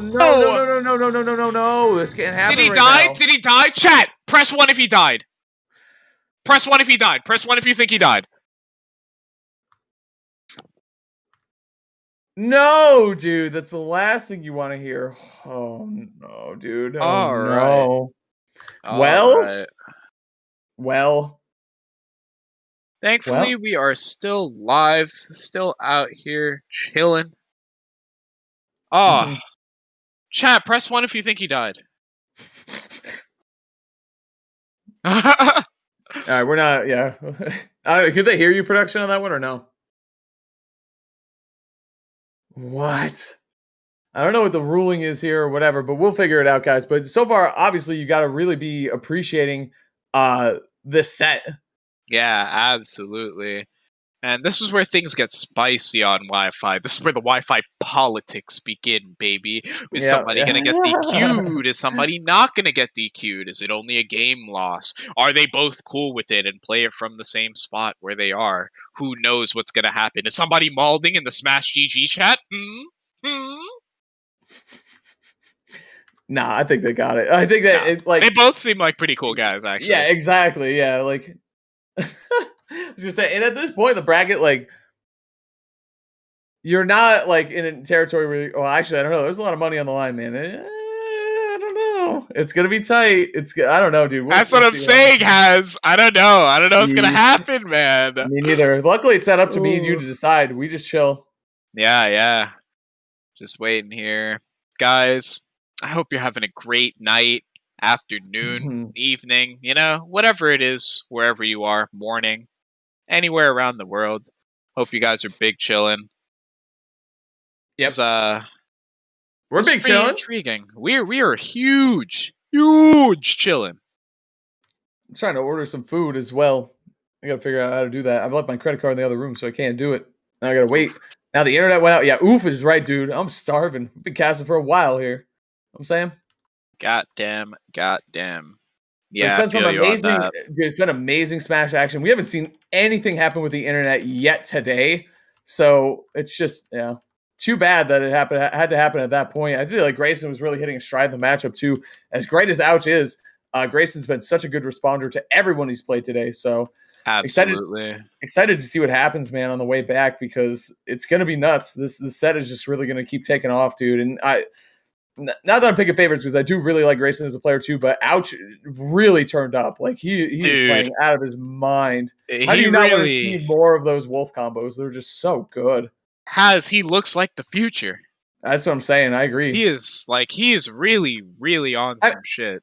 I mean, think about how he had to qualify for this tournament too. He didn't have to beat, like, I know Lemon was in his way. Lemon is a very, very good Joker. If you guys don't know him, he's really great to watch. He's like when people say I want to get better as Joker, I'm not sure to watch. I usually point them in the direction of Lemon. What Lemon, obviously, I watch like the obvious, exception is that you've already watched all the MK Leo VODs.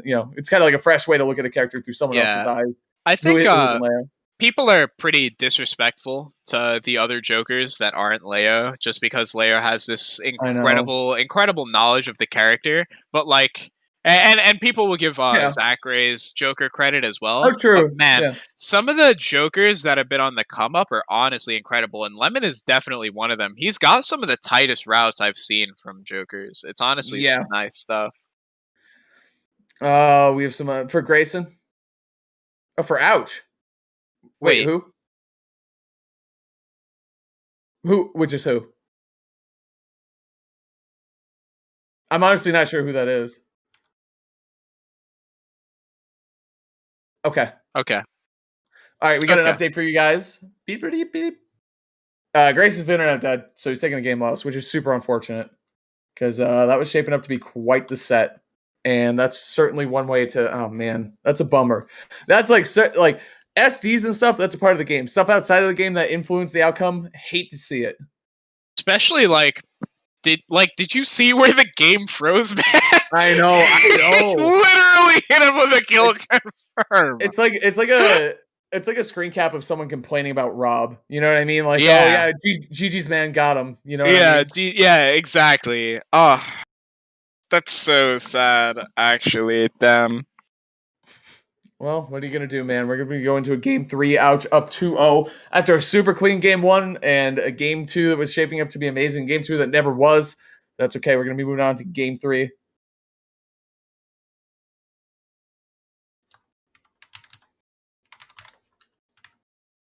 Chilling in the losers' quarters, guys. This bracket has been incredible so far. It has been such a hype experience, and it's only going to get hyper. We have some incredible sets from some incredible players coming up. The rest of this set is going to be incredible because these two are super sick.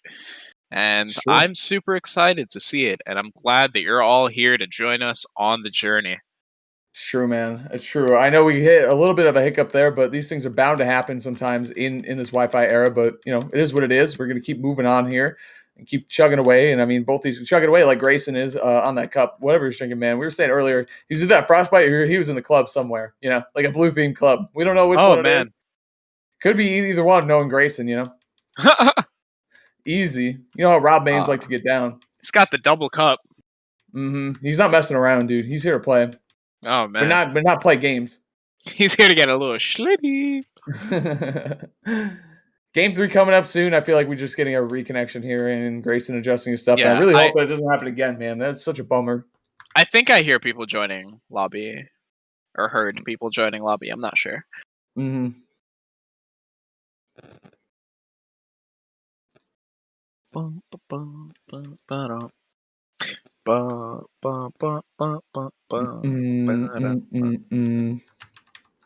It's Hazardous Matthew and Trey Charles. This is our theme song. You guys didn't know? Hazardous Matthew and Trey. We are in this bitch. Gonna commentate Nintendo Switch Smash Ultimate. Is this bars? And then I start hitting some fucking dances, some Fortnite dances on. Oh, dude, I love a good Fortnite dance. You know that about me. Wait until Jonesy's added to Smash, dude. Then we'll have to learn how to do it. Stop. Just stop. Please stop. Please don't speak it into existence. I need people to stop speaking it into existence. If it happens out of the blue, whatever, man. I'm gonna need people to stop saying Steve made it, so Jonesy's gonna make it. I'm gonna have to fight someone with my fists. He's gonna be the last character added in this pass because they did Steve, and then they'll add in Ryu Hayabusa's in there somewhere. Obviously. Master Chief.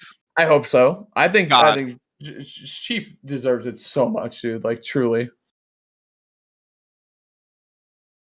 They are taking a little bit too long. Guys, I'm going to order pizza. You guys want anything? What's going on? Yeah, what do you guys... could you get me... let me check. Get a medium... 2 large medium pizzas? pepperoni and sausage. Nice, dude. And let me get some garlic knots with that. Garlic knots is a great one. I was thinking about some sort of appetizer. Okay, I think Grace just joined. I think we're back on. Well, guys, we're trying to order pizza, Grayson. Come on, man. It'll be one or the other. Yeah, no malarkey. True. Firebrand. That's funny. That's a great. What a choice. That guy barely made it into Marvel. Yeah, like, like I respect that, but yeah, no. I'm saying it's not gonna happen. Yeah, it's a little far fetched. I unironically think that 3 of the next 4 DLC, pretty much no contest, are gonna end up being Ryu Hayabusa, Lloyd Irving, and Master Chief. And if that doesn't happen, then Sakurai's a little Lloyd Irving, gaga baby. Yeah, because he's cool. He has 2 swords, and Tails is also super iconic. I've never even played those games, but I've heard about them, and I've been hearing about them literally like since the 2000s. You and Max should do a playthrough on a stream, dude. That'd be super fun. That would be kind of cool. I think if he gets announced, I'll do that. Oh, nice. Yeah. Because we're definitely both into RPGs, so we could get a nice sit-down RPG sesh. Mm-hmm. Yeah, man. Nothing. Well, the cool thing about Tales is it's co-op, and there's like a combo like spell system that's really fun. Oh. Which is why they shouldn't have dropped the ball, obviously, on Crystal Chronicles. I wanted that game to bang as hard as it could have, but didn't work out, unfortunately. Always hate it when games that seem hype as hell just don't end up playing out the way they should. Yeah, it is what it is, man. It's a part of the great circle of life that we're all part of. But yeah, double triplats, Ben. We're back on town. Looking for a repeat of the hype that was Game 2. I know. Well, that's the other thing, is that we were having such a fun time with that set. I just really hope it doesn't sit. The connection looks great now. I mean, both these guys are moving super fast at each other, so hopefully that stays true. Well, it looked good before, too. I think it just kind of, it just felt like, it just kind of fumbled. You know what I mean? It just broke, but I'll say, oh my god! Oh. I thought that was the wolf hit. You know what I mean? Yeah. I heard the sound. I was like, oh, that's a stock. But such a good forward air from Grayson there, fighting his way out of the corner. And 75, it's actually crazy to me that he's managed to find the 75, because Ouch was on his ass to start this game. That's like, it's so back and forth, man. I feel like the momentum is like a false thing, but that, dude, did you see the wave bounce? Did you see him wave bounce it after drifting backwards? Dude, this kid's actually so smart. He's disgusting, dude. He's so good. He's just insanely strong as a player. Side B, I think that's gonna do it. Yeah, for sure against Wolf. Yes, sir. Yes, sir. Yes, sir. What else can you say, man? You want Dante from Smash? Yeah, absolutely. I mean, I'd be fine with Dante, obviously. Who wouldn't be? Bayo's already in. Yeah. Why not? Dante's chances are just a little slim, I think, after all the DMC shit happening earlier this year. Yeah, true. That result in him being in Smash. Yep. Speaking of things not happening, Grayson's saying, I'm not going to let this ass whooping happen. You're going to have to fight as hard as you can. And he is doing exactly that. Catches the quick jab. Why did the second one not jab block? Was he too close? It didn't. I was looking at the laser. I thought the laser was like more interesting thing there. But either way, nice job there by Ouch on the pickup, taking a stock. Both these guys trying to fight for the gyro. I feel like Wolf can get, especially Ouch's Wolf, can get insane stuff up the gyro. This dude is making me want to pick up Wolf. You know, I always said Wolf was a really cool character. Ouch is proving it out and making me want to play it. And it's not just that he's doing the cool combos. He's not just posting them on Instagram or Twitter or whatever. Like, he is actually making them work in a practical way, which is insane. Exactly. It's like, if it was only the combos, that would be one thing. But the way he's denying people space and neutral is insane. What a catch! Not gonna seal it out. Looks for the double. 2 quick ones. He was on the perfect line there, but he just couldn't make it work out. Here we go. Ouch. Parry. And just shielding the gyro. This is a great opportunity for Ouch to close this game out. What do you think the option he wants is, Dre? Sure, Hans. What are you thinking? Hard to say. Hard to say. He's facing backwards. He's throwing out about 13 back airs. I don't know. It's going to be a gyro edge trap. Try to catch him rolling in with the up smash, just like Rob himself would. Okay. Fat laser to the dome ski. Yeah, that'll happen. Looks for that B reverse up B again. Doesn't find it, though. A big catch from Grayson. That's going to be the gift. Yep. Grayson putting himself on the board after a really unfortunate early game loss in game 2 due to a little bit of latency on the side of Grayson. So you like to see it, man. He's sticking with it. Again, another situation where, you know, a lesser player, not quite Grayson's level, might have given up, is certainly throwing away a game that he was on pace to kind of move or to kind of win. Absolutely. These two are scrapping super, super hard. It's actually kind of surprising because Ouch is just consistently trying to deny him space to set up gyro and get it in his hand, or just, you know, find those cheesy lasers to cut off initial dashes, and just like any attempt to maybe laser, you know, hold his own space. I don't think I've seen Ouch use laser at all. I'm actually thinking about that now. I really don't think I've seen it in these last couple sets, and it's super smart, right? Because if you try to waste your time in laser against Rob here, he's just gonna set things up on you or laser you through your laser, and his does like 21 damage. Yeah, dude, you don't want to be trained with that projectile, and he weighs more than you too. You know what I mean? Exactly. It's a huge factor. Like there's just a lot going on there. Interesting side B there. Thought he might have gotten caught for it, but that down air just wasn't on the right timing.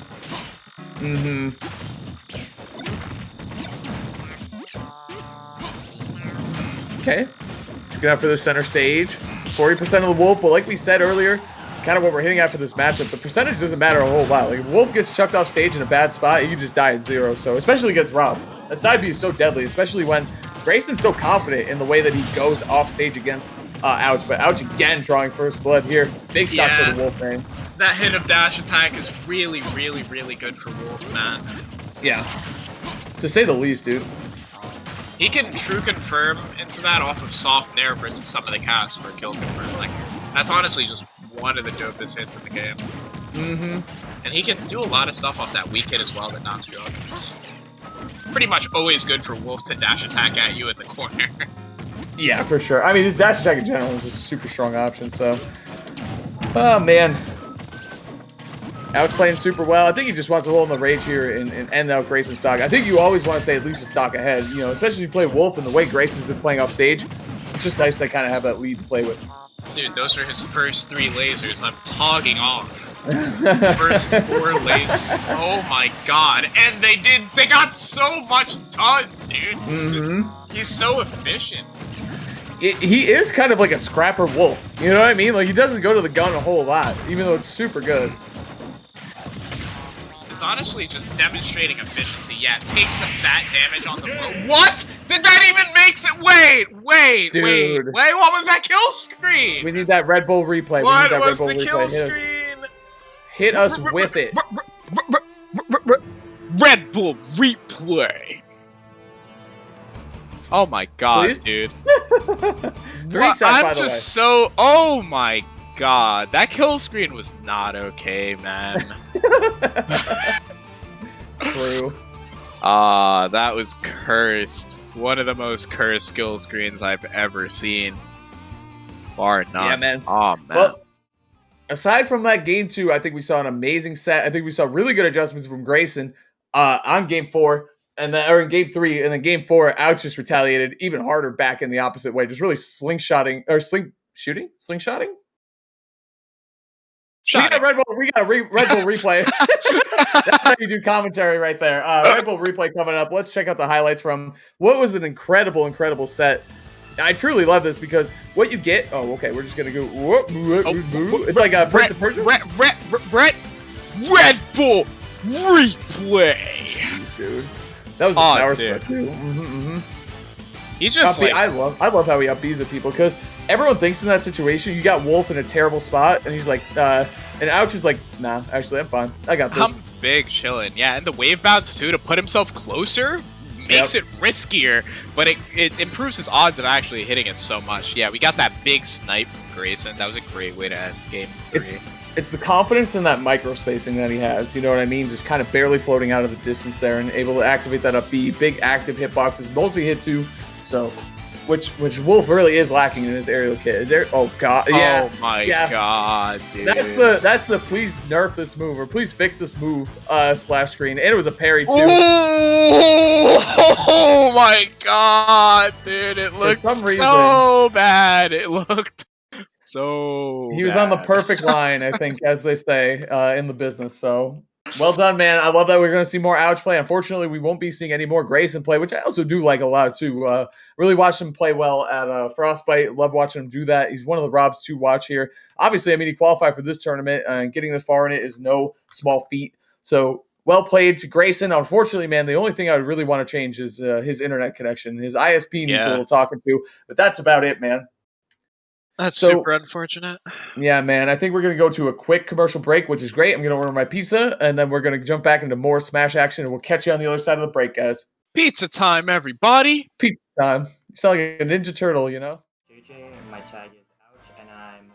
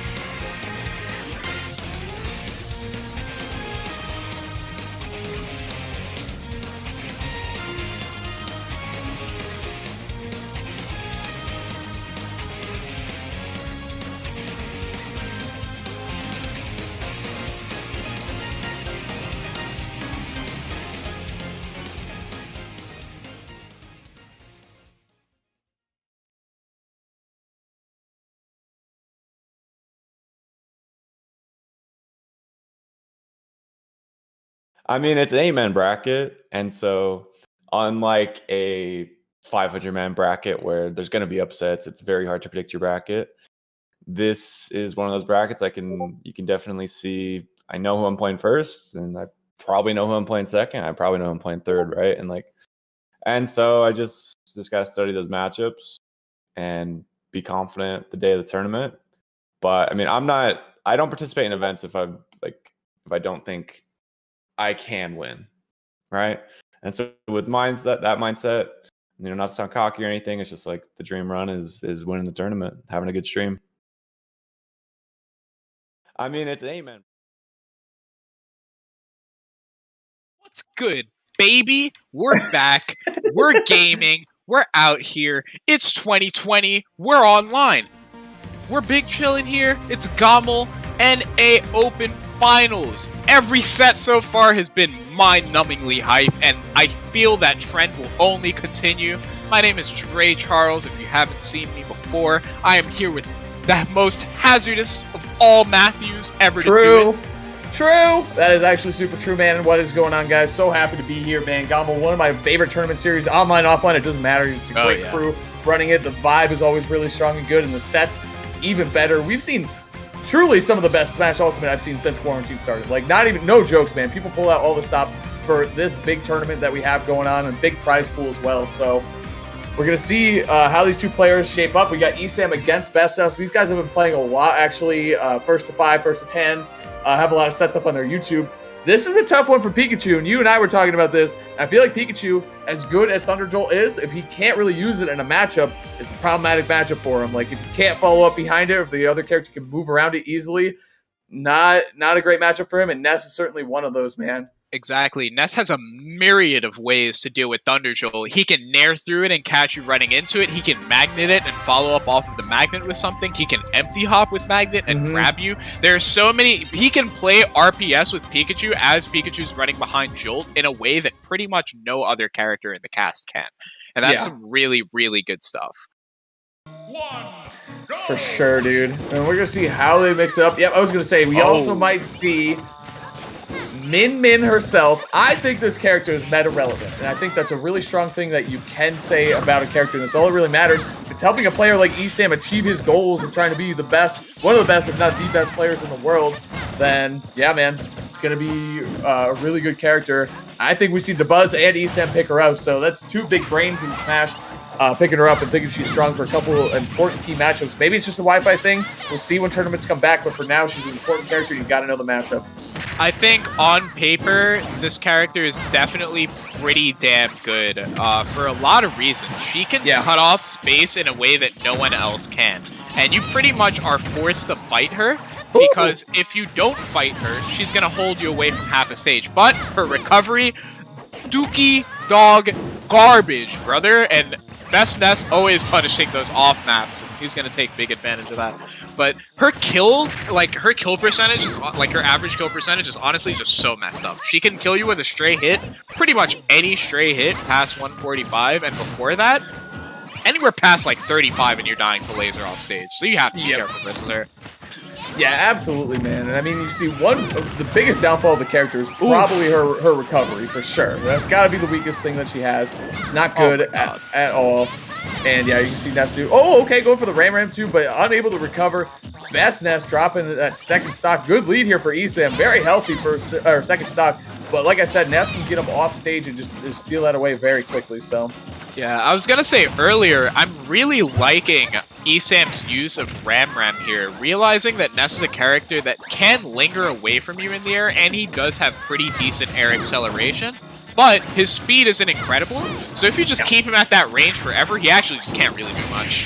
Yeah, this seems like... I mean, well, Best S has a couple different characters. I don't know if now you kind of panic, and not panic necessarily, but you pull the trigger this early. I'm not sure, honestly, but that looked pretty dominant from ESAM. Yeah. I kind of love seeing him play a different character. You know, like obviously his Pikachu is top tier and it's the best Pikachu in the world. But I love seeing him mix it up and play another character, especially one that's so different than Pikachu, like incredibly different than Pikachu. So love seeing him find success with this new character as well.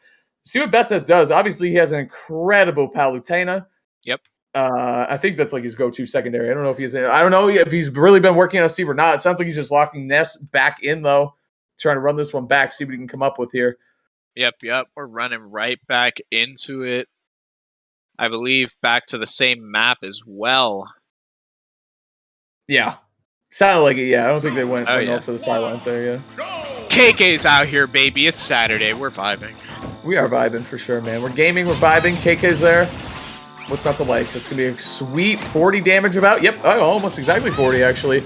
Nice job there. PK fires, too. I feel like that's where Ness, he's going to want to be is like that mid-range where it's going to take a little too long for the arms to get to him, but also that he can hit the PK fires and get the damage. It's been working out for him so far. Yeah. Getting out of that situation with PK Thunder was good.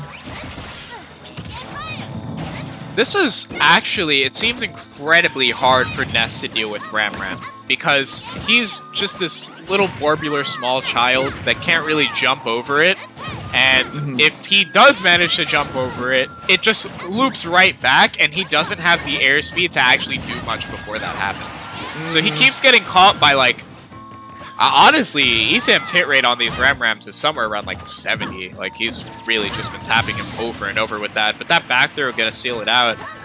Very well played stock there from Best Ness, just kind of holding the space that he needed to. It's kind of like, I think Ram is such an essential part of her kit because everyone just thinks like if I can jump over these arms, it's going to be good news for me. But the Ram can kind of get up, flip up, and then hit you while you try to jump over it. And a character like Ness is certainly going to try to do that. Get those PK fires too. Really good PK fire match actually for Best Ness. I think we're seeing a lot of those compared to what we saw in game 1, and it's really working out for him. I like that swap to the Megawatt from ESAM to try and get the kill off a little bit sooner, but Best Ness is taking a lot of advantage of it, just making sure that he doesn't... Oh, I thought he was getting snatched up by grab, but the jab 1, 2, 3, gonna catch ESAM trying to leave shield. Dash attack buffs, baby! You just see when she died, man! Why'd they buff that move? What are they thinking? Ness and Sonic were the weirdest characters to buff where we are now. It's not like they're not doing well. That was weird. Well, I guess you could argue that Sonic's just more of a fix than a buff, but it did buff him. It made him move better, so like at the end of the day, it's still a buff, whether or not they meant it that way. You know what I'm saying? Yep. Ooh, almost catches that perfect timing on the PKT too. We see the magnet clanking Ram there. I don't know if you guys caught that, but that's going to be an interaction that if Best Ness was aware of is going to mean a lot going forward in this set. Man, the set knockback on that throw is so good, especially for fighting against Ness. So you can kind of steal early stocks. One thing about Min, you're gonna see. Oh, I like that he went for it. He's gonna lose. He's gonna lose for it, but you gotta try something there. And Best Ness is gonna mix it up. He had to make a big playoff stage, so I respect ESAM for going for it. But like you said, Dre, the timing just wasn't there. So 1-1. I love that he stuck with the Ness, changing out the game plan and making it work out for him too. Very good stuff. Best Ness, he has that name for a reason, man. He's gonna make any matchup work out for him. Fantastic adjustments, just playing much more in ESAM's face that time. I feel like Best Ness's game plan seems to initially, at the very least, revolve around hovering outside of someone's bubble, finding that hole, finding the most obvious hole in their defense, poking through it as hard as possible, as fast as possible, that one time, and then pushing that lead. The one time. And, for the one time. That's all you need, really. Yeah. But that time, Best Ness was just much more in ESAM's face, realizing that Min can kind of scrap, but not really, If she's putting... The thing is that arms... So when she commits to a tilt or a smash attack, it puts her into a stance, right? So she can always use the other arm when she's in this stance, and as long as she uses a tilt variant, be it aerial or grounded, she can keep moving. But once she uses a smash attack, she can no longer move. Ooh, wait, we're seeing the Pika come out. Oh, this is a huge thing because I think a part of it is because we got Smashville wasn't banned. Like I think Best Ness left that open for the Min, but instead what happened was. But anyway, what had happened was he left Smashville open, and that's going to be going to the Pikachu. Oh yeah. Things are looking pretty damn good for Best Ness starting this game off, finding a lot of early damage. ESAM finding those exchanges as well, though. Relatively even-looking game, now a slight lead. Does he push off map? Ooh, that was a terrible Wow. air dodge from SNS. I think he just tried to get the magnet hands. I bet you it was pretty close too. I mean, this character never I was gonna say never, but almost always surprises me with how high quality those magnet hands are. For an up smash there, punish. It should be pretty big for Pikachu. Yep, nice job with Esam. I love the way he's connecting with the multi hits there. It's not easy to do on a character like Ness and recognize what the next hit should be in your offensive string. So nice job there by Esam, man. Ooh, almost catches that F smash to snatch up the jump. Is gonna catch the ledge trap there. Esam's pressure again, just showing to be incredibly consistent here. Forward error. On the shield, good pressure from Esam. Oh, I was going to say no need to go in, but he almost went right into Ness's arms into a back throw for a KO. And that's what we're seeing there is going to be a couple heals on the spot of Best Ness, scooping up the Thunder Jolts. But now we get a back air. Best Ness back in this one, tying it up in terms of stocks, and the damage is going to come soon too. I love the side magnet there. 35 is a ton to put on Pikachu in one exchange. Absolutely is, and a character like Ness who wants to trade with you often, being within, 30% of him is actually pretty damn good for him. Okay. Quick attacking into the action here. Grab. He didn't cross him up there. I think that's what he was trying to do, like fastball through and get to the other side of the nest, but Best is having on the second stock of his life right now. Yeah, maybe should have charged a little bit longer, but didn't want to catch Esam SDIing out of that up smash. Oh, the lack of tech, unfortunate. Kind of hard to tell where Pika was facing there. Yeah, I like that a lot from Esam. Still staying strong off stage. Really good stuff. Okay. Oh, the parry. Dude, Esam has gotten his quick attack parried a lot today, and it has led to KOs now twice. Very nice stuff, man. Very cool. Such a nice read on the quick attack, too, though. Oh, Best no in a way. scary position. No Fantastic angle. Oh, my God. Esam, he was really feeling himself with the Skull Bash because Ness certainly has the paths to get back into the situation. He does not need to commit half as hard as I think he hit Spargo's Steve. Was it Spargo's Steve or Spargo's Cloud with that? But either way, it wasn't going to work against Best Ness. Yeah, just getting a little bit disrespectful in that moment, but nonetheless holding this lead, showing that it doesn't matter much. That Thunder Jolt was so good, by the way. That Smash could do it on Smashville. Yep. The Thunder Jolt denied him up B. I'm pretty sure the head and Jolt would have collided with one another. That's actually insane. That was great placement from Esam. I think what he does there is he tries to just, I don't want to call it, I don't know if it's two framing necessarily, but just catching the air dodge back with the active, if you already have a hitbox there, colliding with Ness as he's trying to go right to the ledge. I think just putting it there is good because then Ness doesn't have a double jump, and I think he would be too far away to air dodge back. So either way, that kind of seals the stock. It's good pressure anyway, and it's low committal, obviously, from Esam. Like I said in our group chat, Dre, because I started a group chat with Dre and Max, and I was like, let's talk about a tier list. We're going to come up with a tier list. It's the final tier list. This is it. It's the final boss tier list. No one else is ever going to come out with it. The first thing we did was start disagreeing about who's number one. I was like, dude, Thunder Jolt alone invalidates characters. Like, it truly does. And that's facts. But it also invalidates characters, though. It does. That's a discussion for a different moment, yeah, it really. Dude, and so does Tetracard, too. It really does. Even Rebel Guard, like, Belmont's trying to camp. You throw it across, he's just going to absorb it. Like, it's just ridiculous. But anyway, moving on to Game 4 here. Running back to Smashville. Best Ness kind of giving up, a lot of stage control to Pikachu for, like, Thunder Jolts and fighting for that stage. But the thing is that his back throw, he's going to be able to find early KOs here. And he's setting for some ledge trapping as well.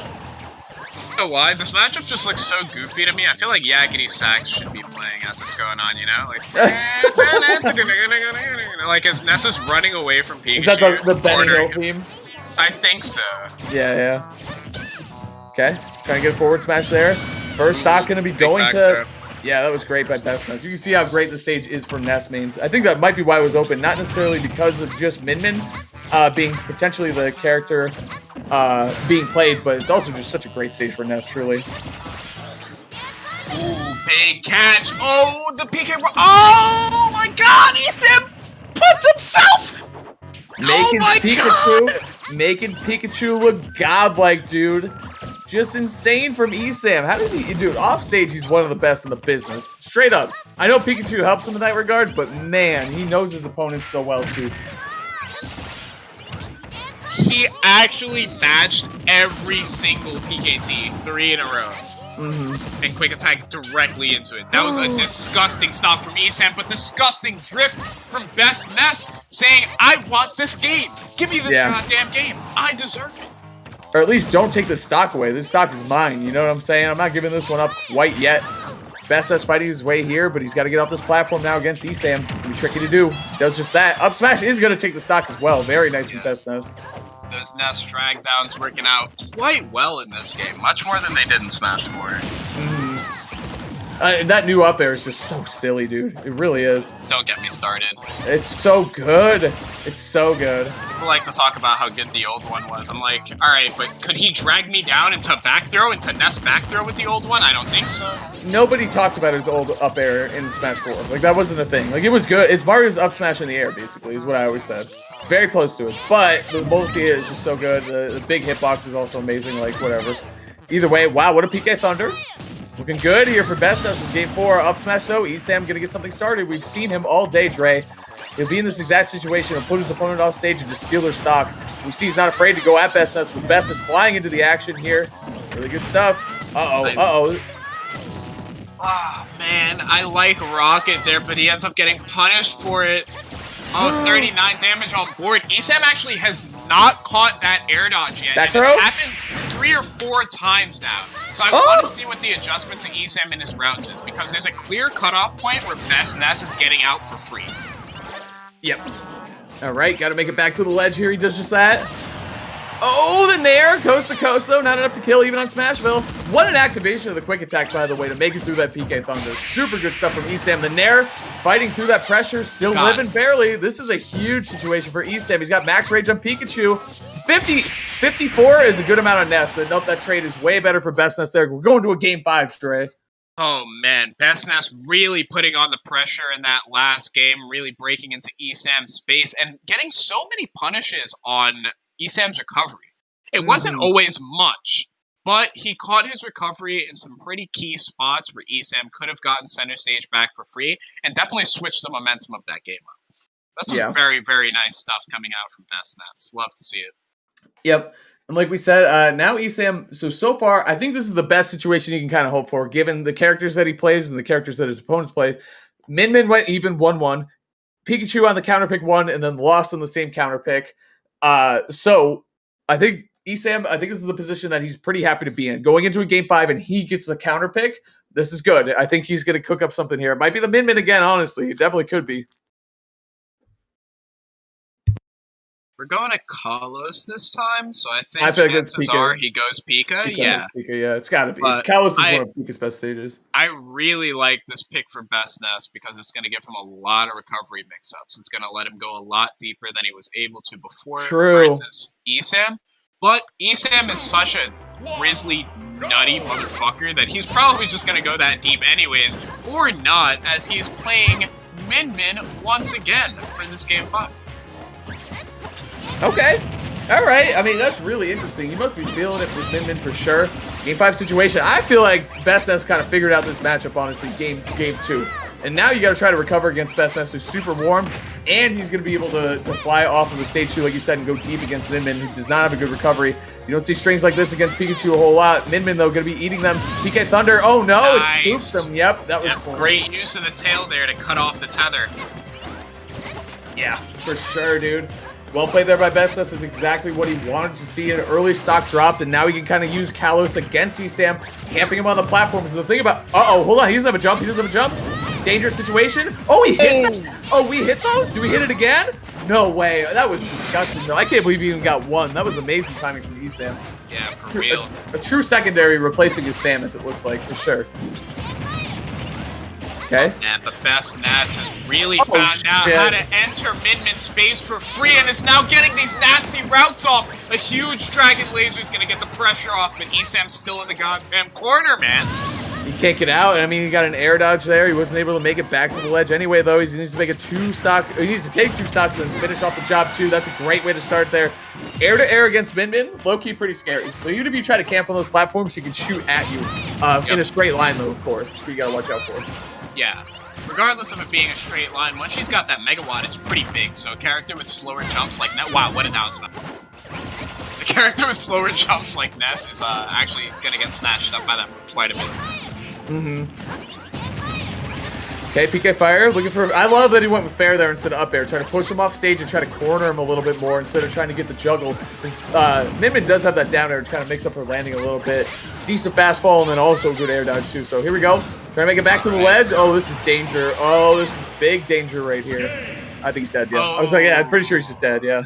That was a clinic from Best Nest there, taking ESAM out of this bracket. Fantastic stuff. Maybe he will win this whole goddamn thing, man. He's been saying he would. He said he would, man. He could be his own prophet for sure. That was a great set, too. It was a great set by both of them. Because the first thing was, it's so easy for either of them to kind of lose their minds. You know what I mean? In terms of like, oh man, I lost game 1, or oh man, I lost game 2, and switch back and forth. Sticking with the nest the whole way through is great. You got the set win for it, but I like the way ESAM was kind of counterpicking between stages and characters and playstyles. So that was smart. It just didn't ultimately work out in the end. Absolutely good stuff. And I mean, the adjustments from ESAM were pretty good, but I think there was a pretty clear-cut point during I think it was game 2, where Best Nest just figured out the Min-Min matchup. At the very least, figured out ESAM's Min-Min. And we really saw it game 5. I mean, he ran away with that second stock. That was slaughter. Yeah, that was absolutely ridiculous, man. What a set. Again, dude, I think every single set here has just been incredible. Like I said, I mean, it's been slugfest to start, and it's going to be slugfest going forward. Some of the hypest sets. Definitely the best ultimate I've watched online. I'm not even going to cap. It is by far the best ultimate I've seen played online. So if you guys aren't here, I don't know what the hell you're doing, man.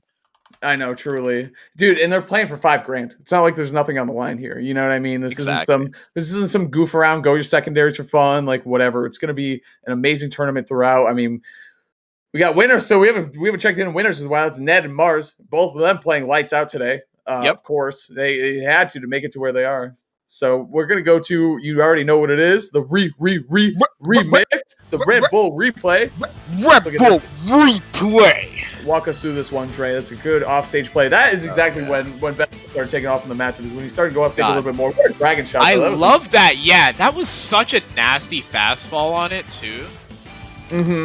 Very good stuff. That dash attack buff coming in clutch. An unfortunate rocket, but he actually got the second. He collided with the wall, so I think he could have recovered. He might have collided a little bit too close, but I think he had a chance to actually make it back there had ESAM teched, but regardless, it's an untechable situation. What's not an untechable situation is that back air, but ESAM did have the mix-up. There are those reads I was talking about on ESAM's recovery that Best Nest was making, especially during that game 3. He caught him in so many essential spots.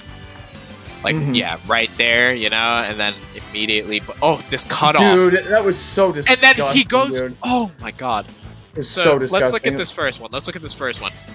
Hits the tail, and then immediately angles to hit the second one, and goes right to the stage. Some really good stuff. My apologies, I'd said 3, but he actually only caught 2 up beats. Disgusting, dude. That was just so good. ESAM fearless there. Some dude up stage a couple times, but that was the best one for sure in terms of cashing in on stock. And then the Min-Min in game 5, unfortunately, once you lose the lead like that, he's already down 60 to 15. Then you drop a stock, and it's just like, it's like, how are you even going to catch up to Ness on Kalos? The first stock kind of dictated that game 5, in my opinion. Like once you lose that first stock and you're on Kalos, it's going to be hard for either player to come back in a matchup like that. So now, as Min-Min, you got to approach Ness, and he has the platforms that he can shoot PK Fire down at you from. Yep. Not good to be in that situation, because that 45-degree kind of angle that you can come down on Min-Min at is where she kind of starts losing, and giving access to PK Fire like that is super strong. So yeah, exactly. Good. I think the combined counter pick is where ESAM fell short there, because I think Kalos was a fine map, and I think Min-Min not on Kalos was a fine pick, but I think fighting Ness on Kalos with a character who doesn't get anything from the wall and who only really benefits from the platform layout, and even then she doesn't benefit too heavily from the platform layout because she can't move and she can't abuse it for edge guards in the way that some characters like Lucina or Palutena can, you know? Or even like Yoshi gets to abuse those platforms really well. True. So the fact that he went there when you know damn well you can only swing so far under the stage, and he's been gimping Tether, he being Best Ness, has been gimping Tether in some really important spots. I don't know if I agree with that one. Yeah, after game 2, I feel like that was kind of, I like that he did it. Like, either way, you know, it didn't work out, obviously, but you're still kind of collecting data on a matchup you don't like against the best player of that character anyway in a tough one. So it's like, do I really want to go back Pikachu when he's kind of catching on to all these habits? And he won on Smashville as well. Bestness also won on Smashville, which I feel like is ESAM's go-to counter pick with. So it was quite the toss-up for who he was going to pick. So we're going to go to, did you say ads or break? I'm sorry, I was talking. Couldn't hear you. Player intros. Oh, neither. Intros. Wow, really couldn't hear. All right, let's go to the sick player intros, man. Production's been killing it. Let's go. Thank you to the 2 people who subbed since the last time I said something. Guys, 5 away from the goal. Get hype. Drop those Pog Chads in the chat. Drop your Drakes in the chat. Drop your Kawais in the chat. It's a Kawhi plant, a Coactus, you know? You ever seen that video? No, can you send it to me, though? I'll educate myself. Ooh, I'm definitely going to send that to you right now. All right, let's do it. Going into the player intros. Player intros.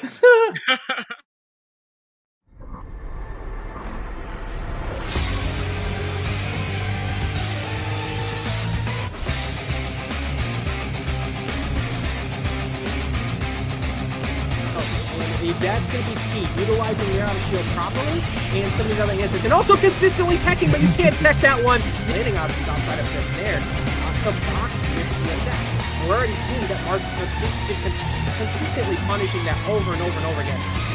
It's really just, it's going to be, oh my God, just going all the way up top there, not even giving a single opportunity.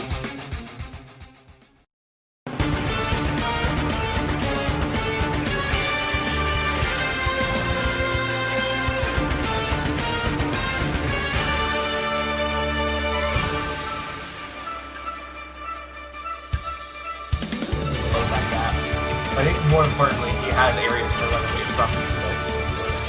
But I think it doesn't matter if he is or death in the very beginning. He's just dead. Those crazy actions. Why not?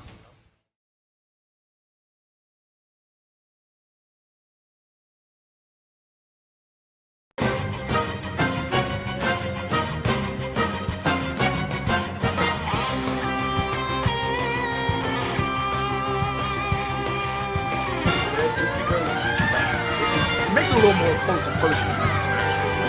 Oh my God, yeah, doesn't get much more close and personal than a couple quarters right there. And then yes, that's how you be the best right there, like no one ever was. Yes, Mr. Pokemon Trainer himself. I love what's your fourth though, yeah. 99% for seismic toss. Bomb reset, of course. Okay, back at the ledge again. That's a regrab. Some flamethrowers under the skin, and boom, tail right on top of the tunic. Great stuff right there from Ned. There you go. You got your GOML 2020 Midwest champion right here. You got it, Trey. All right. Hope you guys enjoyed those player intros. Some really, really hype stuff from both players. I mean, they are just so grizzly. They both, the second they get a hit on you, are going to push it as far as they can. And not always in terms of true confirms, you know? Sometimes they throw in those nice couple soft reads, couple hard reads, but man, this is going to be one of the hypest winners finals you guys have seen on Wi-Fi absolutely free. Yeah, I mean, both these guys are playing as hard as they possibly can for sure. There's a lot of money on the line, a lot of moolah, a lot of, you know, both these guys, they kind of got their pride too, you know what I mean? They both, obviously, you know, Mars, the most recent Genesis champion, and Ned, always a player who plays like he has something to prove. You know what I mean? Like, he's always looking to take another big win. He's already taken 2 big wins today, so he's trying to make that one a 3rd big win and close out the day on a very, very solid note here. Taking out Mars in Winners Finals would certainly be a way to do it. And move on to Grands too, that all-important thing that you need to do if you're going to take a tournament. So, oh yeah, and things are. The note from production was, "Wow, they're going to PS2." Wow, I love that. Wow, great, yeah, cool. Poggers, very different. Yeah. Very unique, guys. Cool, top players. Am I right? Stuff. I'm wondering if we see counter picks from either of them here walking into it. Or if it's just going to be... I think it's going to be PT versus PT versus Zero Suit. It's got to be. It's gotta be. It's gotta be. Getting into this game one. Ned, tons of momentum, coming off a fat upset in his first round and an incredible performance in his second.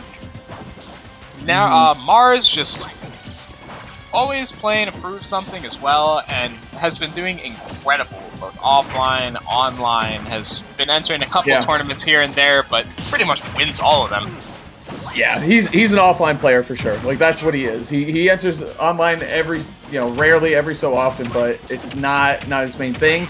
But he does a great job when he does play online. But this is looking like the Ned show again. His Squirtle is, I forgot that Ned was a Squirtle guy. I should have known after the first set I watched him play. But it just clicked for me that his Squirtle is godlike. If you have a character that has a small hurt box, you're probably going to want to use them against Zero Suit. That's for sure. Yeah, exactly. You're always going to... And PT's ZSS is super weird for exactly that reason. It feels like Ivy ZSS can be pretty hard for Ivy, and Charizard, of course, can be pretty hard for him just because neutral is a bit of a struggle. But Squirtle feels like he does really well against her. Yeah. It's going to be one of those situations where he could definitely start the party off, but you're going to need to close it out with... I would see more of his Ivy in this game, too. I feel like that's a big possibility. His Ivy rarely showed up, but when it did a lot of work. And then the Charizard, of course, closed out the stocks as we saw there. The problem with Charizard, big hurt box, and Zero Suit loves to see it. Able to hit paralyzers and connect them to all sorts of offensive strings, and most importantly, the kill confirm, so... Alright, Ned trying to close things out here with Squirtle as fast as possible, but ends up taking a little bit more chip for it. I understand the motive, though. I think winning neutral with another character would be much harder right now. Huge stock here for Mars. He's going to be hitting that all-important... Yep, there you go, max rage. Oh, no, he's not. Yeah, we get him out of here. Good pummels there from Ned. Doing that back throw. Yeah, Squirtle scarily actually has one of the stronger back throws in the game. Yeah, it's like a baby KO throw. You know what I mean? It's not a kill throw. It's like a knock you out throw. That's it. But if you're at 150, you can still get the job done. So, okay, good little string there. Tough, yeah. Kind of pushing forward here, evens things out. Here's the thing, though. I feel like you kind of have to treat, mentally, you have to treat Squirtle kind of like Sheik. Like, he might just rack up a ton of damage on you, but you don't really need to sweat it until you get the KO. Until you get KO'd. And the difference there, obviously, is that Sheik cannot just transform into Charizard or Ivysaur. But, Mars able to get the first stock there. Very well done. By the Genesis champion, man.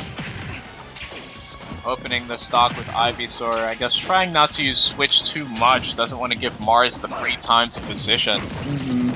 And Mars, any window you give him, he's going to run away with it for sure. Good jump there by Ned. He gets grabbed, though, by Mars underneath the platform. Ned at the ledge. What's he going to do? Looking for the flamethrower. Can't bail himself out quite yet, Dre. Still stuck there, but Squirtle is going to squeeze his way out of there. Little turtle lad. Turtle gamer. Little turtle gamer. Up tilt. Wow. Who up tilts with Ivysaur? What was that? Okay, it worked out. Nice catch. Damn nice catch. And ends up forcing the switch back to Squirtle over time, actually, there. Pretty nice stuff. Ooh, SDI from Mars there. Ned is playing amazing today, I gotta say. Like, the kid has always done very well for himself, but this is another level today. Love to see it, man, with so much on the line here. He's bringing it very close. This is last stock against Mars in Game 1. Such an important Game 1 here, too. Could dictate who has the counter pick advantage going into the rest of the set, so...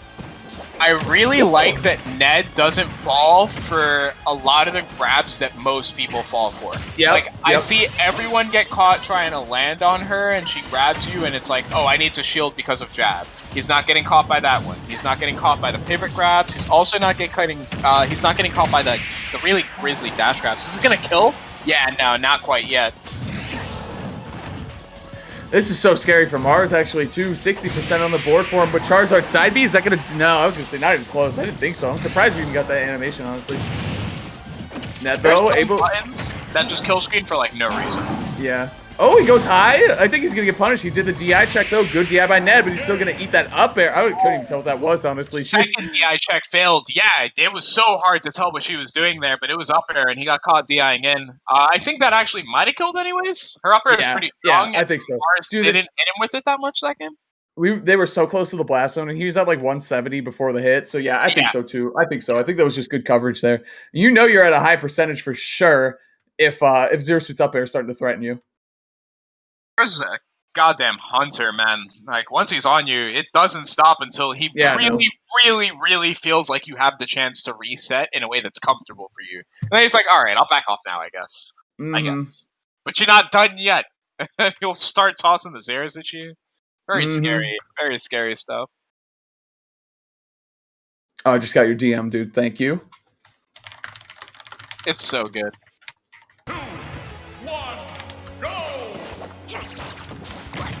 All right, man. Game 2, PS2. Going back to it.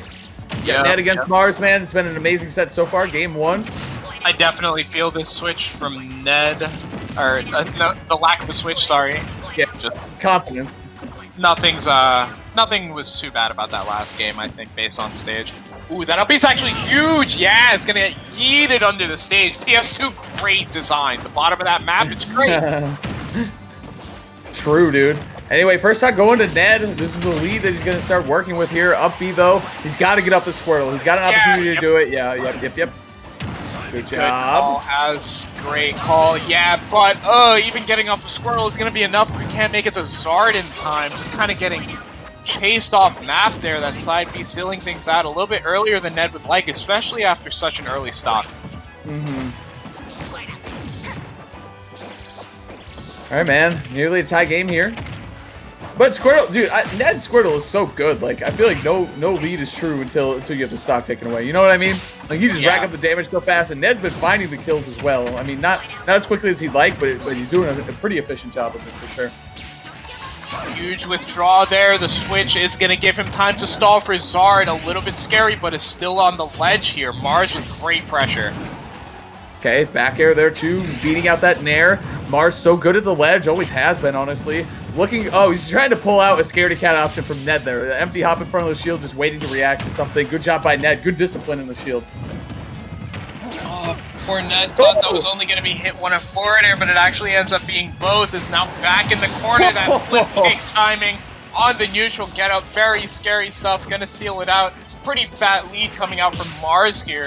Dude, it could be even bigger, honestly. The way he was doing the turbo teabag there, he's really feeling himself because after that first stock was kind of gifted to Ned off of the SD, basically.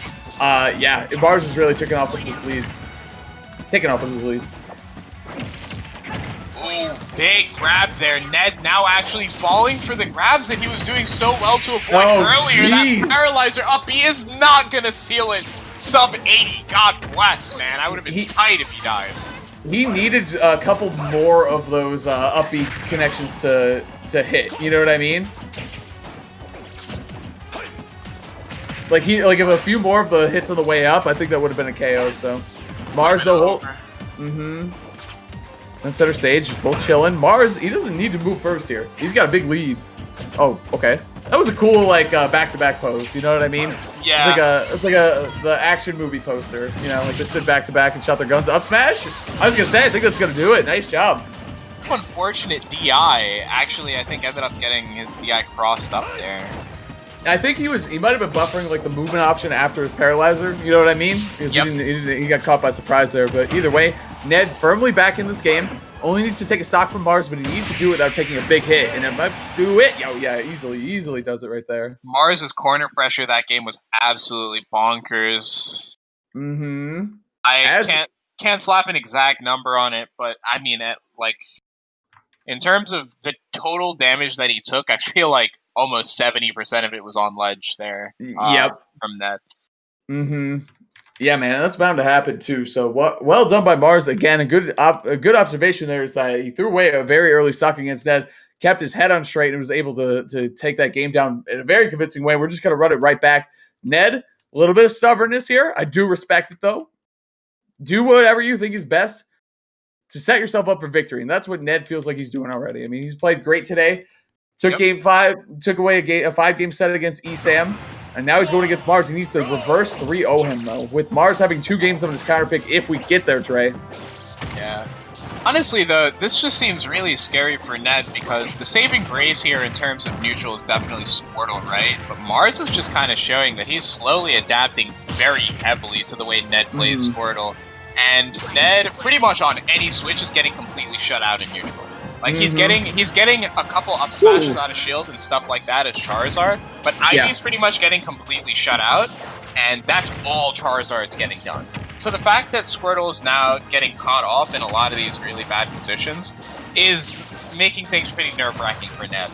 Yeah, and even in this situation, this is kind of scary for Ned's Squirtle, because if he gets caught in the wrong spot, Rage Boost Kick is going to kill Squirtle. You know what I mean? This is kind of scary, and you can't really justify switching off of him yet, because Squirtle still is kind of healthy, you know, just looking at his percentage, so I feel like it's kind of an awkward spot for Ned to be in.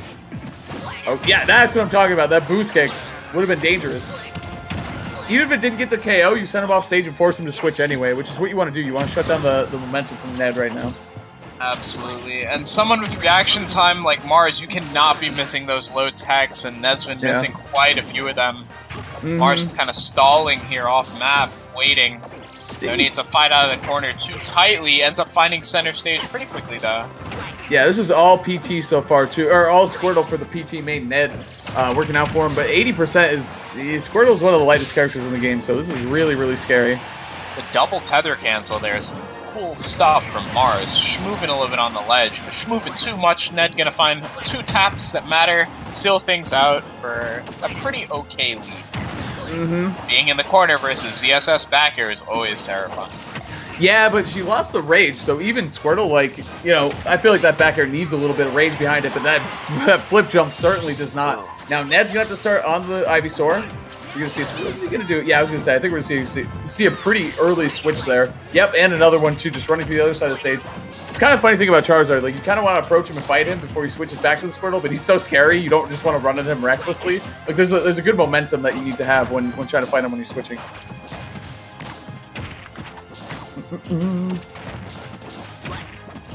Alright, some good forward tilt placement here from Ned, just kind of ducking under these nairs. Mars immediately switches up the game plan, starts playing a little bit more grounded, baiting with the aerials this time, fading back with them, and then F-tilting the inevitable approach from them. Mars trying to find his way in here. Good shield there, good dip away too. Mars okay with that too, because he air dodged right towards the ledge, and now look where he is. Oh! I feel like he's gonna ran up and up. Because that's, not only do you have to, the timing of that's hard, because if you do it too early, you're going to give him a parry. You know what I mean? Like, I know you're going to drop shield, but I need to delay it just a little bit so I don't give you a parry, and then you turn that into your advantage instead. Yeah, and that's such a quick move on release, too, that timing is actually super specific. Like, it's so easy to get that parry there for release in time. Ooh! But now, this is what I'm talking about. I'm finally getting something done. I know, I want to see the Squirtle, and then I want to see a little more Ivy, man. I feel like the Ivy is so good. Well, Squirtle's been doing great, too. I guess I can't really argue against that. But I would like to see the Ivy a little bit more. I feel like his Ivy is kind of an unsung hero in a couple of sets that he played earlier, so it'd be nice to see it come out and make an appearance, but I don't know if we're going to get that. Mars has been punishing the second swing out of these dash attacks every time. Ned taking a lot of unnecessary trades. These bread and butters not quite working out. Okay, good situation here for Ned. He's got Mars at the ledge. What's he going to do here now? Mars kicking his way back into the action. I love the reverse paralyzer there. Great idea from Mars. Oh, that could have been the jab lock to seal the game, but Mars now has signs of life once again. Big withdraw coming out from Ned, and Dude, that's what I'm talking about. That's what I'm talking about right there, Dre. I'm saying you got to go to the Ivysaur a little bit more, especially when the Zero Suit's above you. It just makes sense to me. And now maybe that'll click for Ned, and maybe that'll change the course of this set and the course of history, therefore. Man, crazy stuff from Ned. Taking that game down. The closest game we've had so far for sure, and Ned was able to seal it out. You love to see it, man. Good adjustments being made by Ned. Oh my god, yeah, that was some incredible stuff. And what I was saying about the Squirtle getting caught onto, he immediately started working against that. Squirtle was finding a lot more holes in neutral during that game. Honestly, some really good stuff. The beginning of that was looking kind of scary for Ned, especially after that first stock, but... Yeah. Oh, dude, big time. Yeah. I mean, I feel like it's just always kind of been scary for Ned, but at this part, what was I going to say? At this part of the set, I feel like this could potentially be a big turning point, but he does still have to fight against Mars' 2 counter picks, so. Yeah. Not only counter picks in terms of map, but you never know what counter picks are coming in terms of character from Mars. You really don't. Mm-hmm. Running it back, it sounds like. Ironically, by the way, just random fact, I think Mars is one of the best snakes in the world. Yep, I agree with you. I actually super duper agree with you. His squad strike at Let's Make Big Moves, I was like, why does he not play this character more? I think he does. It's just, I mean, it's been a while since I think he played it in, what was I going to say? Since he played it in bracket. But yeah, I agree. I think his snake is super sick. I just don't think you want to try it against someone like Ned. You know what I mean? Yeah, for sure. A bit of a random note there. Just thinking on Mars's counter picks, you know? Mm-hmm. Yeah, I mean, Ike is also on the table, of course, because Ike is super sick. I feel like he's been playing another character a lot recently. Oh, Falcon. His Falcon's really good, but I feel like he's just going to stick Zero Suit, at least for this game, too. Ned obviously knows the character well. We saw him take a set off of Grayson with her, too, but you're going to have to get up pretty early in the morning to trick Mars out of into a loss. Okay.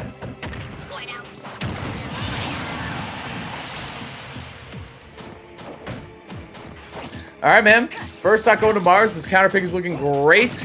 Battlefield, obviously, is ZSS classic. Loves the platforms, loves the small stage. One dash on the stage for Zero Suit. On top of the Zaire coupled together. Just really, really good stuff for her to have. And that range has been so pivotal at fighting against the Squirtle. It's been so pesky for him. So let's see what Ned comes up with on the adjustments here now. Dre. He's got a lot of ground to make up. Yeah, this counter pick looking very, very scary, honestly. Mm-hmm.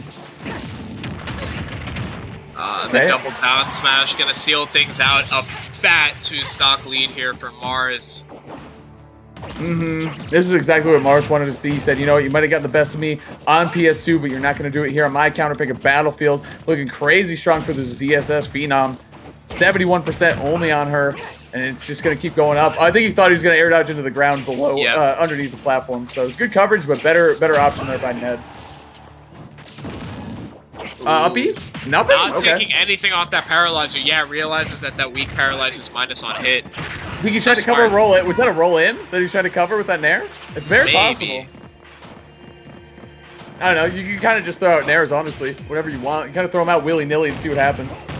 Try to get a hit confirm, or if it doesn't. This is what I'm talking about. Ned, pretty big up-airs. Yeah, this is smart here. I like the idea of running Ivy on a counter pick like Battlefield, because if you catch the right couple taps, Ivy's a character that mostly kills vertically. Mm-hmm. Yeah, exactly. Oh yes, no. yes. The Oh. Mars special. I've actually been calling that the King Chris special when Mars and I play. And he's not a fan of it when I say that, so... yep, that's the King Chris special. Nice job by Mars stealing that. It's actually like Mars' signature thing. It was one of his signature things. But I will never forget Pound, where I saw him do that for the first time versus versus Tweak. He's been on that for quite a while, man. When you play against just a stock up, I'm gonna take that. Why is that move so strong? Did that go through the armor of Zard.B? I actually just started thinking about that. I don't know. Hopefully we get a Red Bull replay of that. I need to take another look at that too. So, yeah, man. He's been doing that forever, and that's the thing about playing against Mars when he's a stock lead. He can just kind of go renegade like that. He can go off stage. He can, kind of get crazy with boost kicks, down airs, flip kicks. Like he can kind of sacrifice a stock to take out the game. So, nice shot by Mars. Very. Kid himself moving on to grand finals. Winner's side too, so someone's gonna have to take 2 sets off of him, and he's looking unstoppable today. Because Ned was looking unstoppable today, looked insanely hard to beat, and Mars did it pretty swiftly there. And Ned, obviously is gonna get another chance, a shot at redemption, but he's gonna need to do it through the losers bracket. So big set there for Mars. Well done by him. I think he played that immaculately. I think his counter pick at Battlefield is perfect, obviously, and it all worked out. So. Yeah, Mars is looking borderline unstoppable walking into grand finals here. He's beaten some of the best people in this bracket already. Someone who said they were going to win it all kind of got cleaned up. The person with all the momentum in the world got cleaned up. So I'm wondering who can contest Mars here. But thinking about that, we're going to be looking back at some of the nastiest plays he made during that last set with the Red Bull replay. Love it, dude. Love it. Let's see it. Well, it was just a Red Bull then, I guess. Just a Red Bull. Hey, 5 more subs, guys. We got a sub goal here. Oh, how yeah. about EMG? All right, here we go. Yep, boost kick. And boost kick. You can see a lot of those. Boost. Yeah, Mars very good at fighting his way out of the corner by baiting people to swing at certain spots. Like, he just kind of feints that he's scared in positions where a lot of people, of course, would be. All right, man. You keep chugging through these replays here.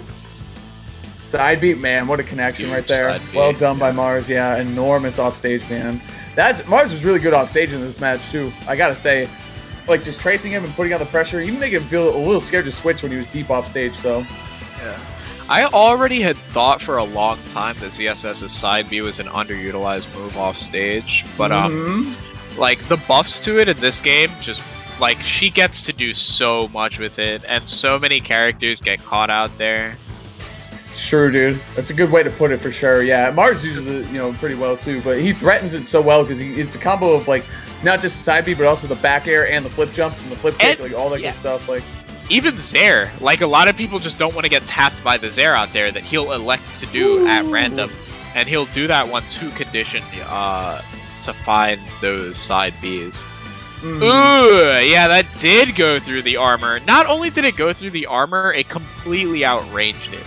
Yeah, it absolutely destroyed it. So guys, you're sitting with us today. I mean, if you have any Twitch primes, please toss them to EMG. They totally deserve everything. Amazing production, amazing tournaments. They always deliver. GOML, one of the best tournament series we have online or offline. Love this series so much, man. But, Dre, we got a little bit of a special announcement planned right now. Production, run the announcement. Let's see it.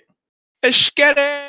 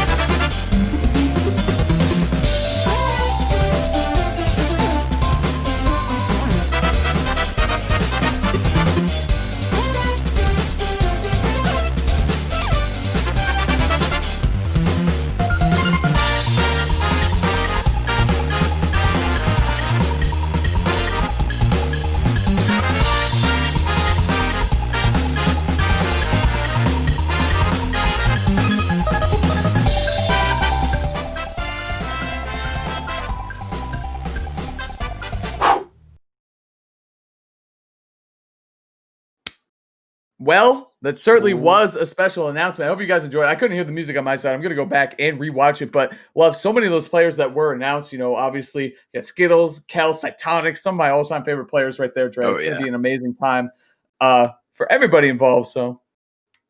Happy birthday, baby! And it's being hosted by Angry Burly Bros, a nice Canadian team.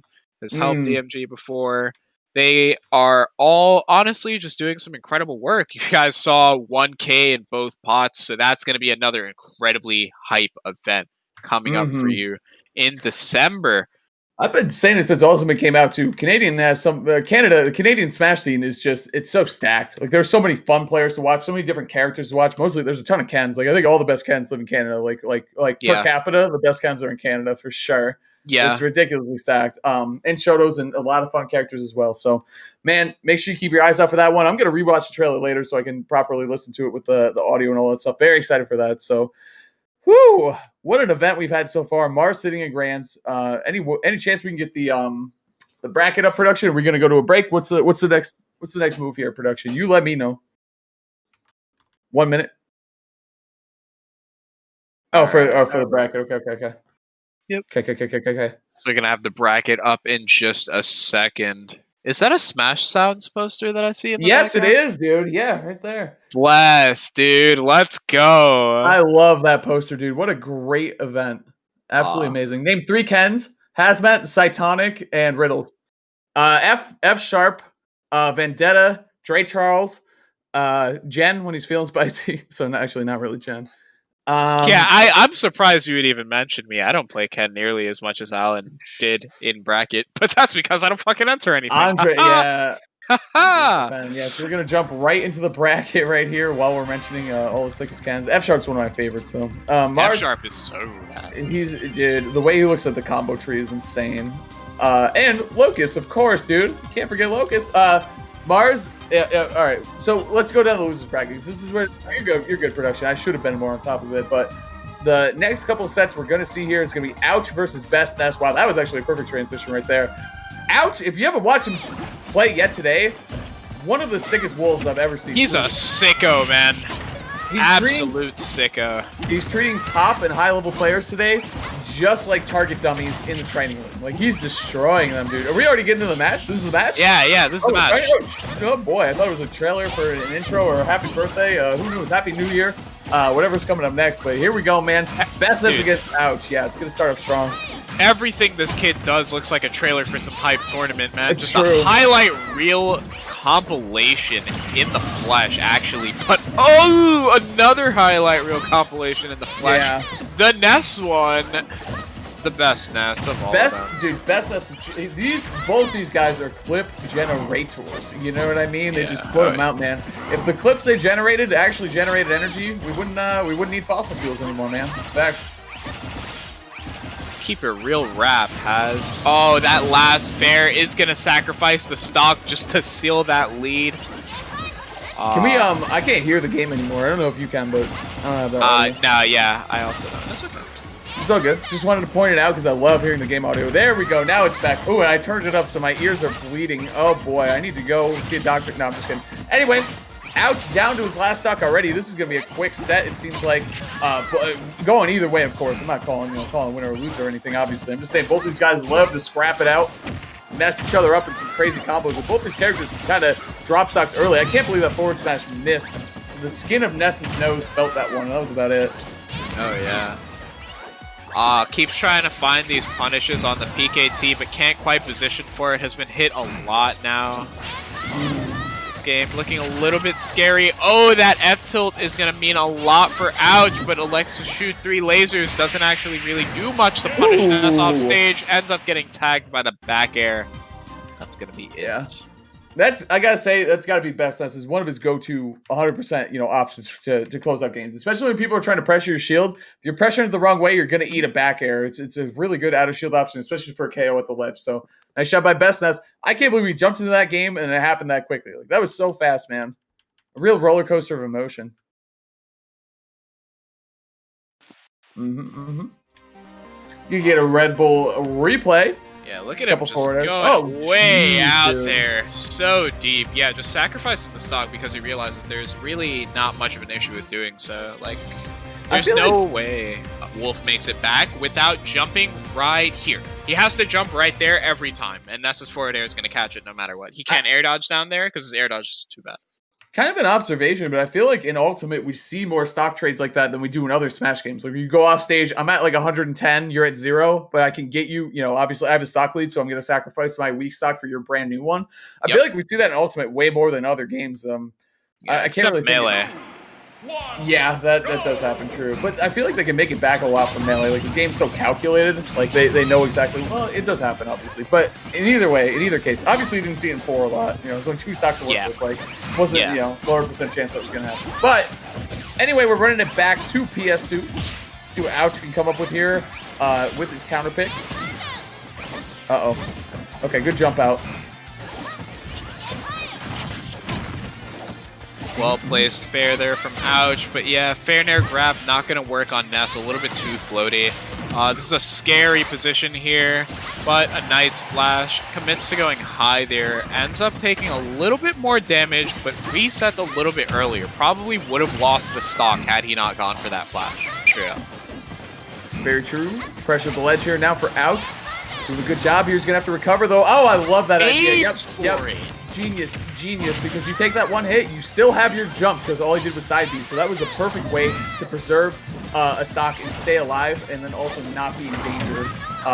Dude, this kid's SDI! Yeah, oh my god! He SDI'd the up air to escape after the side B to collide with the Thunder, and that one to get away from the grab. Yo, what a way to turn that around. If he can make use of the stock, oh my god! Oh my god! Ouch on a roll right now! Dude, Ouch is a wolf genius, dude. He just is. You gotta be super smart to play this character at this level against Dude, what if, man? What if? That's all I gotta say is the what if. This kid's insane. This kid's insane, Dre. He plays like a psycho, dude. Yeah, I'm really losing my mind. Yep, he's a mind belter for sure. But Bestness still in this game. Up smash. Oh man, if that KO'd, I think we would have seen a big comeback from Bestness. He still has the opportunity to do it too. Dude, it's so smart that he just flies into it. I feel like that's something people aren't doing enough. Yeah. And to aim at it with Wolf's recovery, honestly, is really precise. Like that's not easy by any means. And if you miss it, dude, this kid is nutty. This kid is insane. Bestness trying to land. He does so. Oh no way! Oh, that should have been a. It doesn't have that much end lag actually. It's not that bad. Dude, this kid's the future of Wolf. Straight up. If you guys aren't, if you guys play Wolf and you aren't studying Ouch, you're making a goddamn mistake. Dude, forget about it. He's the present day of Wolf. This is it. There's no future. He is here. You know what I mean? Yeah. It's over it. This is it. Back air, catching the bad DI. Oh no! What a PK Thunder!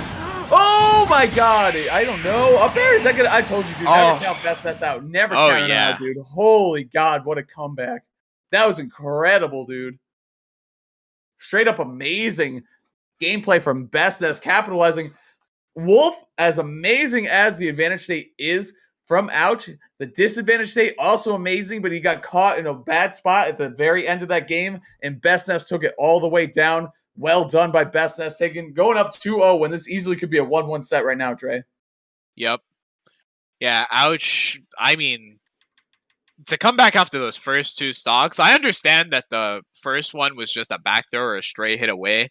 But man, that lead, like to seal up the second stock the way that Ouch did and not be able to close the game out, I imagine he's in his head a little bit right now. Yeah, it's got to hurt. Well, one of the things, too, don't forget, he threw one of his stocks away. He could have held onto it a little bit longer if he didn't Wolf Flash there. Remember that? Yep. Huge, dude. But he just got lost in the sauce a little bit. And if you're going to lose stocks, that's the way I'd rather see you do it. With the confidence, it's kind of like your choice. You know what I mean? Yeah. Hope he's not beating himself up too much for that interaction in particular, though. The up B was, I mean, the up B side B actually almost connected. It was probably only a few frames off. Yeah, very, very close. It would have been a huge game. Oh, nice tech there, too. All right. And right to the Wolf Flash, dude. Confidence. I like it a lot. I'm liking the way Bestness is spacing here. Yeah, an uncontested 0 to death. A little bit long, but very good, tight neutral there. Like you said, man, the momentum is 100% in the core of Bestness, but we've seen Ouch take stocks very early, make combo videos of anybody he fights against. So it could definitely happen here again. He hasn't taken any damage yet on the second stock, so this is looking like a good start. That forward smash would have been nasty. Unable to connect it to it, just a little late to the draw. I think he wanted a big charge on it to take a stock. What an angle there, the Wolf Flash too, Dre. This kid's amazing. Absolutely bonkers play from Wolf this whole time. Here we go. Oh, the jab block with the down tilt. I love to see it. Forward smash is going to take out that stock. Bestness on the verge of 3-0ing Ouch, who's looked very, very strong in this loser's bracket, taking out Riddles, getting some great wins underneath his belt today. So far, only losing to Mars and potentially now Bestness. But we'll see if the kid can dig deep and make this 3-stock comeback, Trey. It's definitely possible. It's on the table. It's just going to be very difficult. If Bestness throws a stock away the way Ouch did at the beginning of the last game, I think the chances are actually pretty high. Yeah, it's definitely possible, man. There you go. Okay, that's the way you get started. All right. Who does that, dude? I don't know. Especially when you're you're on the cusp of losing a set, you know? He still does it. He doesn't care, man. Ouch plays at one speed, and it's his own damn speed. Yeah. 0 to Ouch, you know? Yeah, I hate punishing that move, you know? I always feel like it's a hard time. Yeah. But seeing someone use it this aggressively is actually insane. Yeah. Dude, he loves calling out jumps with it. He doesn't really care if he misses either. It's borderline reckless. You know what I mean? Holds him there, stares him in the face, says, Did you really think that was going to work, man? Go away. I told you, Dre, one way or the other, that was going to be a quick set. It was a 3-0 by Bestness. Easily could have gone, especially that game 2 could have gone to Ouch. But he's going to drop down out of the bracket, losing 0-3 to Bestness and losing 1-3 to Mars. But he had an amazing run for himself throughout this tournament. Did a great job. Let's look at it. He beat Riddles 3-1, and he also beat Grayson 3-1 in losers. So taking away a nice little slice of the pie here of the 5K prize pool. So very nice job to young Ouch. I heard he's a younger player from Canada as well. So a lot of bright things coming in his future for Smash. So cool.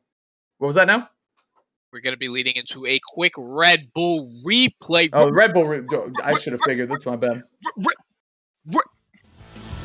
Red replay. Replay. So good, dude. Ouch was so good. Yeah, I totally agree. Yeah, he was so much fun to watch. I mean, Best has been fun to watch forever, though. It's like, kid, I invented combo videos. You know what I mean? Yeah. He's like Bane. Like, you think the combo videos are your friend? You know, I was born in them, molded by them. No. Yeah. Up smash? Yep. Got those. Yeah, I was showing a lot of signs of life. But, oh my god, dude! If that hit, oh, he just had to angle down. He angled up. Damn. That sucks. And then, yeah, everything just kind of fell apart from that point.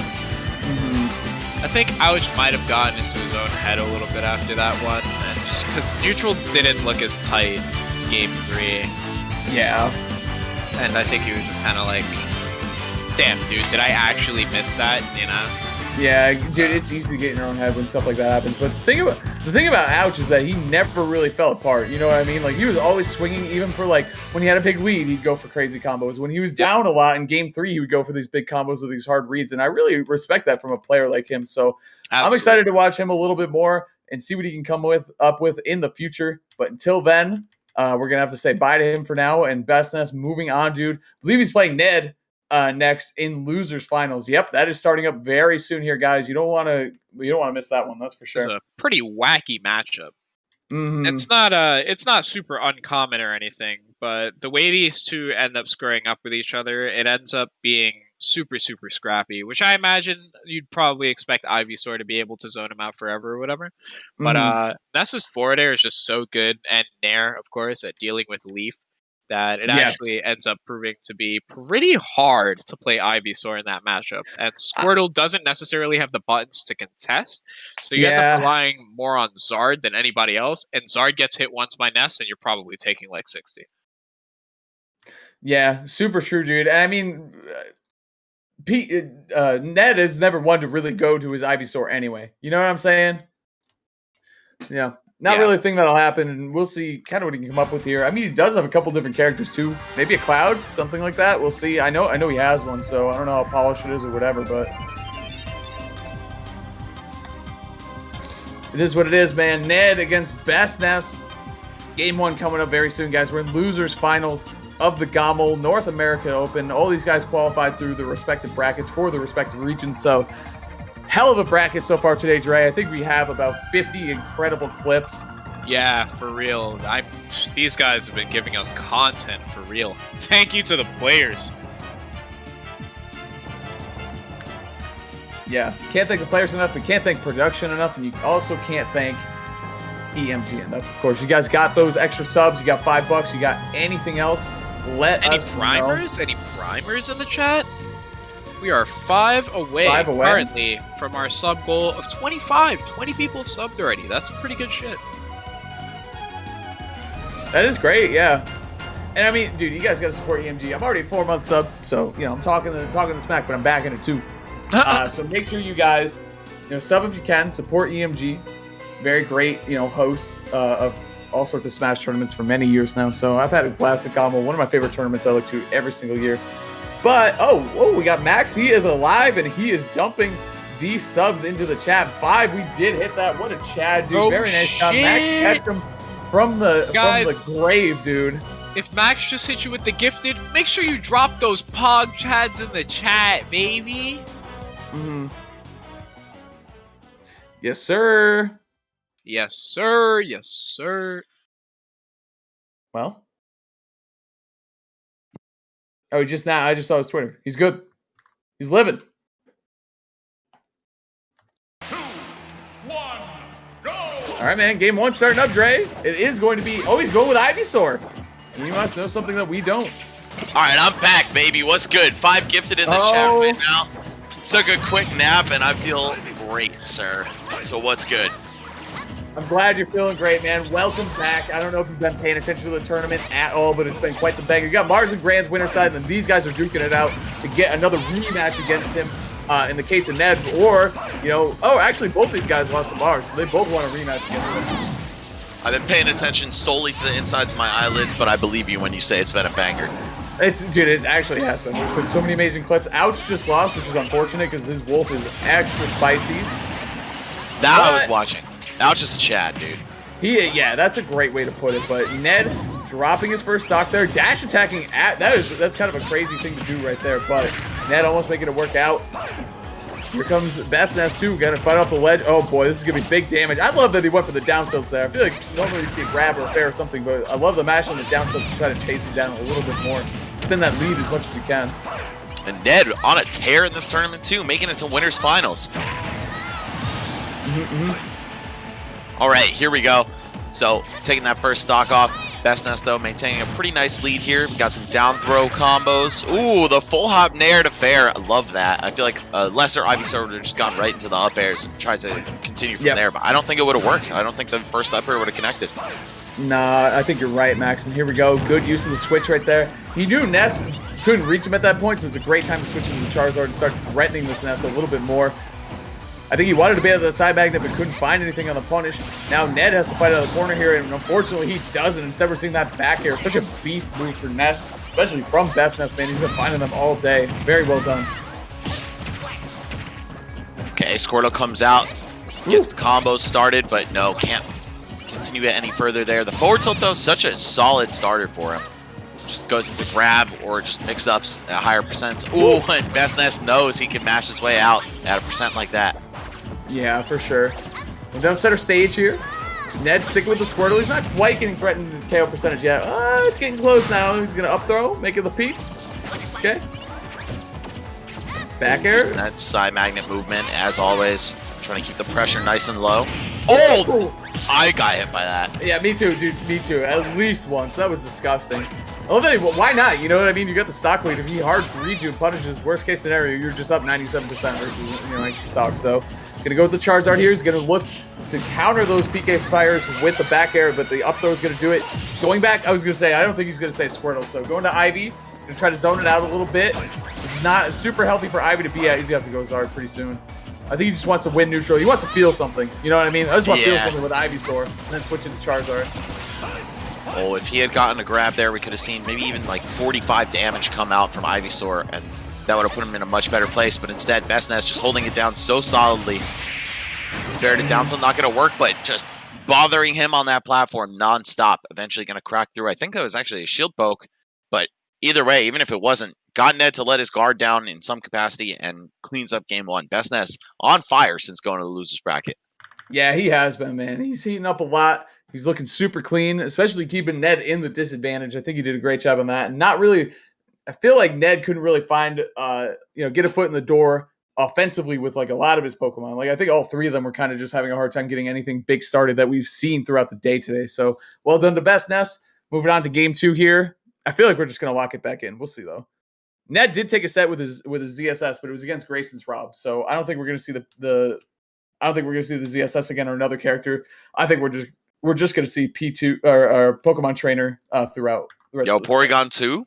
Yeah, for Smash? Eviolite, yep. That would be flames, dude. He'd be the heaviest character in the game. True. Yeah. Wait, everyone playing on Banjo in the chat? For what reason? I dislike Banjo more. What's going on, guys?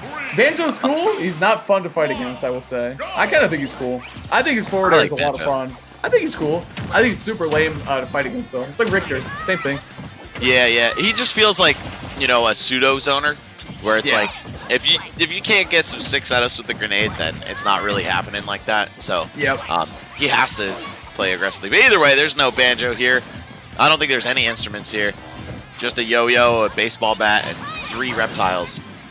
We've got Charizard coming out real early in the fight. Pretty contradictory to the usual PT strategy, but I was going to say that I feel like the other two don't really do so hot against Ness. Squirtle. Whoa. He wasn't ready for that. It clanked with the PK Thunder. That was so good by Ned. He didn't get the socket. I feel like, it's a little janky, but it was a good idea. Create some pressure there at the ledge.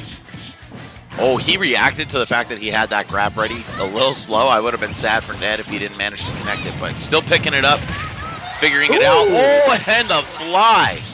Like a G6. Yeah, man, that was beast mode there from Ned. Great job using the Charizard for a pretty long time, too. Like to see him take away that stock very well.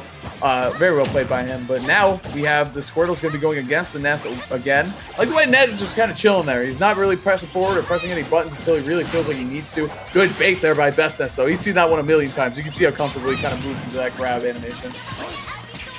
They kind of cycled right to Ivysaur. Maybe because of his own percent. Maybe because Ivysaur has more dangerous low percent combos against Ness than Squirtle does. I feel like a lot of those little taps that Squirtle can do on most of the casts, Ness can nair out of. So this might be smarter. Just go for the vertical stuff. Oh, good lord. Yeah. Dude, I feel like his Ivysaur, I really like Ned's Ivysaur, to be honest with you. I like his Squirtle a lot too. His Charizard's pretty clutch, but his Ivysaur is super slept on. You were on commentary earlier when he started really racking up damage and taking off with his Ivysaur. But yeah, we didn't really see a whole lot of that from him earlier in the day, so hopefully we see more of it now. I like that from Ned, parrying his way out of the corner. But Bestness fighting with the fire right now. He is trying to make this comeback happen. I've seen him do some crazy stuff. He's got, I think, like a pretty strong X factor as a player. Oh, yeah, for sure, dude, to say the least. Here we go. Oh, God. Oh, what a call out. Yep, why not? Sure. 25 damage. Okay, gonna hit the Flare Blitz on the way back to the stage, but it doesn't even send Ness far back enough to stop the ledge grab. Yeah, there we go. Using that yo-yo. Pretty much no option is safe at that point other than get up attack.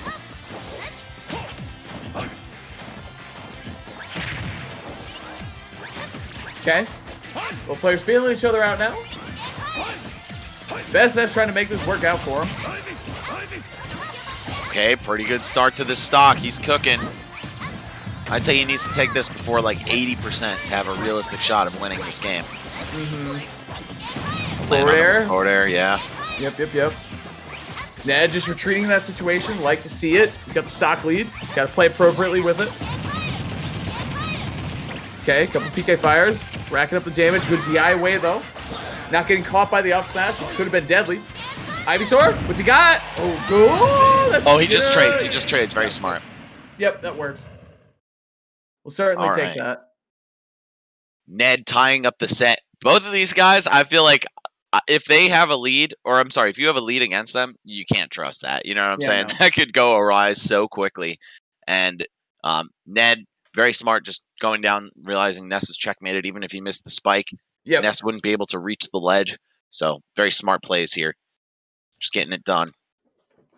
Dude, and I think that's like a huge thing with, and what we've been seeing a lot of players do is if they have the lead, they kind of go for those big offstage plays. And even though if it means the end of their stock, it means the end of the game for the other players. So really good job there. Ned earning that victory through kind of the whole duration of that game. Being able to have two stocks in that situation makes it a lot easier than having to hit the perfect, they kind of like if they're both at one stock there, you're gambling the game on hitting the perfect edge guard against Ness. And even though that's where you need to beat Ness, it's still really scary to do. Man. Just looking through what I missed while I was taking a little self-care break over there. This is a crazy tournament, man. Ouch and Riddles squaring off. I really wanted to see that set, the two young prodigies. And then Spargo and Esam. Man, we saw Minecraft Steve in that set too. Jeez. Okay. We'll talk about that later. We're in the midst of a pretty killer set right now. One apiece between Ned and Bestness. Oh, and we've got an end-of-day reel coming up, courtesy of Production anyway, so why am I even worried about that? You know what I'm saying? Thank you, Ben. GOML Production rules. Thanks a lot, Ben. Production's been amazing all day. Player intros, videos, all that stuff, man. It's been really, really clean. So here we go, though. Game 3, all-important Game 3. We're essentially in a 2 out of 3 situation. I feel like we're just going to play it all on PS2, honestly. I don't think we're going to really change it up a whole lot. But we'll see. Hard to tell yet. Both these guys kind of fighting for the center stage. Ness happy to have those platforms, be able to land on them and shoot PK fires down at his opponent. So Ned just trying to weave around that pressure, trying to find his way in. Trying to nair defend himself. I'm kind of surprised that didn't knock away the PK Thunder, actually. Oh, Ned, very bold, not even just holding shield. Just because it's Wi-Fi, I feel like him jumping over that was almost like a show of confidence. Yeah. Even though it was very far away. It's like, man, what if there's that one lag spike right there and you get cooked by the PK Thunder too? But either way, these guys still scrapping it out. Relatively even game, but Bestness starting to pull ahead after quite a nice exchange. Ooh, nice delay there. Super smart. That's the mix-up. Either you're going in or you're not. That's it. But best Ness, you got to know with Ness, like, he has so many good active hitboxes, particularly the fair, that he's going to try to probably scoop you off of there. And we've seen him get aggressive in that position a couple times today against other tether characters like Midman. So forward air again. Best Ness in a good position here to take the stock. Yep, smash it. Yep, good job. Good recognition by Ned. Oh, you know, this is the first stock still, man. This is crazy. Right, I think this is the longest first stock I've seen of the tournament. Like, when we were casting before, everyone was just going straight balls to the wall aggressive and mopping the floor with each other. But, you know, this far in bracket, people want to be as safe as they can. Wow, that Psy Magnet stuff is not safe if you have a good out-of-shield option, and Ned knows that. Was going to say it's worth pointing out that the other best player in Ned's region of Chicago is a Tata, a Ness player himself. So this is something he has no shortage of experience with. Very, very true. Tad is nasty too. I like what that kid is an amazing Ness. But here we go. Nair is finally working for Ned. I feel like he's hit that Nair button a couple times and it hasn't worked out in this game 3. One big thing too that I'm noticing is, if you have, it's not just the good out of shield option, but the thing is, you can't get tricky and you can't get cute around Charizard's shield. He's just gonna mess you up for it. Whether it's up B or it's up smash, you don't want to be caught kind of messing around with his shield. Can't cross him up. He might as well be a Shoto. You know what I mean? Right. Yeah, he just has so many good answers on both sides, namely neutral air. No, that too, yeah. Here we go, man. A lot of Razor Leaves coming out, a lot more zoning. Both these guys realize what's on the line here. 5K in the prize pool for this tournament. They're both trying to get at least second place here. Oh, the Vine Whip, you love to see it. Ned pulling ahead here. Dude, he's playing incredibly well today. He's playing exceptionally well with his Pokemon trainer. That tech chase was just beautiful. He went for the Razor Leaf knowing that Best Ness was going to stay in place and go for get up attack, which allowed him to get the grab into up B. But Best Ness fighting back. This is still so close. Can't call it either way, even just in this game 3. And he's hopping around, throwing PK fires down from the platforms. Oh, so smooth. The Psy Magnet not only to drift, but also to turn around. Picks up the drag down up air and keeps comboing off of it. Best Ness making some sick plays, man. As he's bound to do, man. But on the other side, we see Ned got to get this landing. I think he's going to take that little bit of a trade. These Nairs, not a consistent way to fight through the PK Thunder. We haven't seen it a whole lot in this game 3 at least. For Razor Leaf, always looking for a follow-up after a 2. He was confident that one was going to hit. He was following up right behind it. So here we go. Ned holding down center stage. Best Ness trying to use those platforms again to get that good angle on the PK fire. Down throw. Oh, he does have an air dodge. Oh, I can't believe that missed. Just barely whipping with the down tilt. All right, Best Ness going to force him off the stage with fair. Oh, and trying to chase that retreating option. Look at that stare down. The shield chicken, dude. You drop the shield first. No, you drop the shield first. But the up air is going to seal it out, going all the way up there. People forget about how good that hitbox is, I feel like. It's so strong, dude. It's amazing. Really, really good stuff from Ned there, man. Stealing away that game 3. Very, very important stuff. Now he's up 2-1 against Best Ness. Best Ness needs to take this next game on his counter pick. But like I said, I think we're going Stadium the whole way. Maybe not, though. We'll see what Best Ness comes up with. Yeah, when you're having a conversation about best up air in the game, I feel like a lot of people think, Palutena. Yep. If you're thinking back to Smash 4, like the Cloud style up airs, but Ivysaur's is like the best of all worlds. Nasty. It's nasty. It's so good. It's a part of what makes the character good. You know what I mean? It's like a key part of his kit. It's like Razor Leaf up air. Down air is also very good. They got nerf though, but it's still good. Yeah, even despite the nerf, I think down air is pretty filthy. Yeah. But all right, Best Ness facing elimination. I think he would be the slight favorite to win this. These guys are actually like just about even in terms of where they were placed on the PGR. Yep. But in terms of the online era, Best Ness has been absolutely on fire. So I feel like he's the guy to beat. And then Mars waiting in the grand finals after winning the most recent qualifier too. So he's showing some prowess online, and he even mentioned like how he feels like he's changed his playstyle quite a bit in his interview. So I'm curious to see who ends up taking the whole thing. Yeah, you kind of have to, right? I mean, that's just the way you got to do it in order to get it done in this Wi-Fi era, man. You got to change it up. Got to get slick. It's a whole different meta. Ned, what a first stock, man. He's looking super duper healthy on this. Now he's going to get to go to Squirtle, too. That's what I love about PTs. You take that first stock and you barely take any damage, you get rewarded with going back to Squirtle. Especially someone like Ned, where Squirtle, I'm pretty positive, is his best Pokemon. That's a huge deal for him, for sure. Okay, like the follow-ups here from Ned, and man, he has just opened up this match so dominantly. Let's see what Bestness has for this. Again, a player with a pretty strong X factor, so I wouldn't be surprised to see a crazy comeback here, but I don't know. If Ned gets one more solid confirm, works Nest at high mid% on the second stock, then things are looking really good for him to walk away with this one 3-1. Certainly is, Max. All right, back throw gonna do it. Only at 40. I don't think he crossed that crucial threshold that Ned would need to kind of coast into winning this set here. And now Bestness fighting back, tacking on a lot of damage with these stray hits.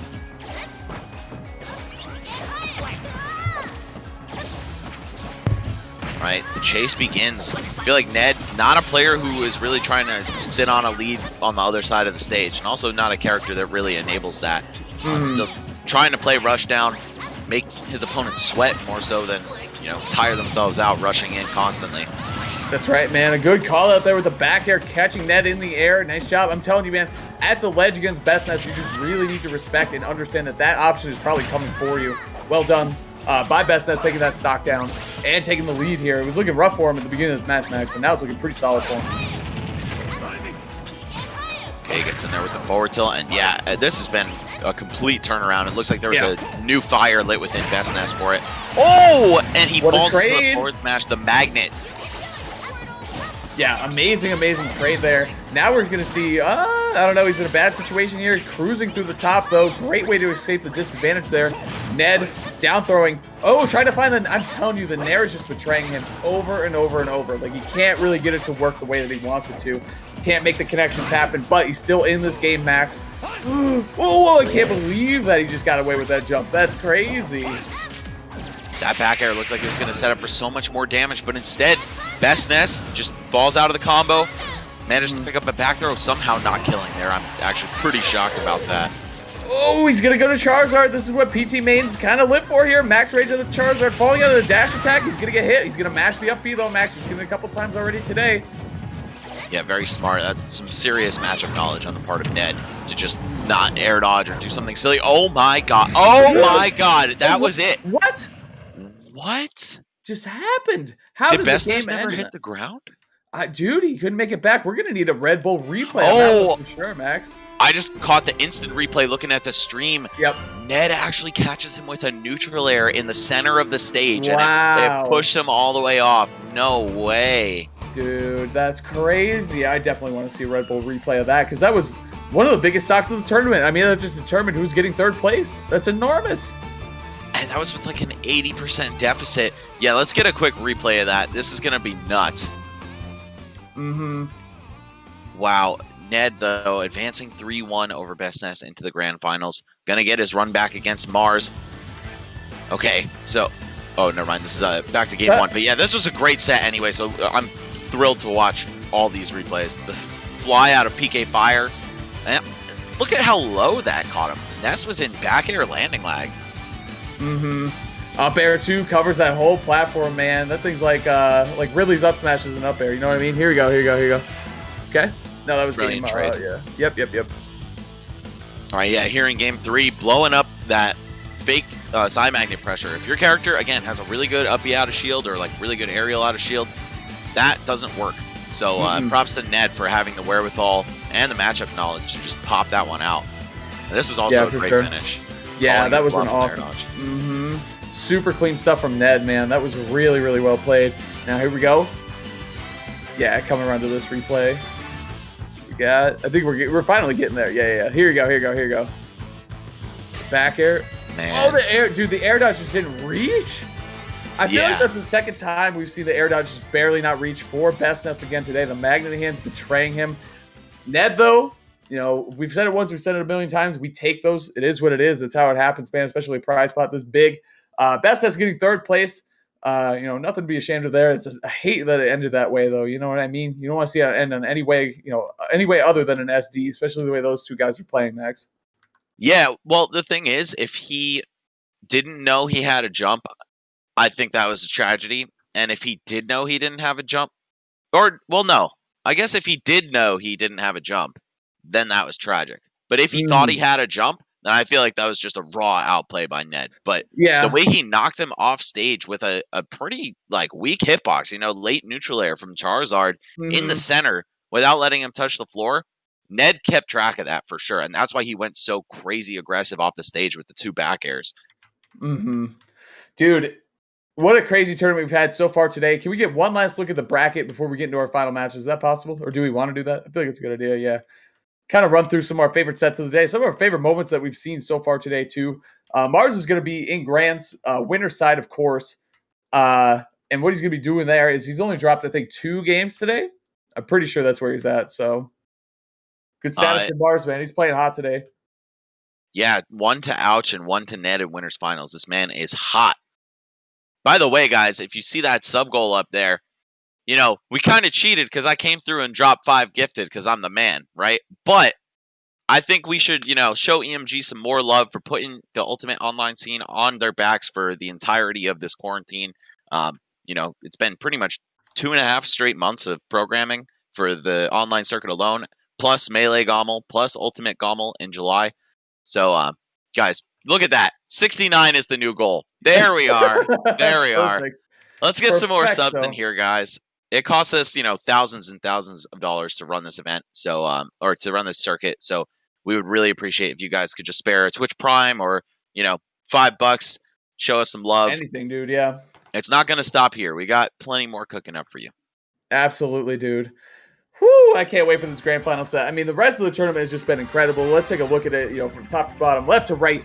Mars over Ouch, that was a 3-1. Mars over Bestness, that was also a 3-1, if I remember correctly. Mars over Ned, is that also a 3-1? Maybe it was a 3-0. I don't know. That one felt pretty dominant. Mars Ned was 3-1. It was all 3-1s then? Oh, no. Sorry, Mars Ned was 3-1, but Mars' set before that was 3-0. Oh, gotcha. Okay. Oh, yeah, against Bestness. That was a good set, though. So, yeah, great run by Mars so far. Ouch with a great losers run, only losing today to Mars and Bestness, 2 of the top seeds in the tournament. Absolutely incredible run by the young Wolfman. Love to see the combos that he was stringing together and all that incredible stuff. So, gonna go to Bestness though. To Ned. I love the way he's been playing today too. Just absolutely incredible stuff from the PT main. And I haven't seen him do a whole lot on Wi-Fi quite yet. Admittedly, maybe that's just on me for not watching enough stuff, but I know he's been incredible for a long time. So,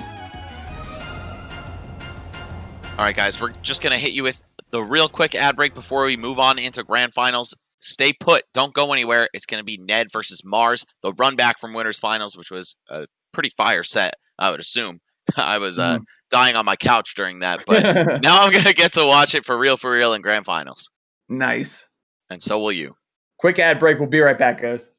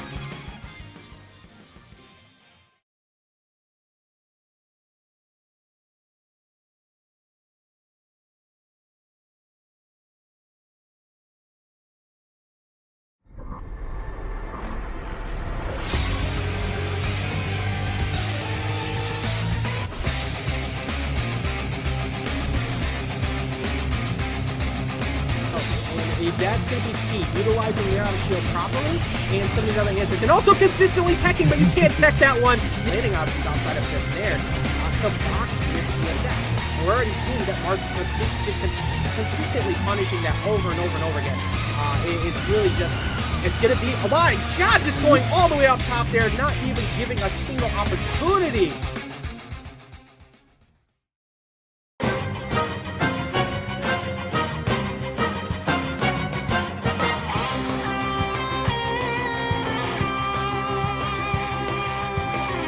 Just because it makes it a little more close and personal in this match. Oh my god, yeah, does it get much more close and personal than a couple quarters right there? And then yes, that's how you be the best right there, like no one ever was. Yes, Mr. Pokemon Trainer himself, I love what's your fourth though, yeah. Enough percent for seismic toss. Bomb reset, of course. Okay, back at the ledge again. That's a re-grab for flamethrowers. Under the skin and boom, tail right on top of the tunic.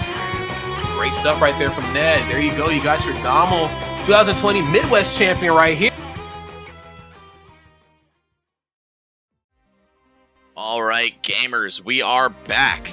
Welcome to the grand finale of the circuit finale for Even Matchup Gaming's Get On My Line North American Open.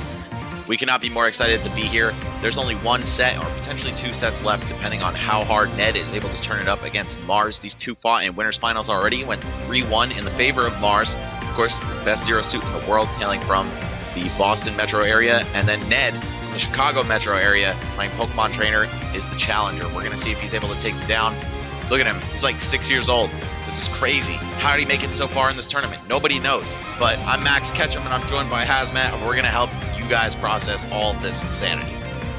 Yeah, man, it's going to be a great time for the... I mean, this tournament has been... And I was talking to Dre earlier. Max had to take, a little bit, of a snooze to catch up and feel better. And glad you're here, man. And we're going to have a great time closing out this tournament. But I was talking to Dre earlier on commentary about this tournament. It truly is some of the best Ultimate Online that I've ever seen. Like, it's really high up there. I mean, it's pretty simple, though. Like, the equation there is you take the highest level players that you have, some of the best players in the world, especially on Wi-Fi. You put them all in one bracket together, double elimination for all of them. You're bound to see some good results.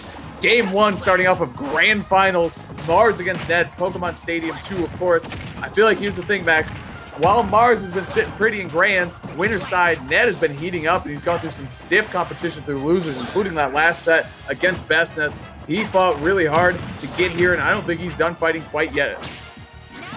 Yeah, man, that was the absolute Cobra clutch if I've ever seen it, the way he finished that last edge guard. I still don't know what was going through Bestness's mind at the time. Like, I would love to just ask him, did you know if you had a jump? But, man, Mars knows that he could just jump on Ned's head and take a stock at any percent that he wants, man. And he's going to do just that to open things off here in the first minute of gameplay. Grand Finals already looking pretty good for Mars. Yeah, it's looking amazing so far, but we saw how Ned was able to use all of the Pokemon. He used, actually, his Squirtle was so good when he first fought against Mars. Well, he should have jabbed him there. He could have had a jab block situation, but he went right for the down smash instead. Unable to find a KO, and this could really bite him in the butt now, Max. He needs to fight against Mars. Could have taken a stock, but now he's going to fight against the Zero Suit with a good amount of rage on her. As Squirtle, too, this could get out of hand very quickly. And Ned just looking for the ledge trap. Creeps right on up there, but... Are you there? Of course. I think you're talking, but I can't really hear you. Oh. I don't know if that's me or someone else, but either way. You good? Yeah. I think everything's fine with I don't know if mic. production can hear you or not, but I definitely can't. Weird. Oh, no, it's me. Ha! My bad. I should have figured. User error every time it's on the end of me usually. But anyway, back to the match, as they say. Good pressure here from Mars in the corner. As you say, Max, I'm sorry. I cut you off. I didn't mean to. Didn't know I would. If I'm being real, I don't remember what I was saying because I have the attention span of a goldfish. But either way, Ned trying his best to fight back from this deficit. Oh, Mars going to tap him off with the set of hits of the side B. Not getting the strong one, but still an unfavorable position for Ivysaur. Wow, some nice tricks at the ledge there. Getting a switch into Charizard too. Super clutch stuff. Now he got the switch. He just needs to make it work out for him. Easier said than done, though, against Mars. I love how Mars, he went for the down B first. Like, a lot of Zero Suits would jump in that situation, but you burn, either way, like, you need both those resources. And whichever one you burn, you want to be unpredictable with it. Up throw is certainly going to do it there. Ned, I was going to say, he's not saying square. There's no way. All right. Taking the feet of the Ivysaur there, almost getting a KO. 119% exactly on Ned. He's going to try to live a little bit longer. I think he just wants to win a little neutral with Ivysaur and then switch to Charizard. Like 30, 40, and then suddenly Zero Suit's at KO percentage against Charizard with this switch rage. Oh, I love Ned's straight up air dodges to the ledge of Ivysaur in a position where pretty much everyone just go for up B. I don't know why. I don't feel like it's accomplishing much different. It just looks cool.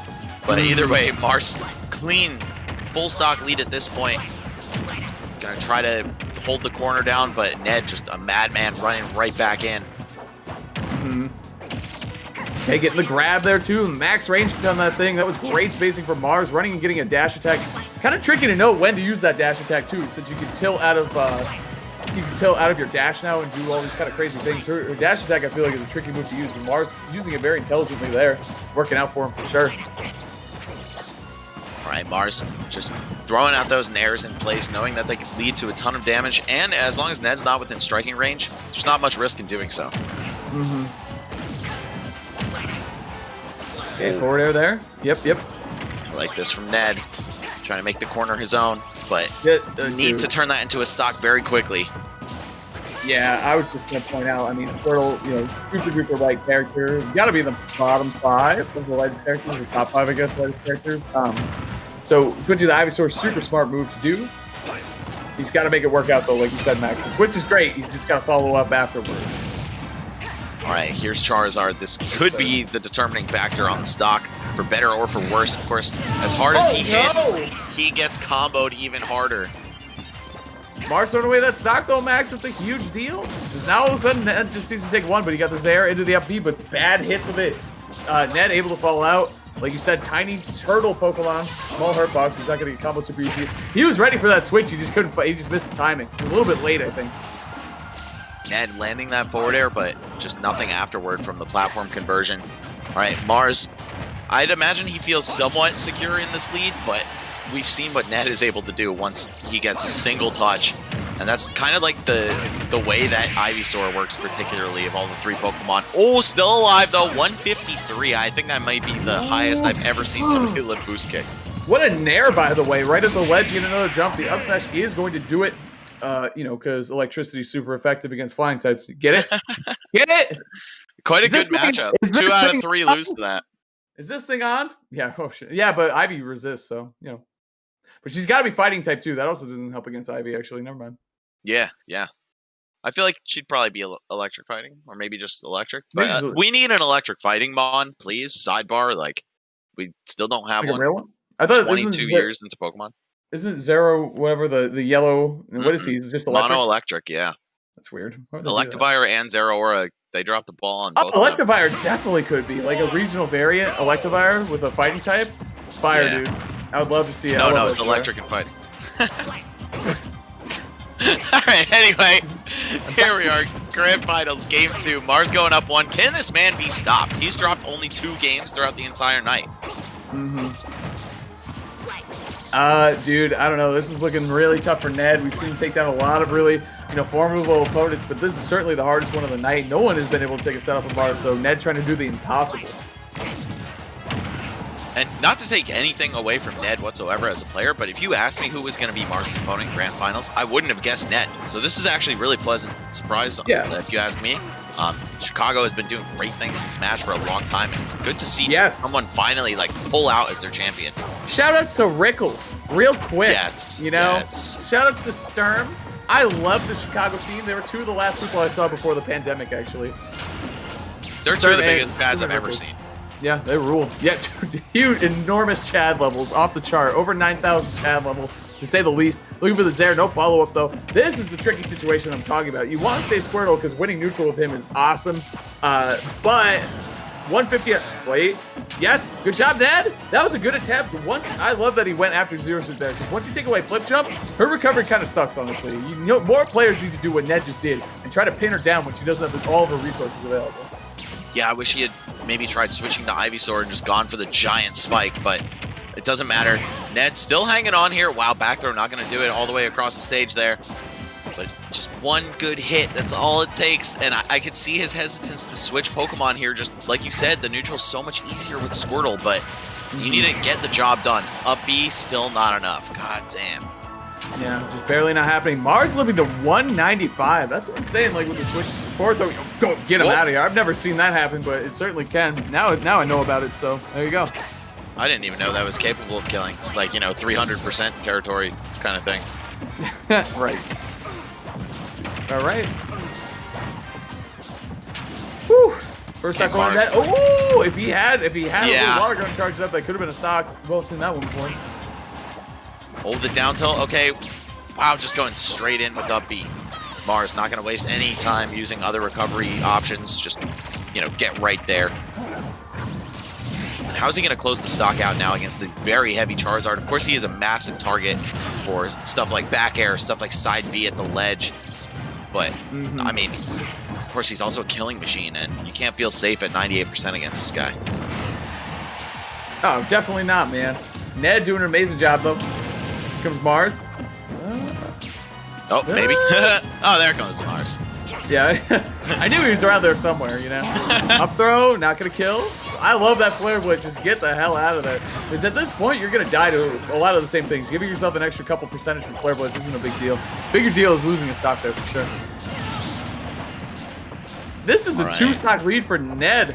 I think you might as well say, as I say, stay a Squirtle because, like, you're probably going to die to the next hit anyway. Yep, exactly. Yeah. Well, he did take two to his credit, to be fair.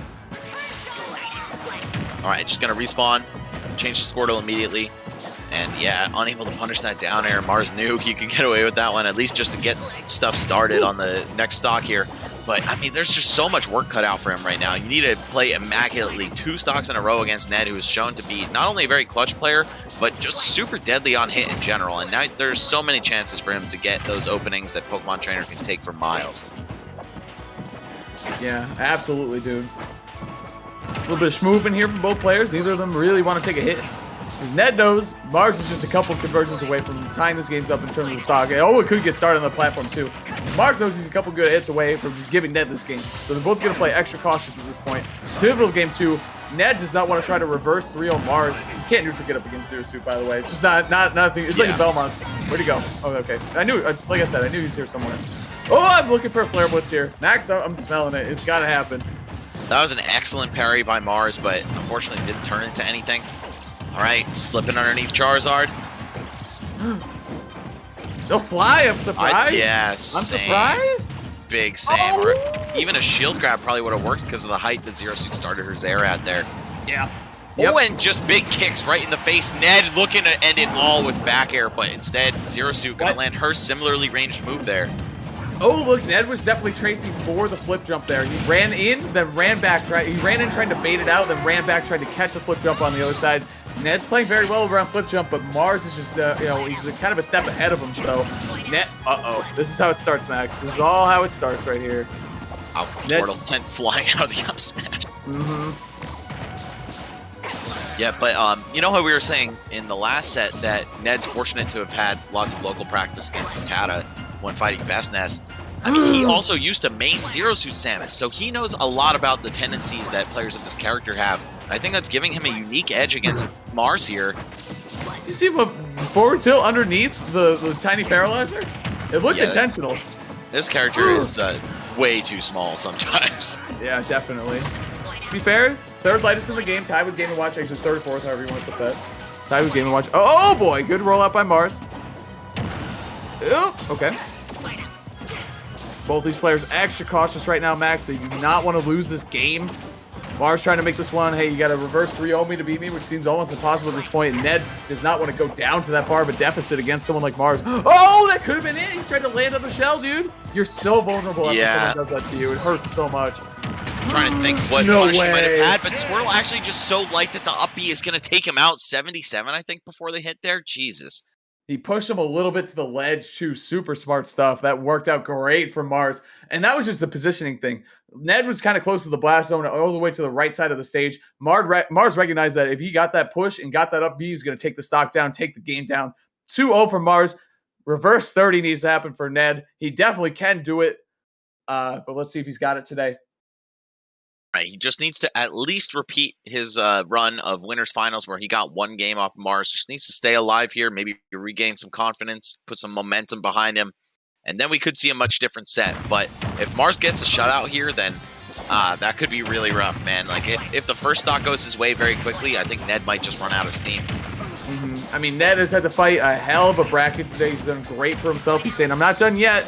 He's going to try to take this game away from Mars and then fight on whatever counter pick Mars has. I think last time he went to Battlefield against Ned, if I remember correctly.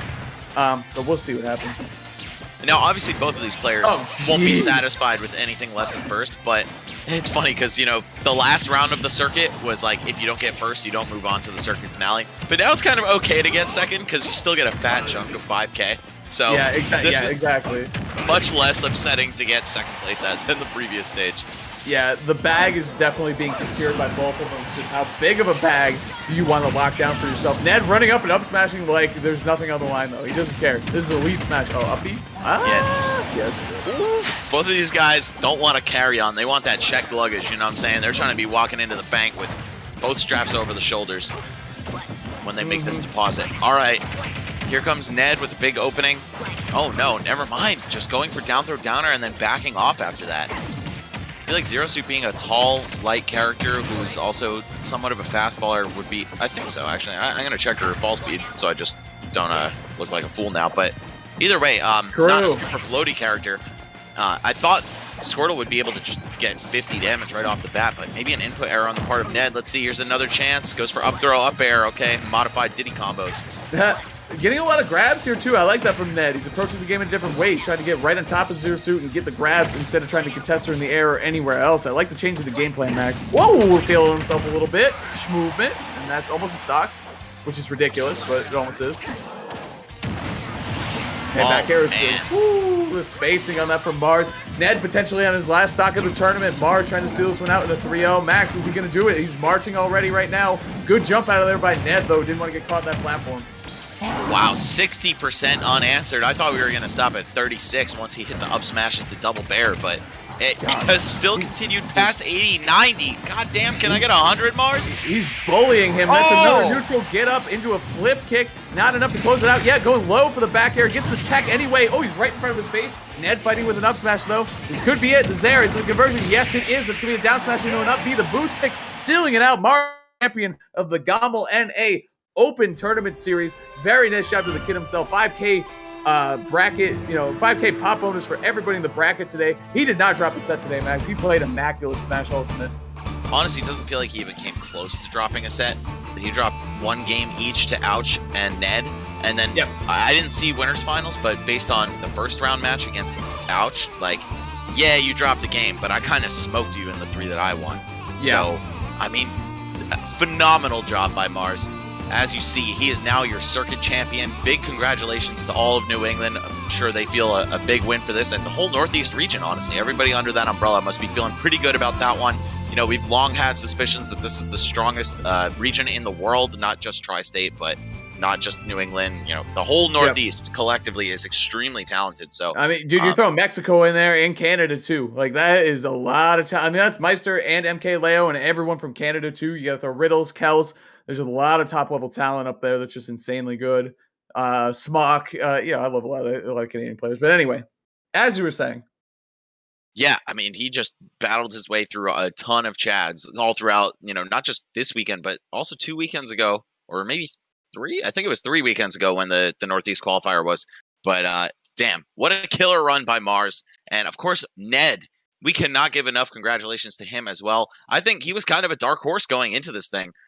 Definitely a very talented player. He's globally ranked, but man, to make it all the way to second place in a pool of sharks, I got to give it up to Ned. That was an extremely impressive run. And of course, Best Nest rounding out the top 3. Definitely something that I feel like a lot of people would have had pinned given how amazing his online results have been and just his results in general since Ultimate has come out. But Ben, if I heard you correctly, we've got some Red Bull replays from that final set to cut to. So let's check them out.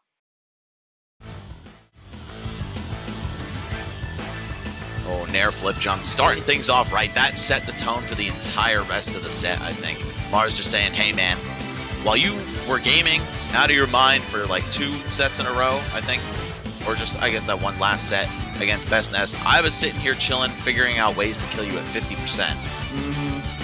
The thing with Zero Suit, dude, you really don't have, like, the lead is kind of a myth. It's not really a thing. Like, you just drop stocks at any percent, really. Yeah, she has like a few flaws, but her strengths are extremely strong. They're insane, dude.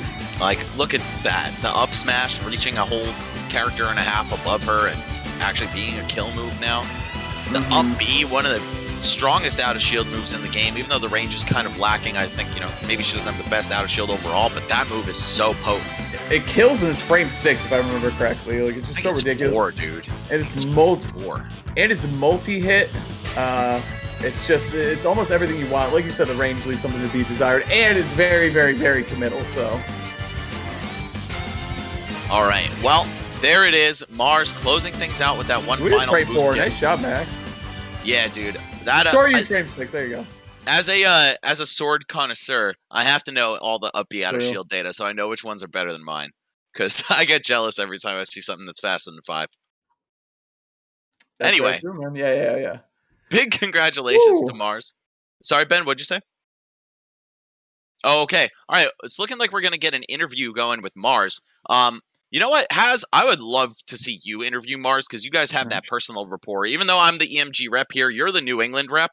And I think it would just like come from a much better place with you. If that's cool with you, man. I'll do it, yeah. Yeah, go ahead and run that. I'm going to set my stream up. And I guess I should hop off Discord, Ben? Oh. Yeah, there you go. I'll hop Hey, off. guys. I'll let these guys sign off. Congratulations once again to Mars. You're a legend, dude. This was a killer run.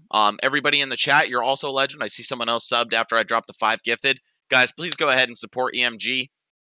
Again, we're trying to do as much as we can for you guys in the era of quarantine and beyond. Expect to see a Let's Make Moves, a Get on My Level event as soon as possible in real life. We're doing our best for you, and we always will. So, shout out to everybody who tuned in. Shout out to everybody who played. Shout out to you, Has. It's been a pleasure. And to Ben as well. So, and the whole EMG team, obviously. I got nothing but infinite love for you guys. So I'm going to end that here, and we'll let Mars have a few words for you guys. Is he jumping in? Oh, is he? We might not be able to get a hold of Mars. He might already be popping bubbly.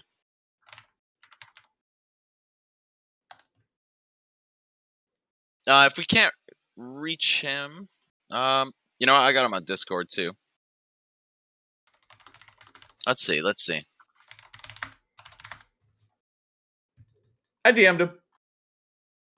Where I just hit him on Discord too. All right, so before I get off, then I'll chill with you guys just in case Mars is already too deep in the celebration zone.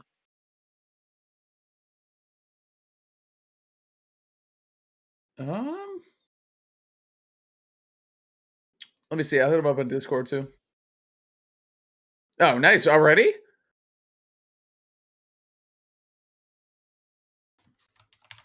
Oh, all right. Highlight reel ready to go, courtesy of EMG Production and Red Bull. Look at this. We got so many beautiful plays throughout the day. I think I should let these speak for themselves, man. You guys saw them once, but now you get to see them again. While we try to get a hold of Mars, enjoy this entertainment. Yep.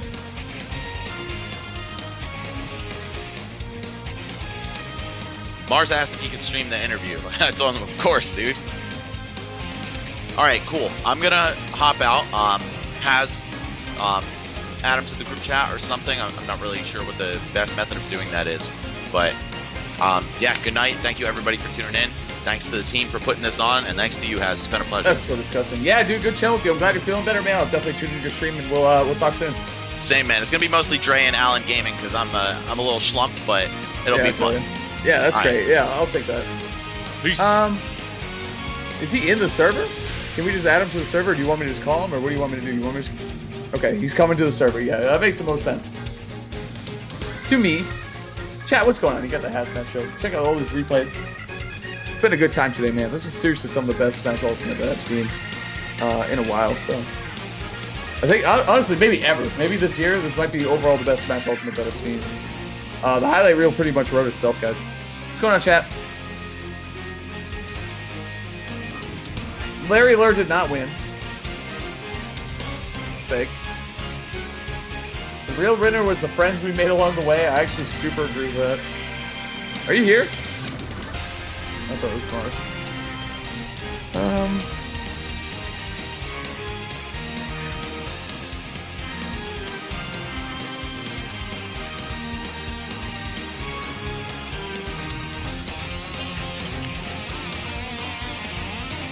Okay. Oh, there you go. I'm only here to see myself in the credits. True. What's going on, chat?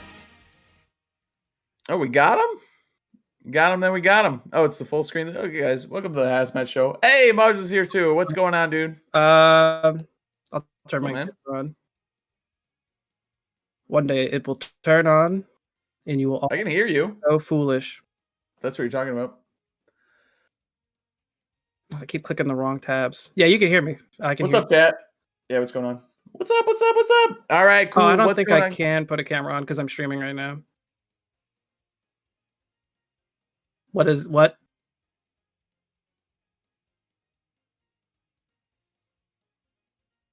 Where's the virtual camera? You guys hearing this? I don't believe you. No, use Streamlabs OBS. Maybe that'll do it. All right. That's completely fine. Who's is it Haz doing the interview? Who's doing the interview, guys? I'll do the interview. Why don't you interview me? All right, Haz. What was your favorite set and why was it all of mine? Go. Dude, yours were really good. Did you watch Did you watch Ouch play at all? Yeah, dude, he was killing it. He was sick. He's fucking sick. You're lucky you caught him early in the bracket because he started heating up. I was like, this is like a different player. Well, you're also my God. You're also like super evasive and like, you know, can kind of counterplay his style of like, dude, he's like his punish game is some of the best I've ever seen on Wolf, which is insane. Yeah, his combos are disgusting. All right, guys. All right, enough of this joke. So congrats, dude. Obviously, I just saw you the other day. Both of us were like, wow, we're doing this GOML online thing. That'll be pretty cool to run into each other. I don't think either of us is too surprised to see you at the finish line here at the top of the podium. You were the number 1 seed coming into the tournament. You did win the circuit finale. A couple, $5,000 coming, or whatever percentage of the $5,000 you win. Yeah, why don't you talk about your win today? What was your favorite set, your favorite moments, and kind of, I think one big thing I noticed was when you're playing against Ned, how did you stop him from gaining momentum? Because I feel like against everyone else he played today, Esam, Grayson, and Bestness, he did a great job of controlling the momentum of a match switching between his Pokemon and everything else that he did. How did you kind of contain Ned? Because he was a beast today. He was on a different level. Well, to start with your questions, my favorite set would definitely be like Grands versus Ned or Winners Finals. It was a little more competitive. So, I mean, either way, I enjoy playing Ned. It was a good time. So, I'll say Grands for my favorite set. As far as mentality goes, I always have low hopes, for Wi-Fi. It's not really my forte. I don't play it that often. I know, but I mean, I know I have the skill to get it done. So I kind of just tried to suck it up, tried to work around it, and surprisingly won. But we take those. As far as stopping Ned's momentum, like, I feel like he kind of just voluntarily played extremely slow. As like he didn't really get any crazy Squirtle combos on me because I think the combo route is different for fast fallers. So I just SDI'd mad hard every time I got touched. So he couldn't really do whatever combos he wanted.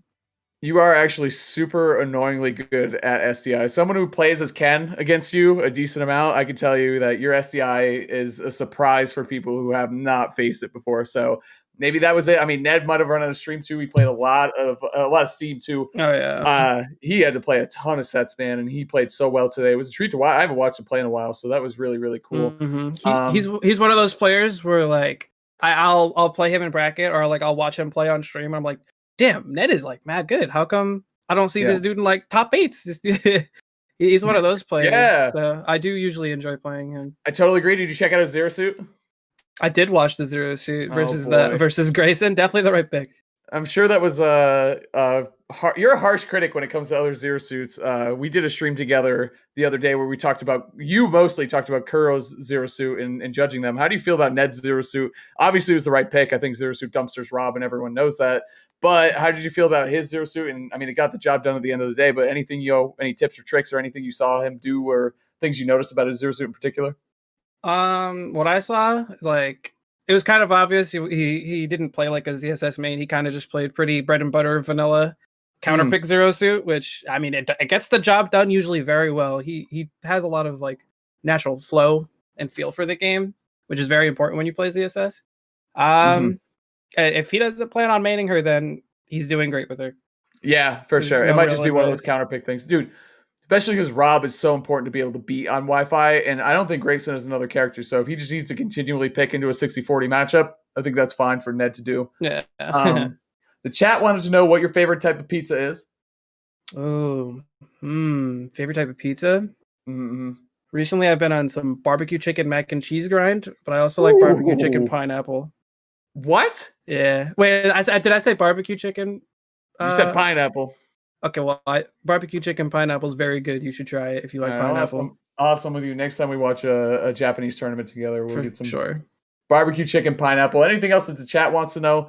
Let me take a look here. I don't know. I like talking to the chat. Trying to look at more of the tournament results that we saw today. Ned, dude, he truly had a hell of a run. I got to give him a lot of props there. Nothing too crazy leading up to here. So you had to beat the Villager player, to make it through here. Was there any? That was the only set I really watched you play. For the qualifier. Yeah. So you're like not a real fan then? Oh, dude. No, I'm not. Yeah, Weird. No, I'm a fraud, dude. That's Can we for get sure. another guy for this interview? No. Oh God, please get me out of here. That'd be awesome. What were you gonna ask? Were there any other sets, like, since I only watched that Villager one? Were there any other ones? I know you dropped a set, but you went Falcon 2 times. Were there any other sets that were kind of close, or did you kind of, dominate your way through that bracket? Honestly, yeah, both brackets. I wasn't really nervous for winning. Like both brackets today too. Yeah, today too. I felt super confident. I didn't think there was anyone in the bracket who could really beat me, especially today. The prior one, I think like the Buzz and Tweak dropped out, so I was like, "Word, I'll take it." But yeah, I wasn't really too nervous. It definitely softened up the bracket a little bit. Well, I know Wolf against ZSS. I know that's not a matchup. I know that's not a matchup ZSS likes. What did you kind of do to go into that? I don't think you really prepped a whole lot, but once you knew he was a prominent Wolf main from Canada, kind of how did you approach that, or what were your thoughts going into playing against a good Wolf player as your round one? Because that's kind of scary when you see a matchup you don't like round one, like you might not be super warm or whatever. So what was kind of your approach there? For the Wolf matchup, you kind of have to figure out like how much BPM they have. Like, are they mashy? Do they like laser? Do they like the turtle? So I kind of just tried to categorize him as I played, and then just counterplayed accordingly. Nice. And BPM is that buttons per minute? Is that what you say? Yeah, buttons per minute. That's funny. Because it's usually APM, but it's mashed, especially since we talk about mashing. That makes a lot of sense. So I actually really like that. He didn't use a lot of laser.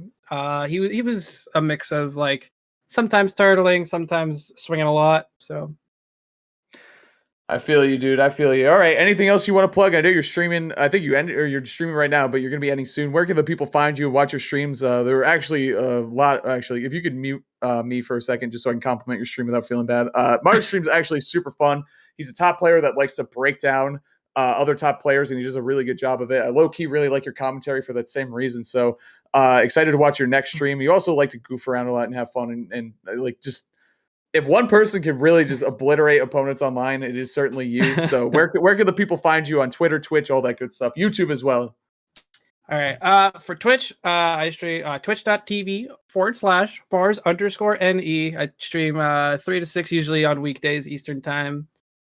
I do sub games and stuff too for anyone who actually wants to play me and get destroyed and end up on my YouTube, which is I think it's just youtube.com/Mars 007 or something. You could just also type in Mars on YouTube and it'll probably be the first thing that shows up. It is Mars. It is Mars 007 in case you're wondering. There you go. Yeah, I post daily on that one. Real fan. See? Yeah, real fan. Now I'm back. Obviously, shout outs to Panda Global. They do amazing things for me and all the players on there. That's it. That's all the places you can find me. And I'm on Twitter too. Mars_NE. And you can also find, if you go into YouTube and type in Mars and Hazmat, there's an awesome video you can check out. There's no really good videos there. Mars Hazmat in the first HAZ M8. Oh, yeah, look at that. We just ran out of time, guys. Thank you so much for tuning in. It's got 7,000 views, so go check that out. Wow. Pretty cool video. I know, big time. I made it big time, dude. Thank you. When is Hazmat making? All right, yeah, we'll get into that. But anyway, dude, yeah, congrats. Obviously, jokes aside, you played awesome today. Always a pleasure to watch you play. I know you don't like entering these Wi-Fi tournaments, but I like watching you do it, and people do too. So hopefully you do it a little bit more, but not too much that it hurts your sanity level. So we'll catch up with you again soon. Thanks, everyone in the chat. Thank you, GOML Production, Joe, of course, the TO. Production staff here, co-casters Max and Dre Charles. An amazing time was had today. Some of the best Smash Ultimate truly that I've seen in this Wi-Fi era. So we're going to keep the ball rolling here, coming up to the end of 2020 into 21. And yeah, that's it. And we'll be seeing you. We'll be seeing you. Yeah, that's my line, dude. Come on, that's cool. All right, well.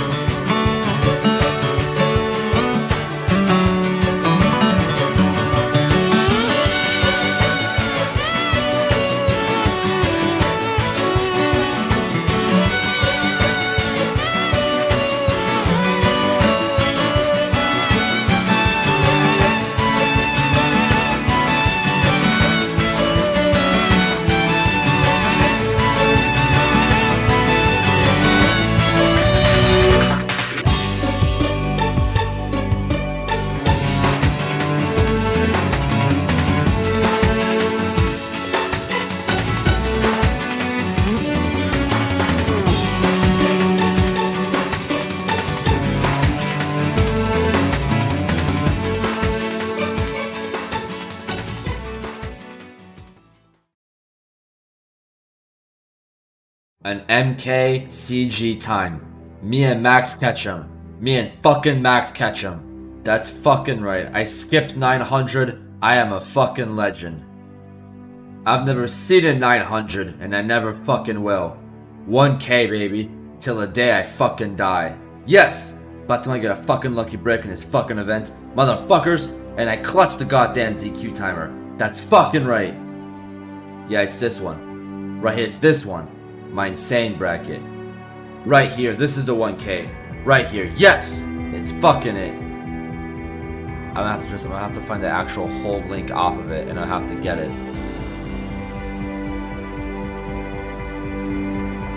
Dude, what a rush! What a rush! Watch this. Watch when I get to DQ timer.